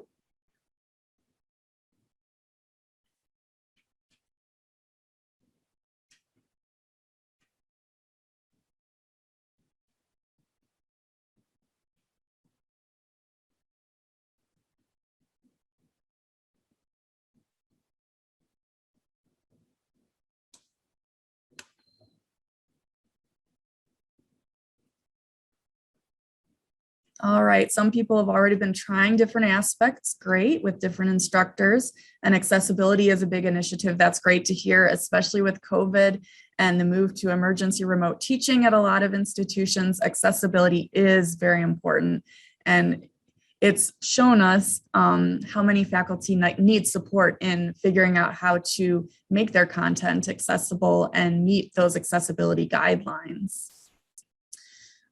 Excited to try a book club. Yep, I would definitely, if you want to try to do a book club, I'd recommend the Reach Everyone, Teach Everyone book. Also, the book mentioned by our keynote this morning is a wonderful book as well. I just checked it out. We had purchased a copy at my library, so I just checked it out. So I have time to read it, maybe. Hopefully, eventually, I'll be able to read some of that as well. So I'm excited about that book also. And partnering with the accessibility teammate to offer more support. Yep, that is a great idea as well. So thank you for participating, and feel free to continue the discussion via chat. I am going to close the chat for now though, so I can move on to the next slide. And I wanted to share some resources with you. So I have a list here of resources. I also put most, if not all of these in the chat a couple of times. I know somebody else posted it also. I have a link here to our Universal Design for Learning LibGuide or library guide that I created, and I'll show it to you briefly as well, some of these resources. There's also a link to the UDL Guidelines CAST website, where you can find the entire framework as well as a vast wealth of information and support of how you can incorporate and implement UDL. Also, I've included a link to the information and citation for the Ramalik article that I based my UDL Academy from. And then finally, a UDL planning document, which I will also show you in a little bit. And there's a link as well to the document. And here is my contact information and my co-presenters who unfortunately had to miss today, our contact information. If you have questions down the road, or feel free to reach out to us by email or phone. I am going to close the slides now. And do you still see my screen? Do you see a Word document at this point? Yes, okay, very good, thank you. All right, so I wanted to show you a few things before I close out and answer questions. So at this point, this is our template that we created that's a UDL-friendly syllabus. So it has the general generic information that's required in all syllabi at Briar University. And we included some notes here. For example, hyperlink your email address in the syllabus. That makes it easier for students maybe using their smartphone and they open up the syllabus and they want to email you. They could just click the link rather than trying to remember what the link is or copy and paste it. It just makes it a little easier for students. Also, UDL CAST recommends inserting a photo of yourself, and don't forget to include the alt text. Also include multiple times for student drop-in hours or office hours. We have found, at least at Briar Cliff, that students do not like the term office hours, and it kind of turns them away. They think the professor is working on stuff, so they can't interrupt them, even though that's what those are for. So instead, we call it student drop-in hours. And then they also should include a Zoom link as well for students that might want to meet with them via Zoom instead, virtually. And then we have academic support listed, and we have links embedded to the different services we have on campus. And of course, that includes the library. And then another piece that CAST recommends doing is include a graph, a pie chart of your course assignments, your different evaluation methods of the course. And that way students can see, well, you know, the exams are worth 60% of my grade, so I need to do really well on those because it's worth such a big portion of the grade. So for the more visual type of learners, this can be a really helpful thing to add to the syllabus. And then we have additional information that's required. So let me close that. And then this is the UDL website from CAST. And I wanted to mention this because they are currently going through and trying to update the UDL guidelines and framework, because they wanted to address the systemic barriers that result in inequitable learning opportunities and outcomes. So if you want to participate in this revamp of the UDL guidelines, feel free to participate in that. Additionally, this is where the actual full framework is. And I wanted to show you just how it's set up in the website. So for example, I know some of you mentioned that you're most concerned about action and expression because that can be very challenging. So let's look at one of these, varying the methods for response and navigation. And this is one checkpoint within action and expression, and it gives some brief information about what's under this area. And on the right, you can actually click on research, and it gives you a huge list of citations for studies that this checkpoint is based on. So that's the brilliant thing about the UDL framework, in my opinion. It's really based on science and all of these various literature that has studied all of these different aspects that's included in the UDL framework. So if you do want to delve deeply into one of these or multiple of these, it has all of this information here that you can do that, and you can dig in to the research itself that backs up what UDL is focused on. All right, so that is the UDL website. And let me just open up the chat here. All right, I just wanted to make sure we didn't have any more questions yet, and we do not. So I wanted to also show you the UDL on Campus website, which is geared towards higher education. So this is a great place to go. It has sections on course design, which has UDL syllabus, UDL and assessment, and some of these other pieces or aspects to course design. It also has a variety of media and materials available, and a section talking about accessibility and policy. So I definitely recommend checking out this information if you have some time to look into it a little bit more.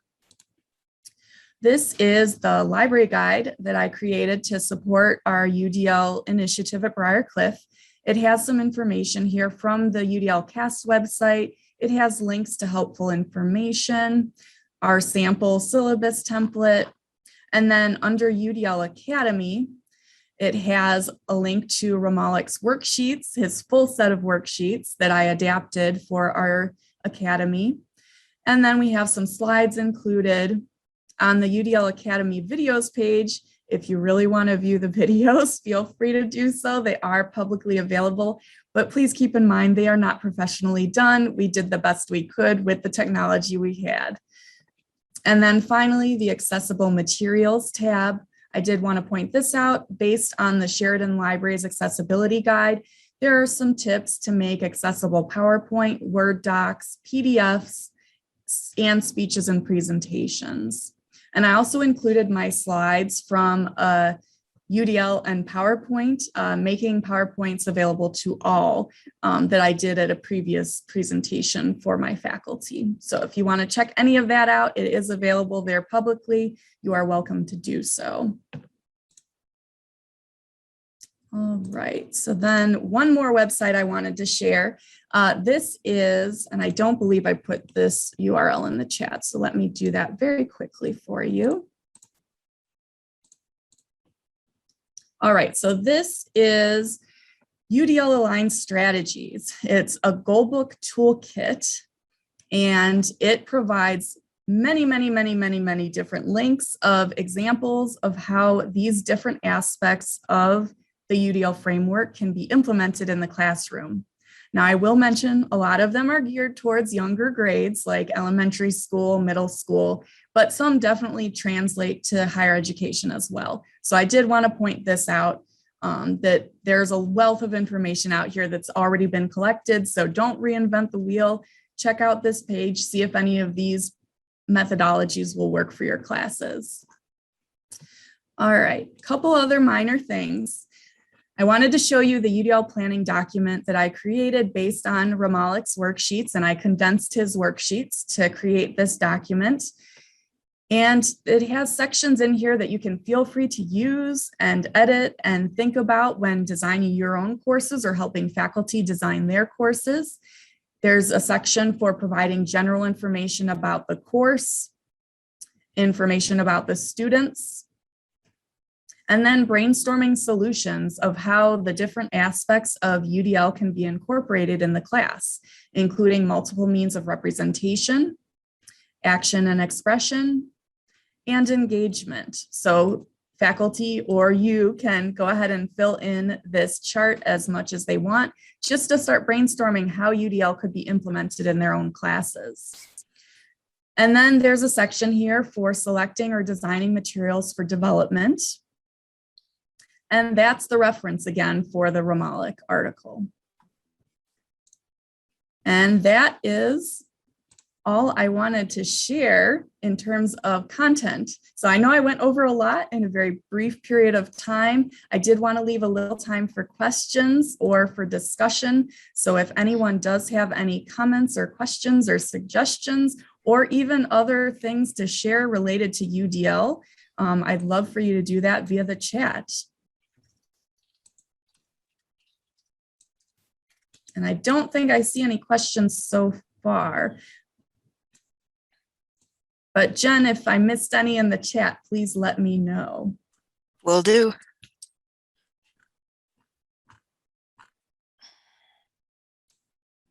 Okay, I see one now. How did I format or structure the book club? It was very low key. We just read the Reach Everyone, Teach Everyone book by Tobin and Bailing. And we read a chapter each week. So we met weekly. And I think we ended up meeting via Zoom because it was during COVID time. And let's see, I don't remember how many chapters it has. Let's see, it has 11 chapters. So it took 11 weeks to work through. And then each week we would just discuss the chapter and then kind of discuss how we might think about implementing or how it might affect how we implement UDL in our own courses.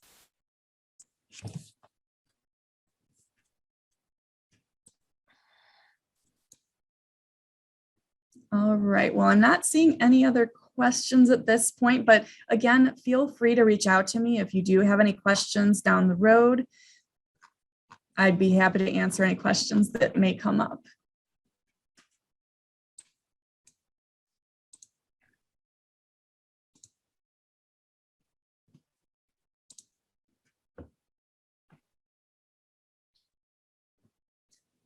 All right. Well, thank you so much, everyone, for attending. I've really enjoyed speaking with you today and hearing your feedback in the chat about how you might plan on implementing UDL in your own classes. And feel free, like I said, to reach out if you do have thoughts or suggestions or questions down the road. All right, so I hope everyone has enjoyed the sessions that they have been attending so far. If you're still here and you're going to be attending the 310 or you just kind of want to hang out for a little bit. So what I want to know is, what have y'all learned so far today? Can those of you who are still here tell me like one thing that you've learned so far during the conference? Love to hear something or share something that you guys have learned. Or maybe that was even a surprise to you. And don't be shy to participate right now.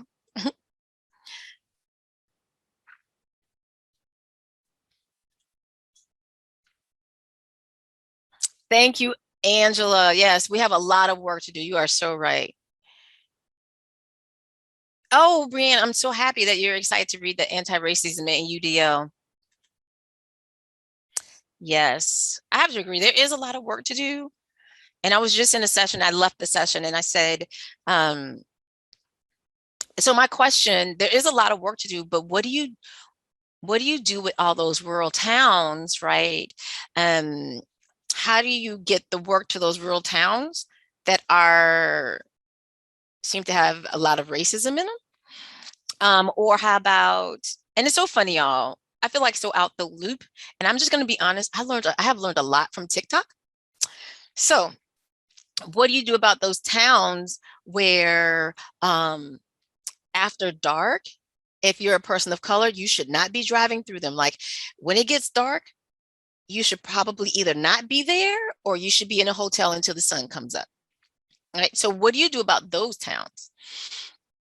Another question I asked was, because maybe there are some people that live in those towns and they are 100% and want to be supportive of DUI, but are they willing to risk their lives, right? There are people who are very supportive and want to do it, but are they willing to die for the cause? You know, so Rosa said there's a lot to learn and improve, but now there's a bigger awareness. It's good that we have these conversations because institutions don't have them. Not really. Yeah, Rosa, you're correct. Marvin said diversity and inclusion has been a historical problem and still exists. I am a EEO inclusion officer. Yes, you're correct. Oh, Angela said, yeah, or not being able to go to their not being able to go to Thanksgiving with their families. Yep. And it's good to sharpen these skills. Thanks for the comments. You're very welcome. Very welcome. Okay, so let's see, educate the young people. Let me see where we at here. Sorry, Michelle said educate the young people because they tend to teach their parents just by living it out, correct? Red towns. Oh, thank you. I didn't know what it was called, Marvin. I'm telling you, I learned that. I felt so embarrassed, y'all. I felt so embarrassed because I learned it on TikTok this year. And I was having a conversation with my mom. And she was like, yeah, how do you not know that? And you know what I told her? I said, how am I going to know? I was never taught that. How about that?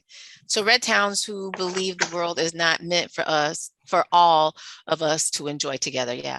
So please know that sometimes you may run into individuals, and I'm just going to be upfront about it, that are like myself. That's like myself, right? I grew up in a predominantly all white suburb. I never took it upon myself to learn anything about African-American history. And so, you know, growing up, my mom always had African-American history books, but I just never, she didn't force us to read them. Like I never read them. I never took advantage of that. And so just know that you have groups of individuals that have not experienced what other people have experienced or have even taken the opportunity to learn them. So it says, Patricia said that brings a great question. There needs to be discussion with the police departments and the citizens due to this issue. Let's see, Michelle, we will not teach those who don't want to be taught, reach those who do want to be taught. Very good. Yes. Very, very, very true. Very true. Anyone else with some feedback? Right. Again, this next session doesn't start till 3:10, but just wanted to get some feedback on what you've learned from the session, or just if you want to just reach out and share. Yeah, each one, reach one. Yes, yes, yes, yes.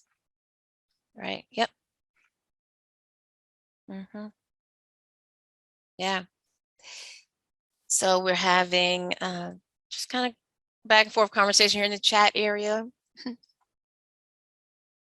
Again, you know, thank y'all for coming. I do not know what happened to my video. I mean, I'm sure I'm on video. Oh, I haven't started my video. How about that? There I go. Here I am. It's just something I meant to share. Let's see, Michelle said, learn so much in the chat conversations with participants as well as presenters. Yeah, I think I saw a lot of conversation that seemed to be great conversation in the chat areas in different sessions. Patricia said, we need to know what makes us a threat to these types of issues and try to bridge the gap. Yes. I think also, you know, when we have these conversations, I think people should not be afraid to speak up. And, you know, really, your experience is just what your experience is. Some people may not, I think people feel uncomfortable having the conversation, but I think, you know, when you come to conferences like this one, I think people are more open to hearing what you've been through and to hearing your experiences, right? And I don't want anyone to ever feel like it doesn't matter if they're Black or white, Hispanic. I mean, it just doesn't matter. Like, your experience is going to be different, and you're here to learn, of course, but you're also here to share. I love when people say, you know, I grew up in a racist family, and then I finally realized that that wasn't what they were teaching me was not right. And, you know, and because they stepped out, they really are, like, for some people, they're not a part of their families anymore, right? Because they do not believe in what they were taught, right? So never feel ashamed or embarrassed for what you don't know. And yes, you know, I think some people feel like, I feel like if I say something, it's going to be racist. But please know, if that's the only thing you know, and that's, and you have questions, like, you guys, don't be afraid to ask questions, right? Don't be afraid to ask questions, especially not at a conference like this one. Like, ask the questions. Ask questions you think that are hard. Ask questions that make you feel uncomfortable, because someone will have a nice answer for you. I would hope, at least, right? So, and don't be afraid to share.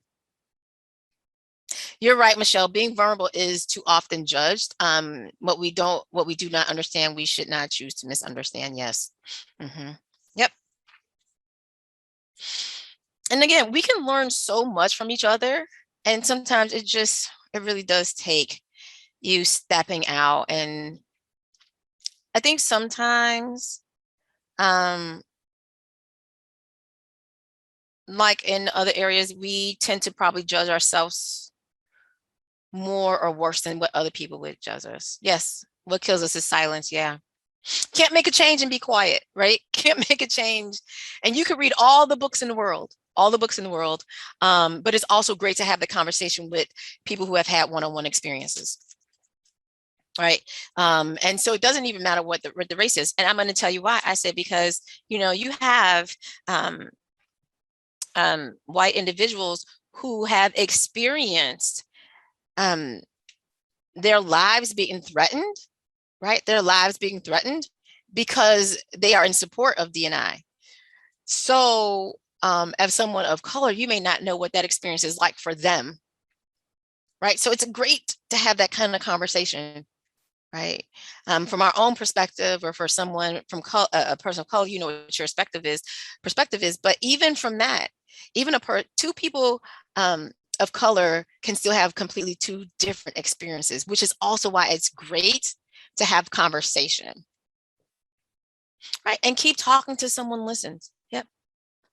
Surround yourself with people that will listen to you.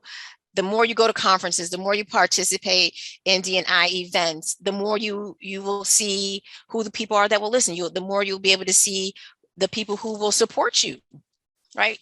In circles you can be supported in, and maybe that support does not come from your town, but maybe that support comes from an organization that you're involved in, right? So keep talking. Keep talking, keep supporting one another, attend more conferences, join some support groups, you know. So we'll say that our next session, our presenters are Adam Wade and Faye Goodman. And the title of their session is Building and Adapting a Safe Zone Program to Meet the Needs of Your Community College. That session will begin promptly at 3:10. So we have another 9 minutes if y'all want to keep talking, right, in the chat area.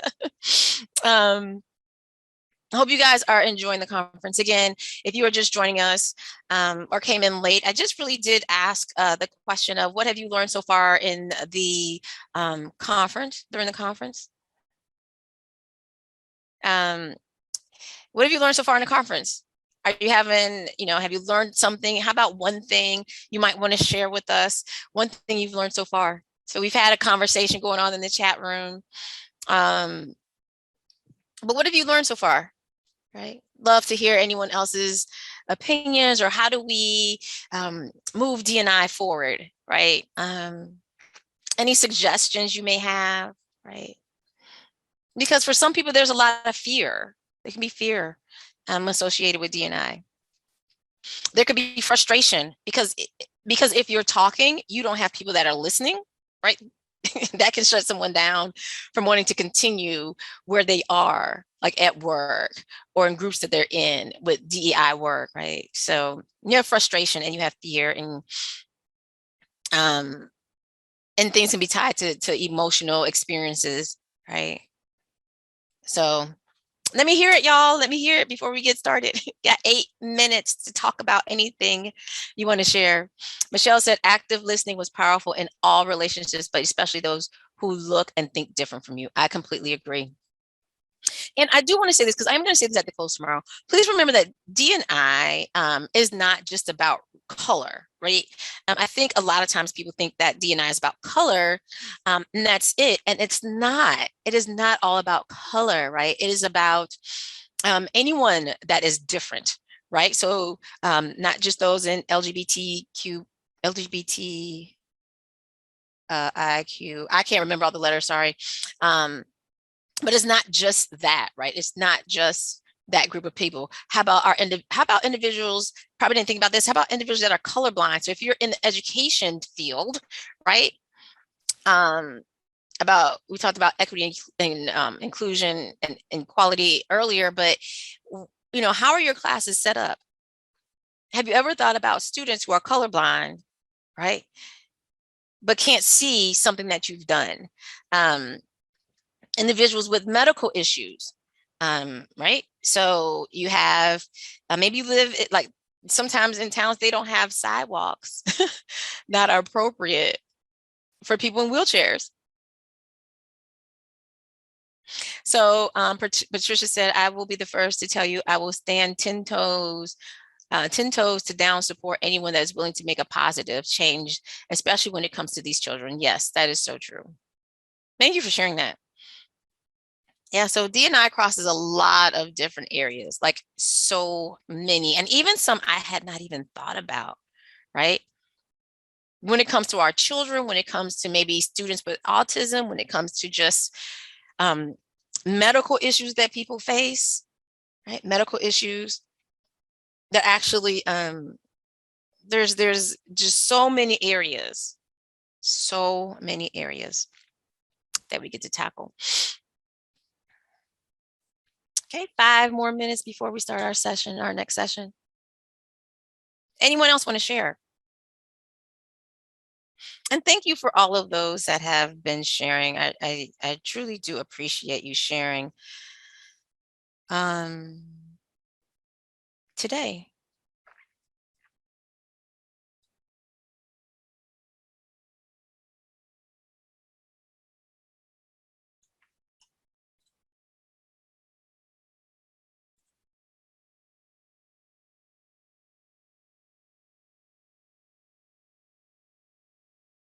Right. Oh, Patricia asked a great question. Great question. Great question. She said there's so many areas to tackle, but the real question is where and how do we start to tackle them? I don't have any answer for that, but where and I think honestly, we can start on a small scale, like maybe start in your own circle, maybe start with your family, right? Maybe start in your job. And then maybe take something from this conference, right? We've so many sessions, and yes, all the recordings, those sessions that have been recorded will be shared with everyone. So maybe you find something in a session, you're like, oh, maybe I can start there. Maybe that one thing. Michelle said, it just really requires us realizing we create our own bubble. We all do, but recognizing it and step outside of it to make our world less of a bubble. Yes.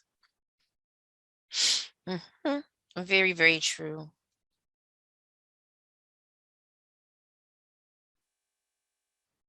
Happy to see our presenters for our 310 session they are here. Adam and Faye, welcome. Hello. Hi. Afternoon. Yeah.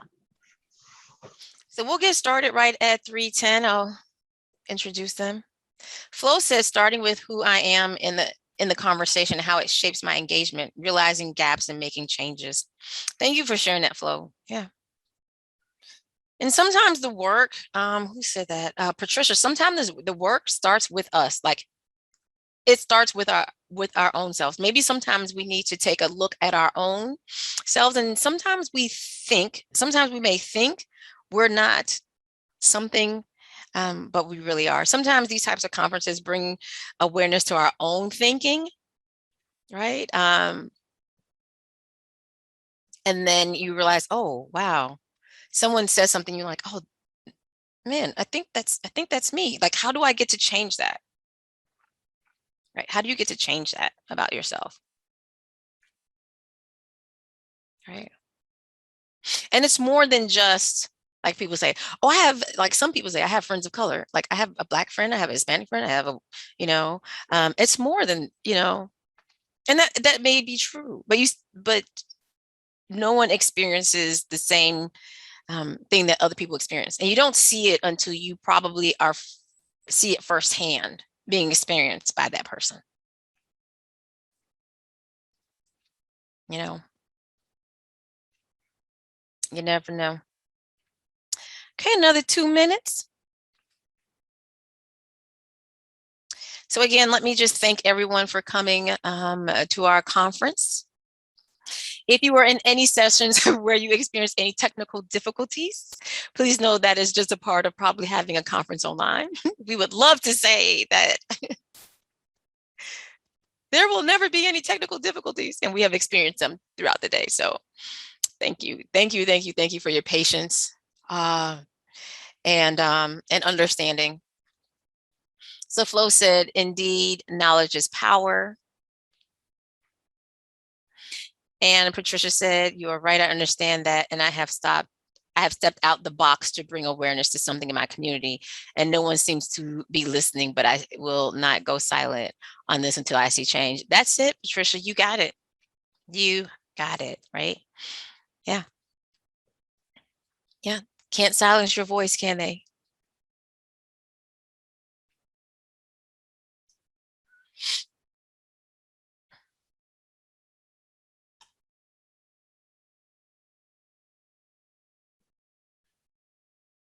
All right, 1 more minute.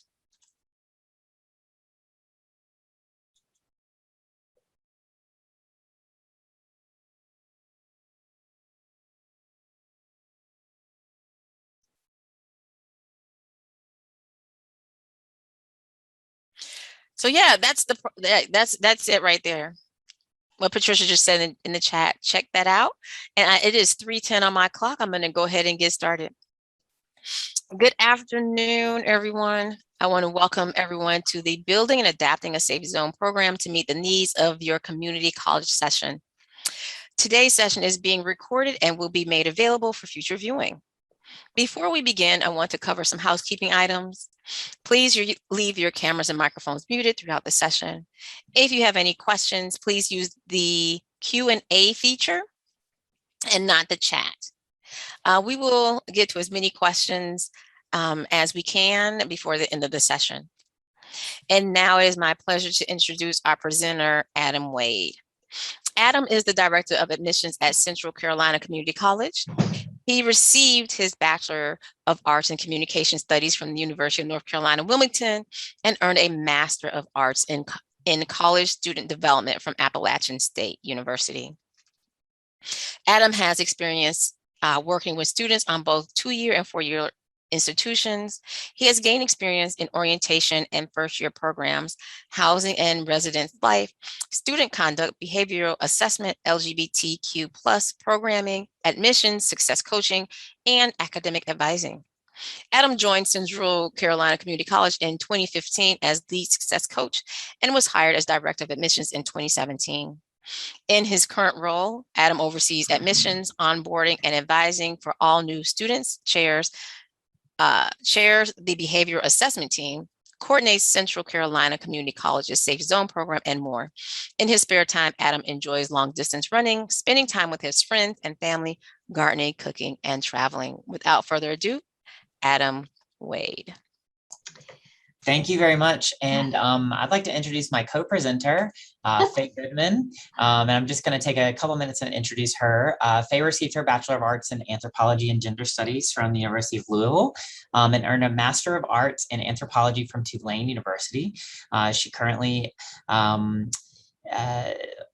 Faye has worked with students at a handful of North Carolina community colleges, teaching in social sciences, humanities, and college success departments, as well as serving as a co-advisor for Gay Straight Alliance groups at several schools. She joined CCCC as early college liaison and anthropology instructor in 2018, where she teaches anthropology, critical thinking, and college success classes, along with advising and assisting dual enrolled students towards goals. In addition to her formal duties, she leads Safe Zone trainings, new student orientations, and serves as vice chair for the college's DEI committee. When she's not working with students, Faye has a small farm in Chatham County where she raises sheep and chickens, tends to her garden, and reads too many books. So I'm glad to be partnering with Faye for this presentation today. So I'm going to go ahead and share my screen here. And I think we are all set, Faye. Beautiful. Welcome, everybody. It's exciting to see that there are 80 people in the room, even though because it's virtual, it's sort of like you're the Greek course in the background that we can't quite see. I look forward to seeing what gets added to the questions and answers section. So thank you all for coming today. I'm going to talk for just a second about what we are going to discuss today. So let's spend just a minute with our agenda. All right, so here's what we're going to talk about. We're going to do some quick introductions. There's 80 of you, so they're probably going to go by in the chat at the speed of light. We're going to talk a little bit about the why Safe Zone, why we need it, why maybe you do too. A little bit about CCCC's history and journey to this point. And we'll talk about the first iteration of our Safe Zone training, how we changed and adapted it, and where we are now in Safe Zone 2.0. We have a couple of case studies if some time allows. We're going to talk about the impacts here at Central Carolina and some of our plans and challenges for the future. Okay, so here's the introduction speed round. If you could share your name, your institution enrolled there, and your pronouns, please, in the chat, that would be great. And by pronouns, I'm specifically talking about those words we use to refer to ourselves when we are not using our name, right? So it would be great if you could do that in the chat now. I like the little pop-ups. Look at all those people. Yeah, I'm seeing them come in. And I don't know if I shared my pronouns. My pronouns are he, him, his. Beautiful. And mine are she, her, and I really love y'all as part of my personal string of pronouns. All right. So Adam, you want to tell us a little more about why Safe Zone, maybe? Yeah, sure. I'm just watching all these introductions come in. I know, it's amazing. All over everywhere. It's really all exciting. over everywhere. Yeah, so Faye and I thought it was important to talk a little bit about our why, and we would love to hear your whys as well. I bet maybe there's some similarities, I would assume, but so much of our why was really rooted in a lot of anecdotal evidence, a lot of things we heard from students that we were working with across the college. Also, survey data. We tend to survey our students quite a bit through student satisfaction survey data, graduation surveys. So we tended to see some things appear in some of our data and a lot of the anecdotal evidence that we heard from students that really drove us to want to create a program such as Safe Zone that would really create a more inclusive space for students on campus. We envision this really being creating a support system for faculty, staff, students that really work to educate our community on how to best support LGBTQ+ students. So those were some of the original things. We also did quite a bit of work with our GLOW student group. Gay, lesbian, or whatever is our LGBTQ+ group on campus. The students named it. Yes, Yeah. students did name that. We did a focus group with them because we wanted to hear a little bit more about the experiences of the students that were in those groups. And so we spent some time learning from them as well. And so a lot of those things combined really pushed us to create our Safe Zone. Faye, would you add anything to that? I would say just the piece of whenever we do something at one of our institutions that supported students, it has the additional benefit of also supporting the rest of the college community, right?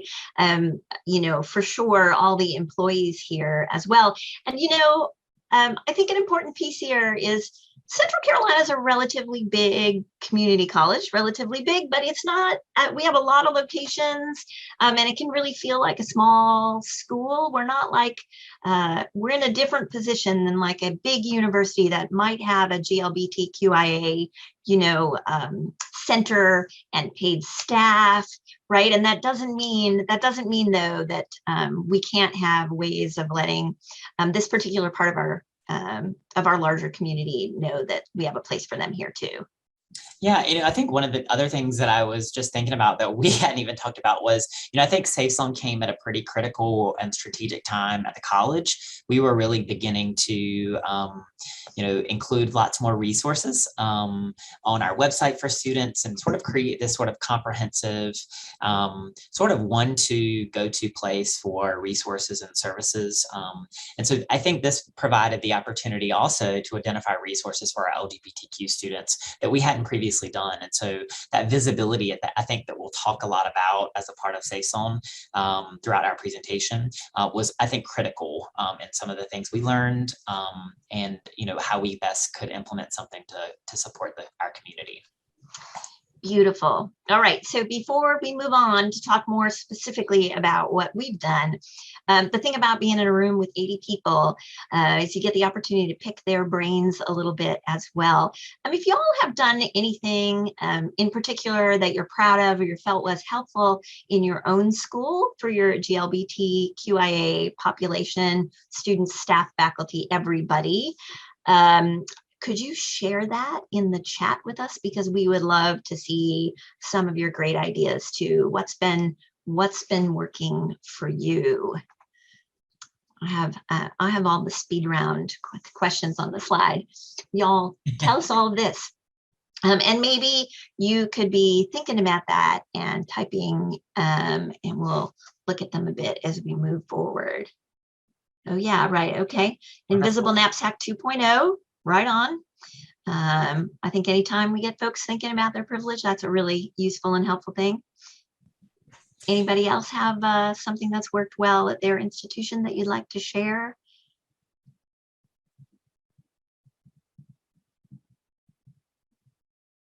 Safe Zone training through the already existing teaching and learning center. Nice. Yeah, beautiful. Very cool. All right. RCCC has Safe Zone training. Great.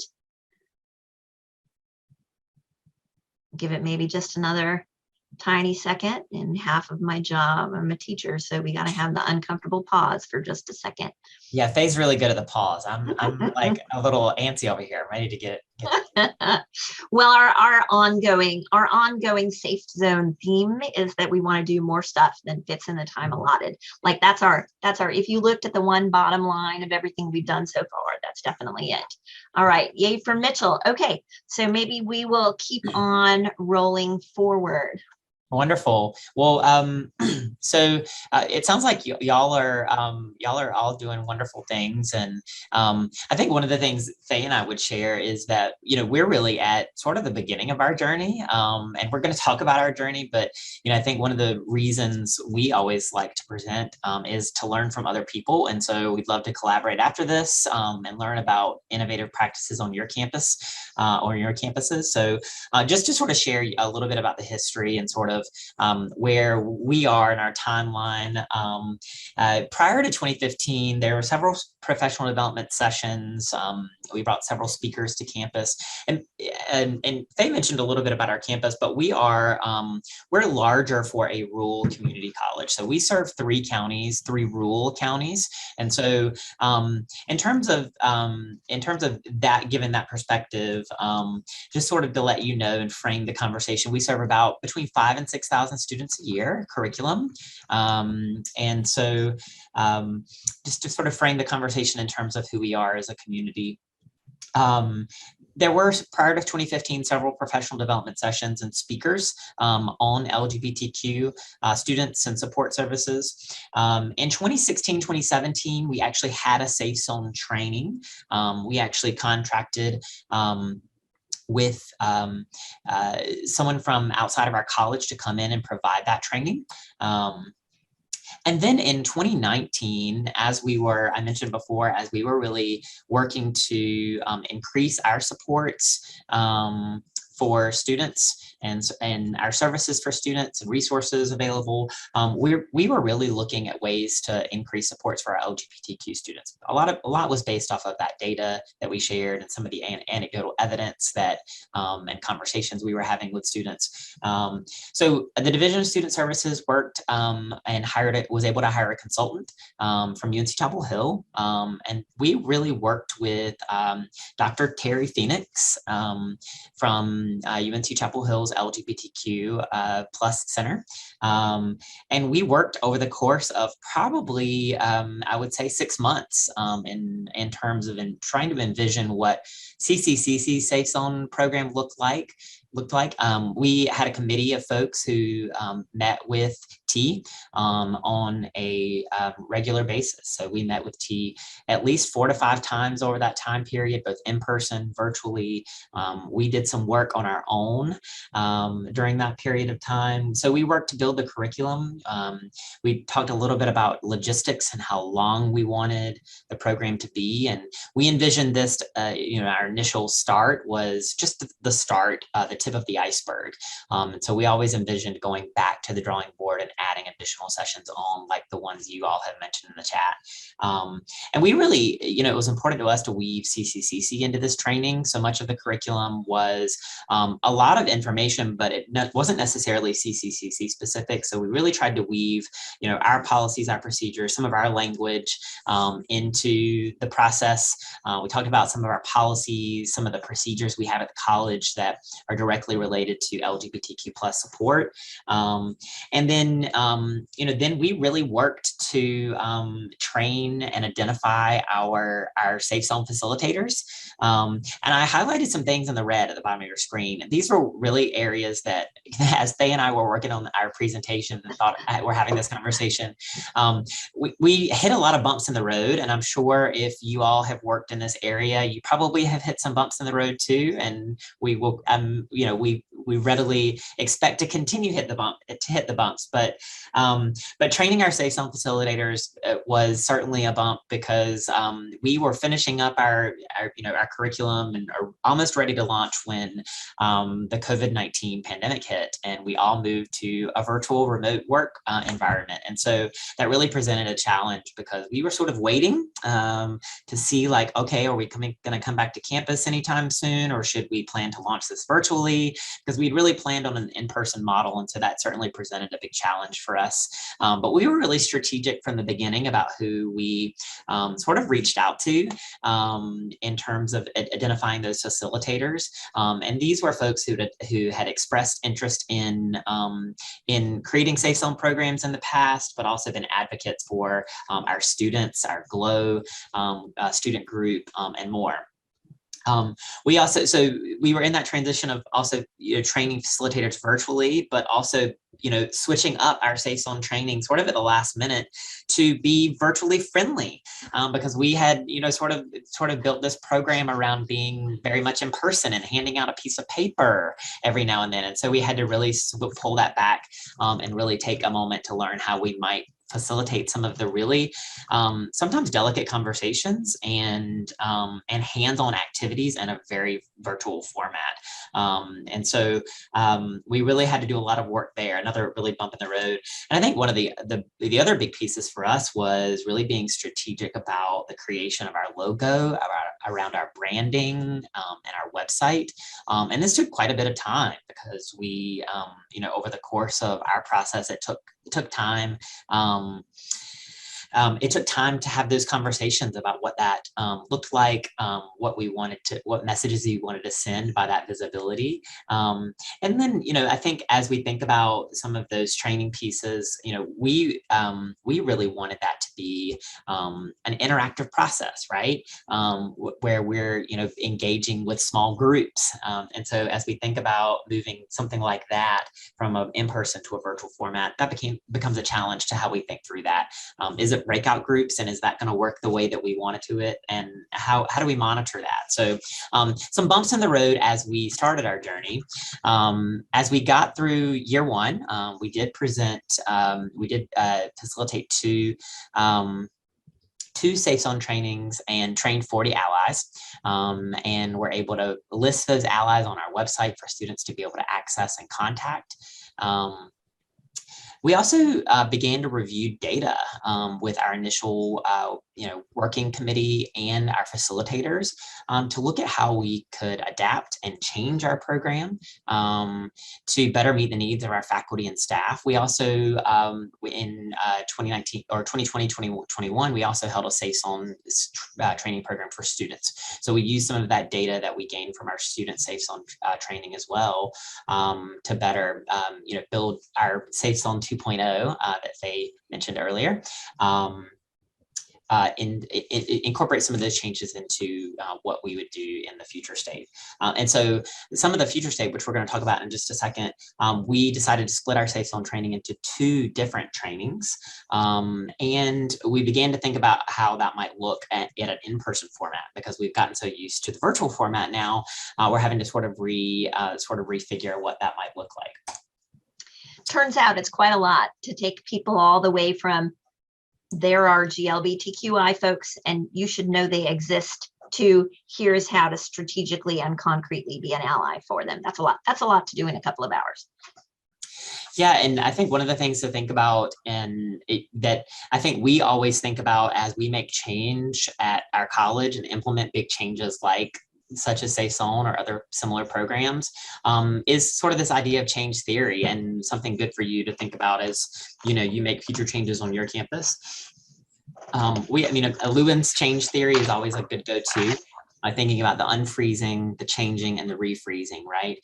Creating that urgency for change. And that's where, we really talk a lot about the why, and why are we making this change, and what's the impact it's going to make to students, how we communicate, right? The branding, what messages are we sending to faculty and staff and to students, creating that visibility, and then refreezing, right? This whole idea of making it stick, building it into the culture. And I think we've really worked really hard to make that stick within the culture here. But it is an ongoing process. It's something that, takes a lot of work and will continue to take work over time.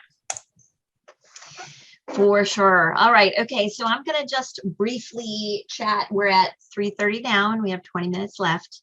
I'm going to briefly walk us through some of the things we do in our trainings for you all. I think Adam referred to the difficulty of getting a group of folks together in a virtual agreement, in a virtual room, and getting them to all feel okay and comfortable and safe and sharing in that environment, when sometimes you're in a small group that you can't see other people's faces, right? So we like to start out every training with going through some common group agreements that we're all going to share.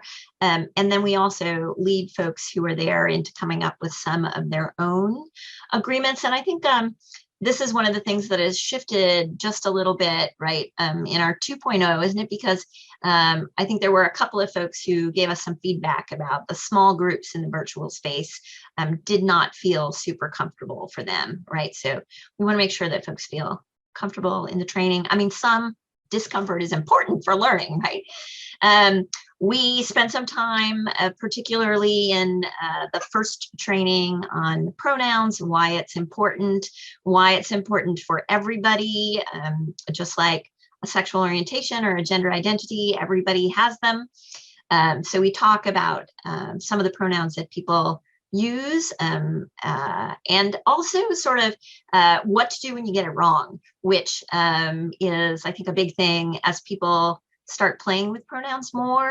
I work, about half of the students I work with are dual enrollment, and a lot of my students are somewhere in the land between thinking of themselves as particularly one end or the other of a gendered binary. And so there's a lot of, I think faculty get hit with this a lot, right? My student wants me to call them this. What am I supposed to do with that? So I think this is a concretely helpful piece of the training. We go over some symbols and flags. For folks who are not familiar with this stuff, this can be a great way of noticing, for instance, that you might be a little more sensitive in your language around a student who rolls into your office for advising or a meeting, right? And has some of this iconography on their backpack, right? Or on their cap. We also spent some time talking about power and privilege. And this whole idea of, helping folks to consider their own gender identity and sexual orientation, and whether that's created advantages or disadvantages for them over time. We've recently even woven in this whole idea of intersectionality and the consideration of, the ways that I identify, could that create multiple ways of disadvantage or discrimination.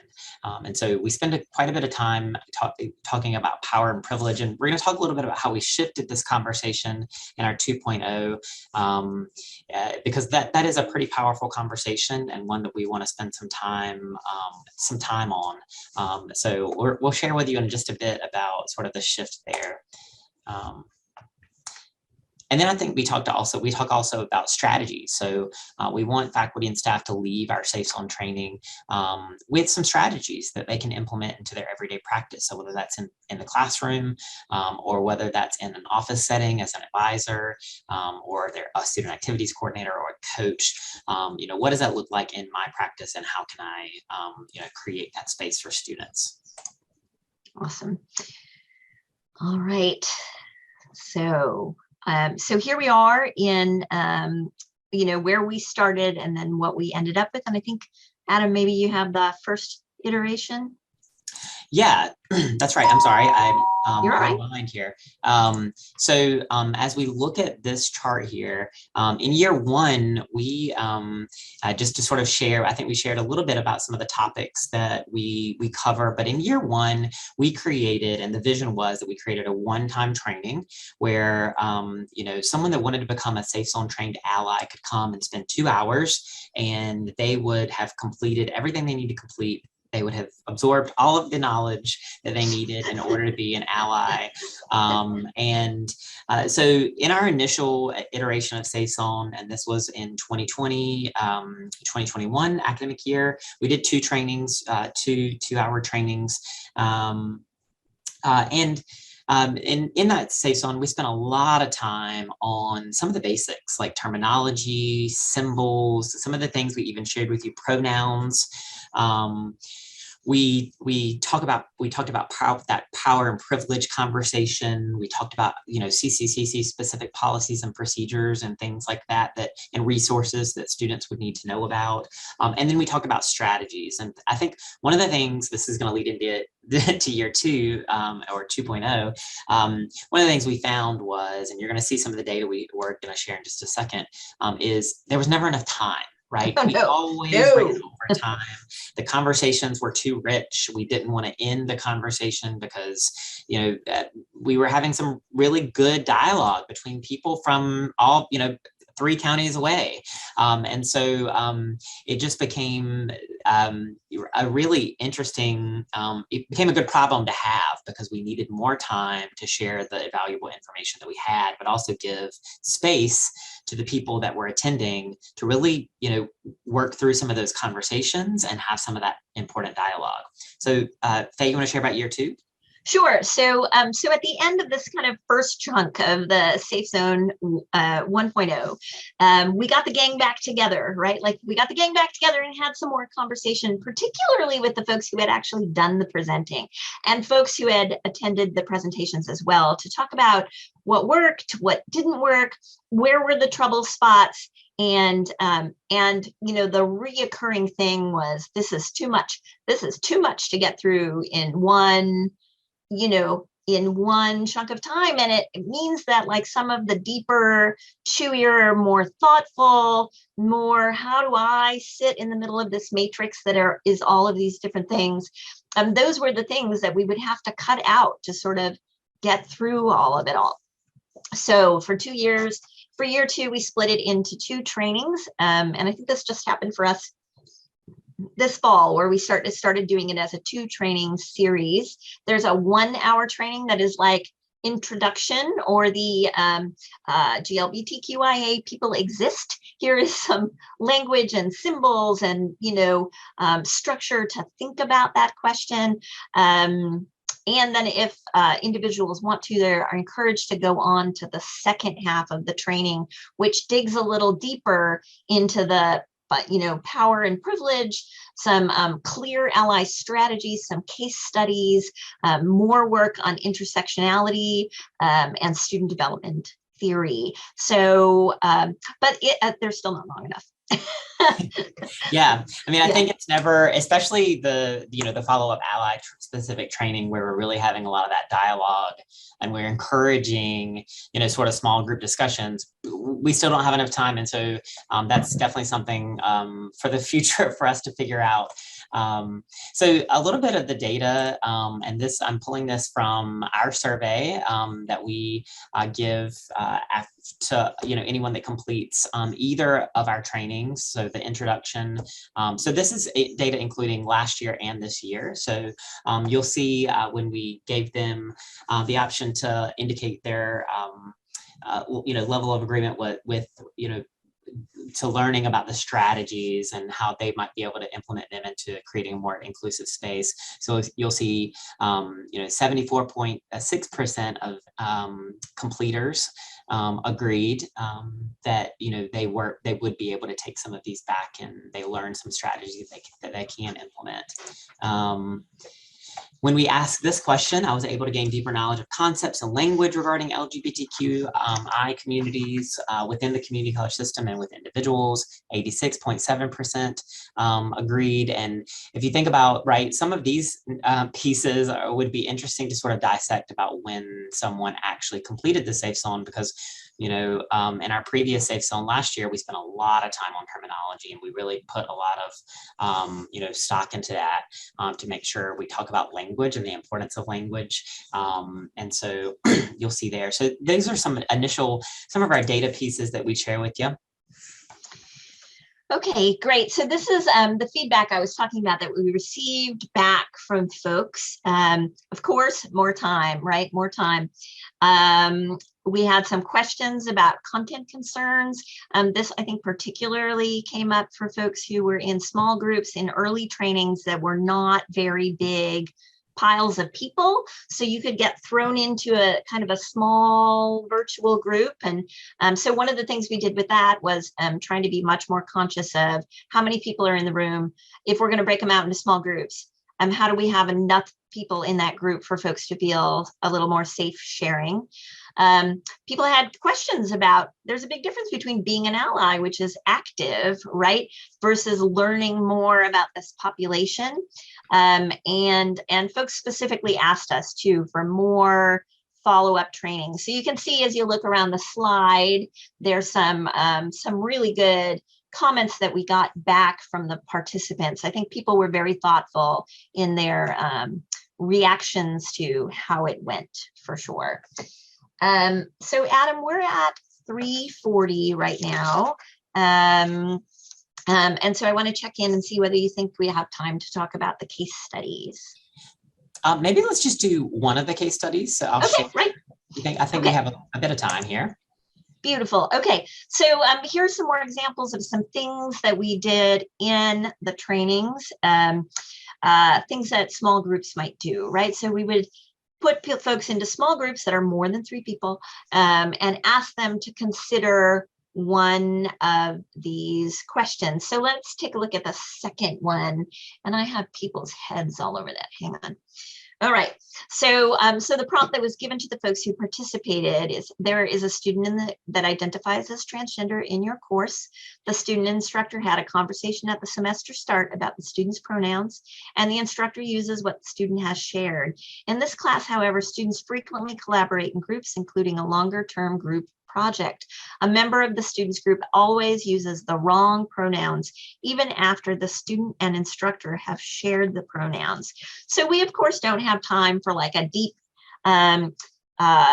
conversation with one another. But as you think about that prompt, if you have some suggestions, right, of how you might handle that situation, could you share that in the chat? And we can think just for a minute together as though we were in the Safe Zone training.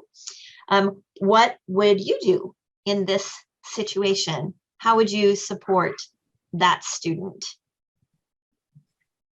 You know, Faye, I was, as you all are sharing in the chat, Faye, I think one of the reasons we really tried to incorporate some case studies like this was to give people some real examples. And these are examples that we pulled from our own faculty and staff from across campus. And so I think that was important to help, you know, folks sort of dive into that conversation. Well, how would we handle that? How have we handled that?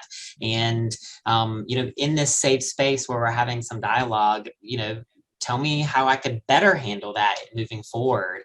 And so it created some good dialogue, I think, about how we best handle situations that are similar to this. Yeah, so I know it's the end of a long day and folks are tired. Maybe we could just share a couple of suggestions. Oh, here we go. Megan's got one. I think it would be beneficial to pull the student who's misgendering the other aside and try to understand where they are coming from to help them understand. That's great. I think, you know, that piece about always talk about a challenge in private and praise in public would be useful here, right?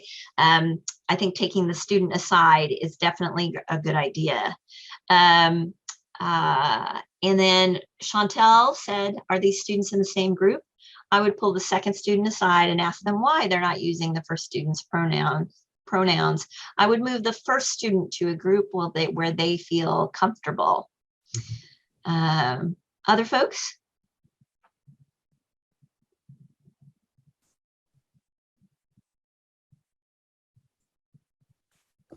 Leaving the question. I'm sorry. Do you mind if I just ask the question instead of typing it? Oh yeah, no, sure. They're great. Okay, thanks. So my question is, I know we're talking about pronouns, and I'm at this conference and I don't use them. But can you explain to people, because maybe we have to explain to students why people use them. What is the purpose of them? Maybe what do some of them mean, right? Like I have a business, and so something you said, it took me a while to wrap my brain around calling my client's daughter they, because she said that's the pronoun that they use. So it took a long time for me not to say she, because actually she identifies as male. So then I had to go from that to then saying they. So could you kind of explain that so that people understand? Maybe we need to explain some of this to our students and why they're not using, you know, because the question is, yeah, why aren't you using it? But maybe they just don't understand the purpose. Yeah, maybe they don't understand it, or maybe they also, you know, like people hate to get things wrong, right? Yes. People hate to get things wrong, and they hate to feel embarrassed in public that they're getting things wrong, right? And so if it were me, I would send the student who is having a difficult time with the issue some really great outside resources to read about, you know, on their own time, about why this is important to folks, for sure. And I think like having some problem solving with them about what do you do when you get it wrong, which is sort of, you know, admit the mistake, correct yourself, and keep moving can be really useful. I think that folks that have a challenge with this, often it's practice, right? Which I think speaks to your experience as well.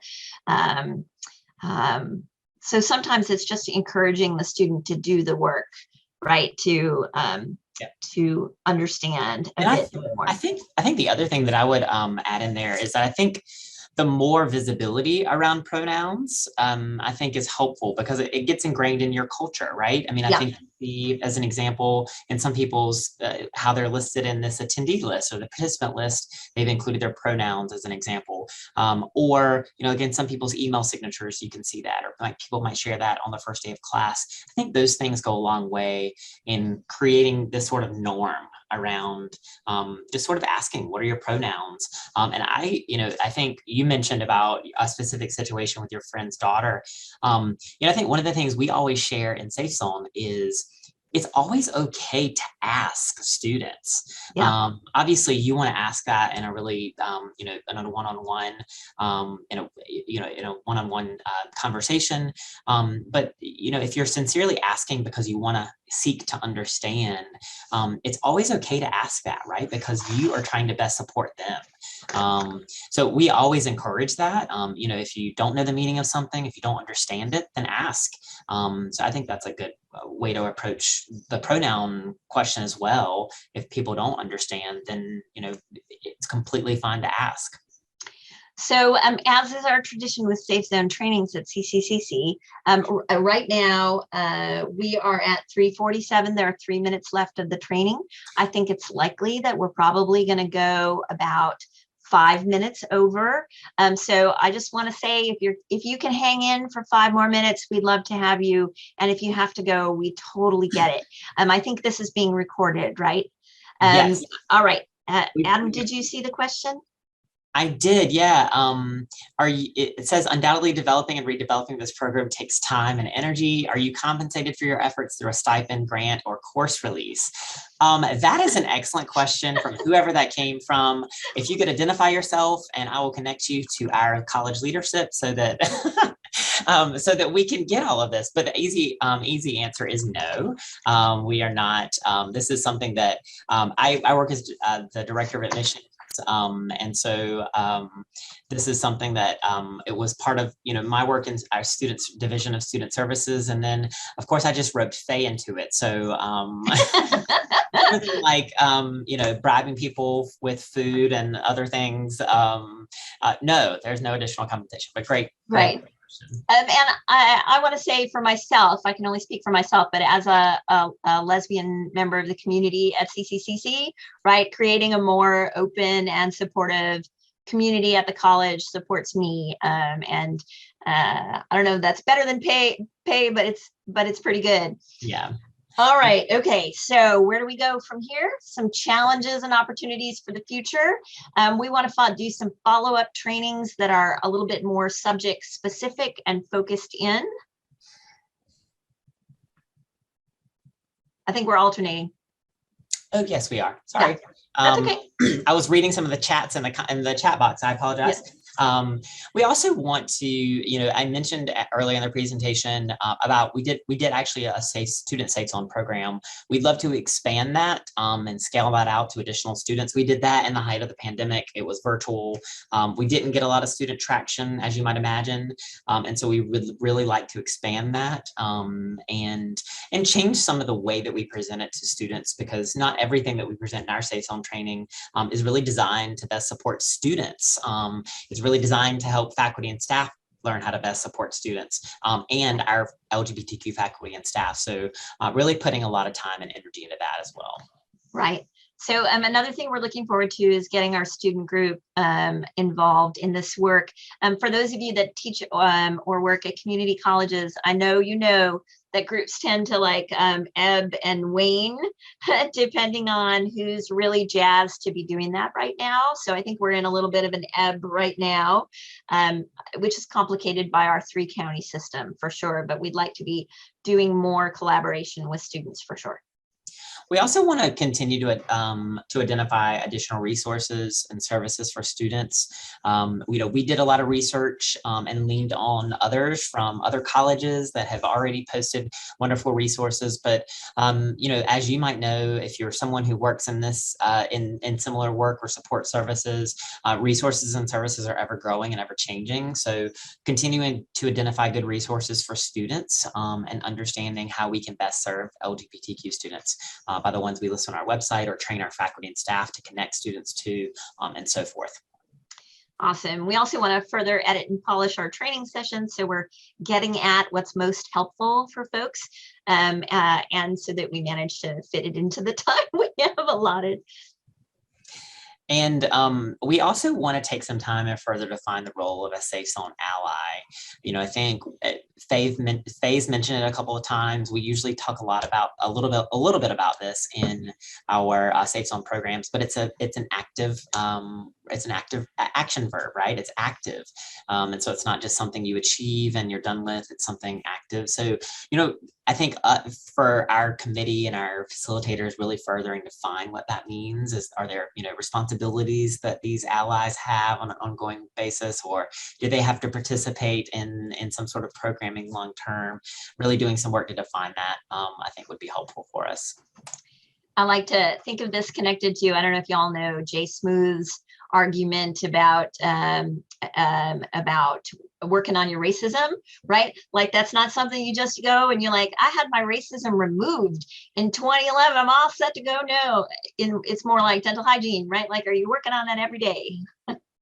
Yeah, and I do know I have we have a question in the Q&A box. How do you identify allies to be trained, facilitate trainings? Was it volunteer based? Yeah, Katie, yes. It was really initially volunteer based. We reached out to a group of folks that we sort of had already identified that might be interested in this work already, and we invited them to be a part of it. And that's an ever-growing list of folks.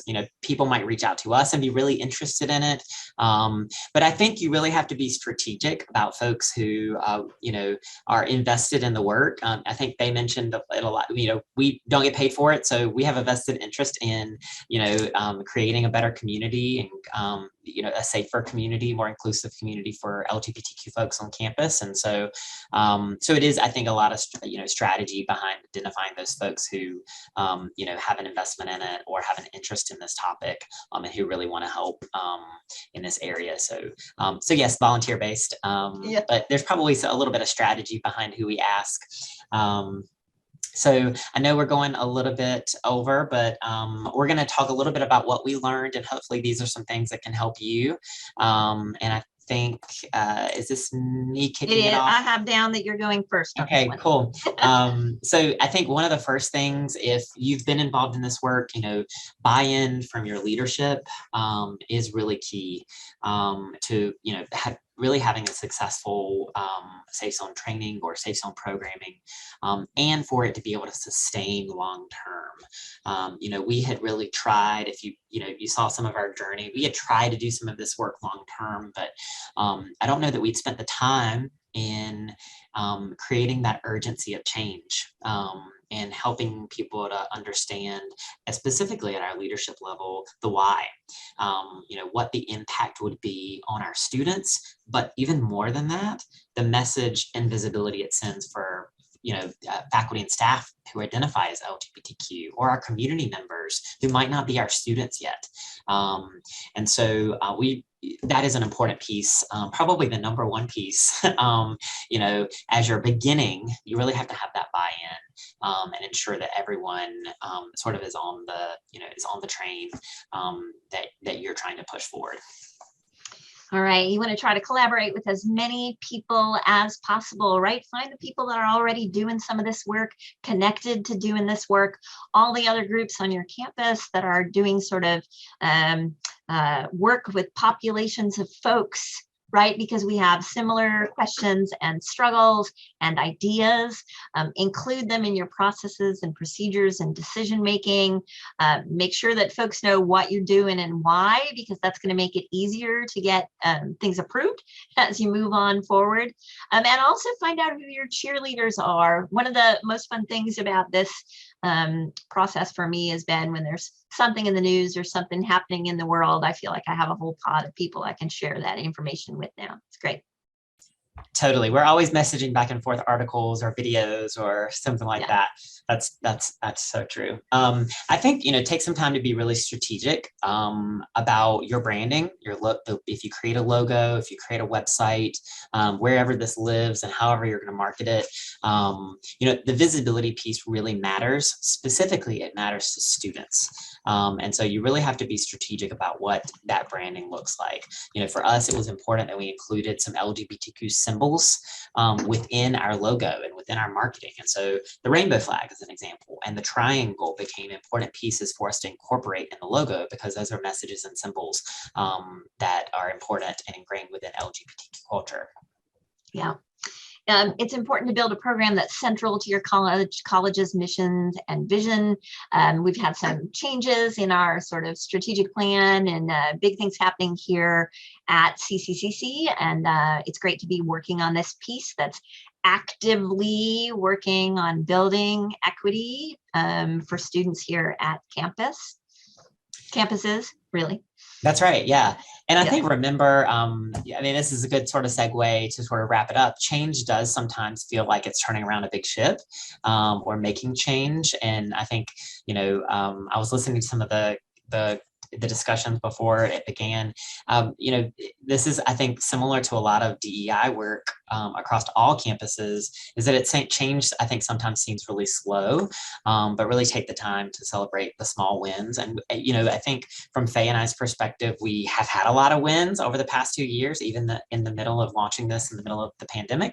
And so we have had some wins. And so take some time to celebrate those, even though you feel like you're not at the goal, the end point, not quite yet. It's pretty amazing that we still have 70 people in the room. Thank you all so much for hanging on with us. I swear to God, this is the second to the last slide. And the last one is our contact information. We are almost there. Yeah, so you'll see here, these are some shots of our Safe Zone placard. We spent a lot of time making sure we, talk to folks about where to hang these, how to hang these. If you share office space, what's the appropriate conversation to have with your office mate? And so we have this. We also have email tags that people can include in their emails for those that want to include those, or maybe folks that work completely virtually, right? That becomes an important symbol for them as well. And that's our contact information. Here we are, bringing it home. Yeah, that's right. We totally promised. We're done now. We appreciate you hanging in there with us. Sorry we went over. Hopefully this was really helpful for you. I know a lot of folks. I'm going to go back and look at the folks in the chat. You shared some innovative practices. We would love to connect. Please reach out to us. Or if you have your emails, put them in the chat. We'd be happy to reach out to you and connect. We're constantly looking at ways of, increasing our practices and doing new and innovative things. So we'd love to connect with you. So thank you all for sticking with us this afternoon, and hope you enjoy the rest of your conference. Yeah, thanks so much for coming. Thank you so much. Thank you.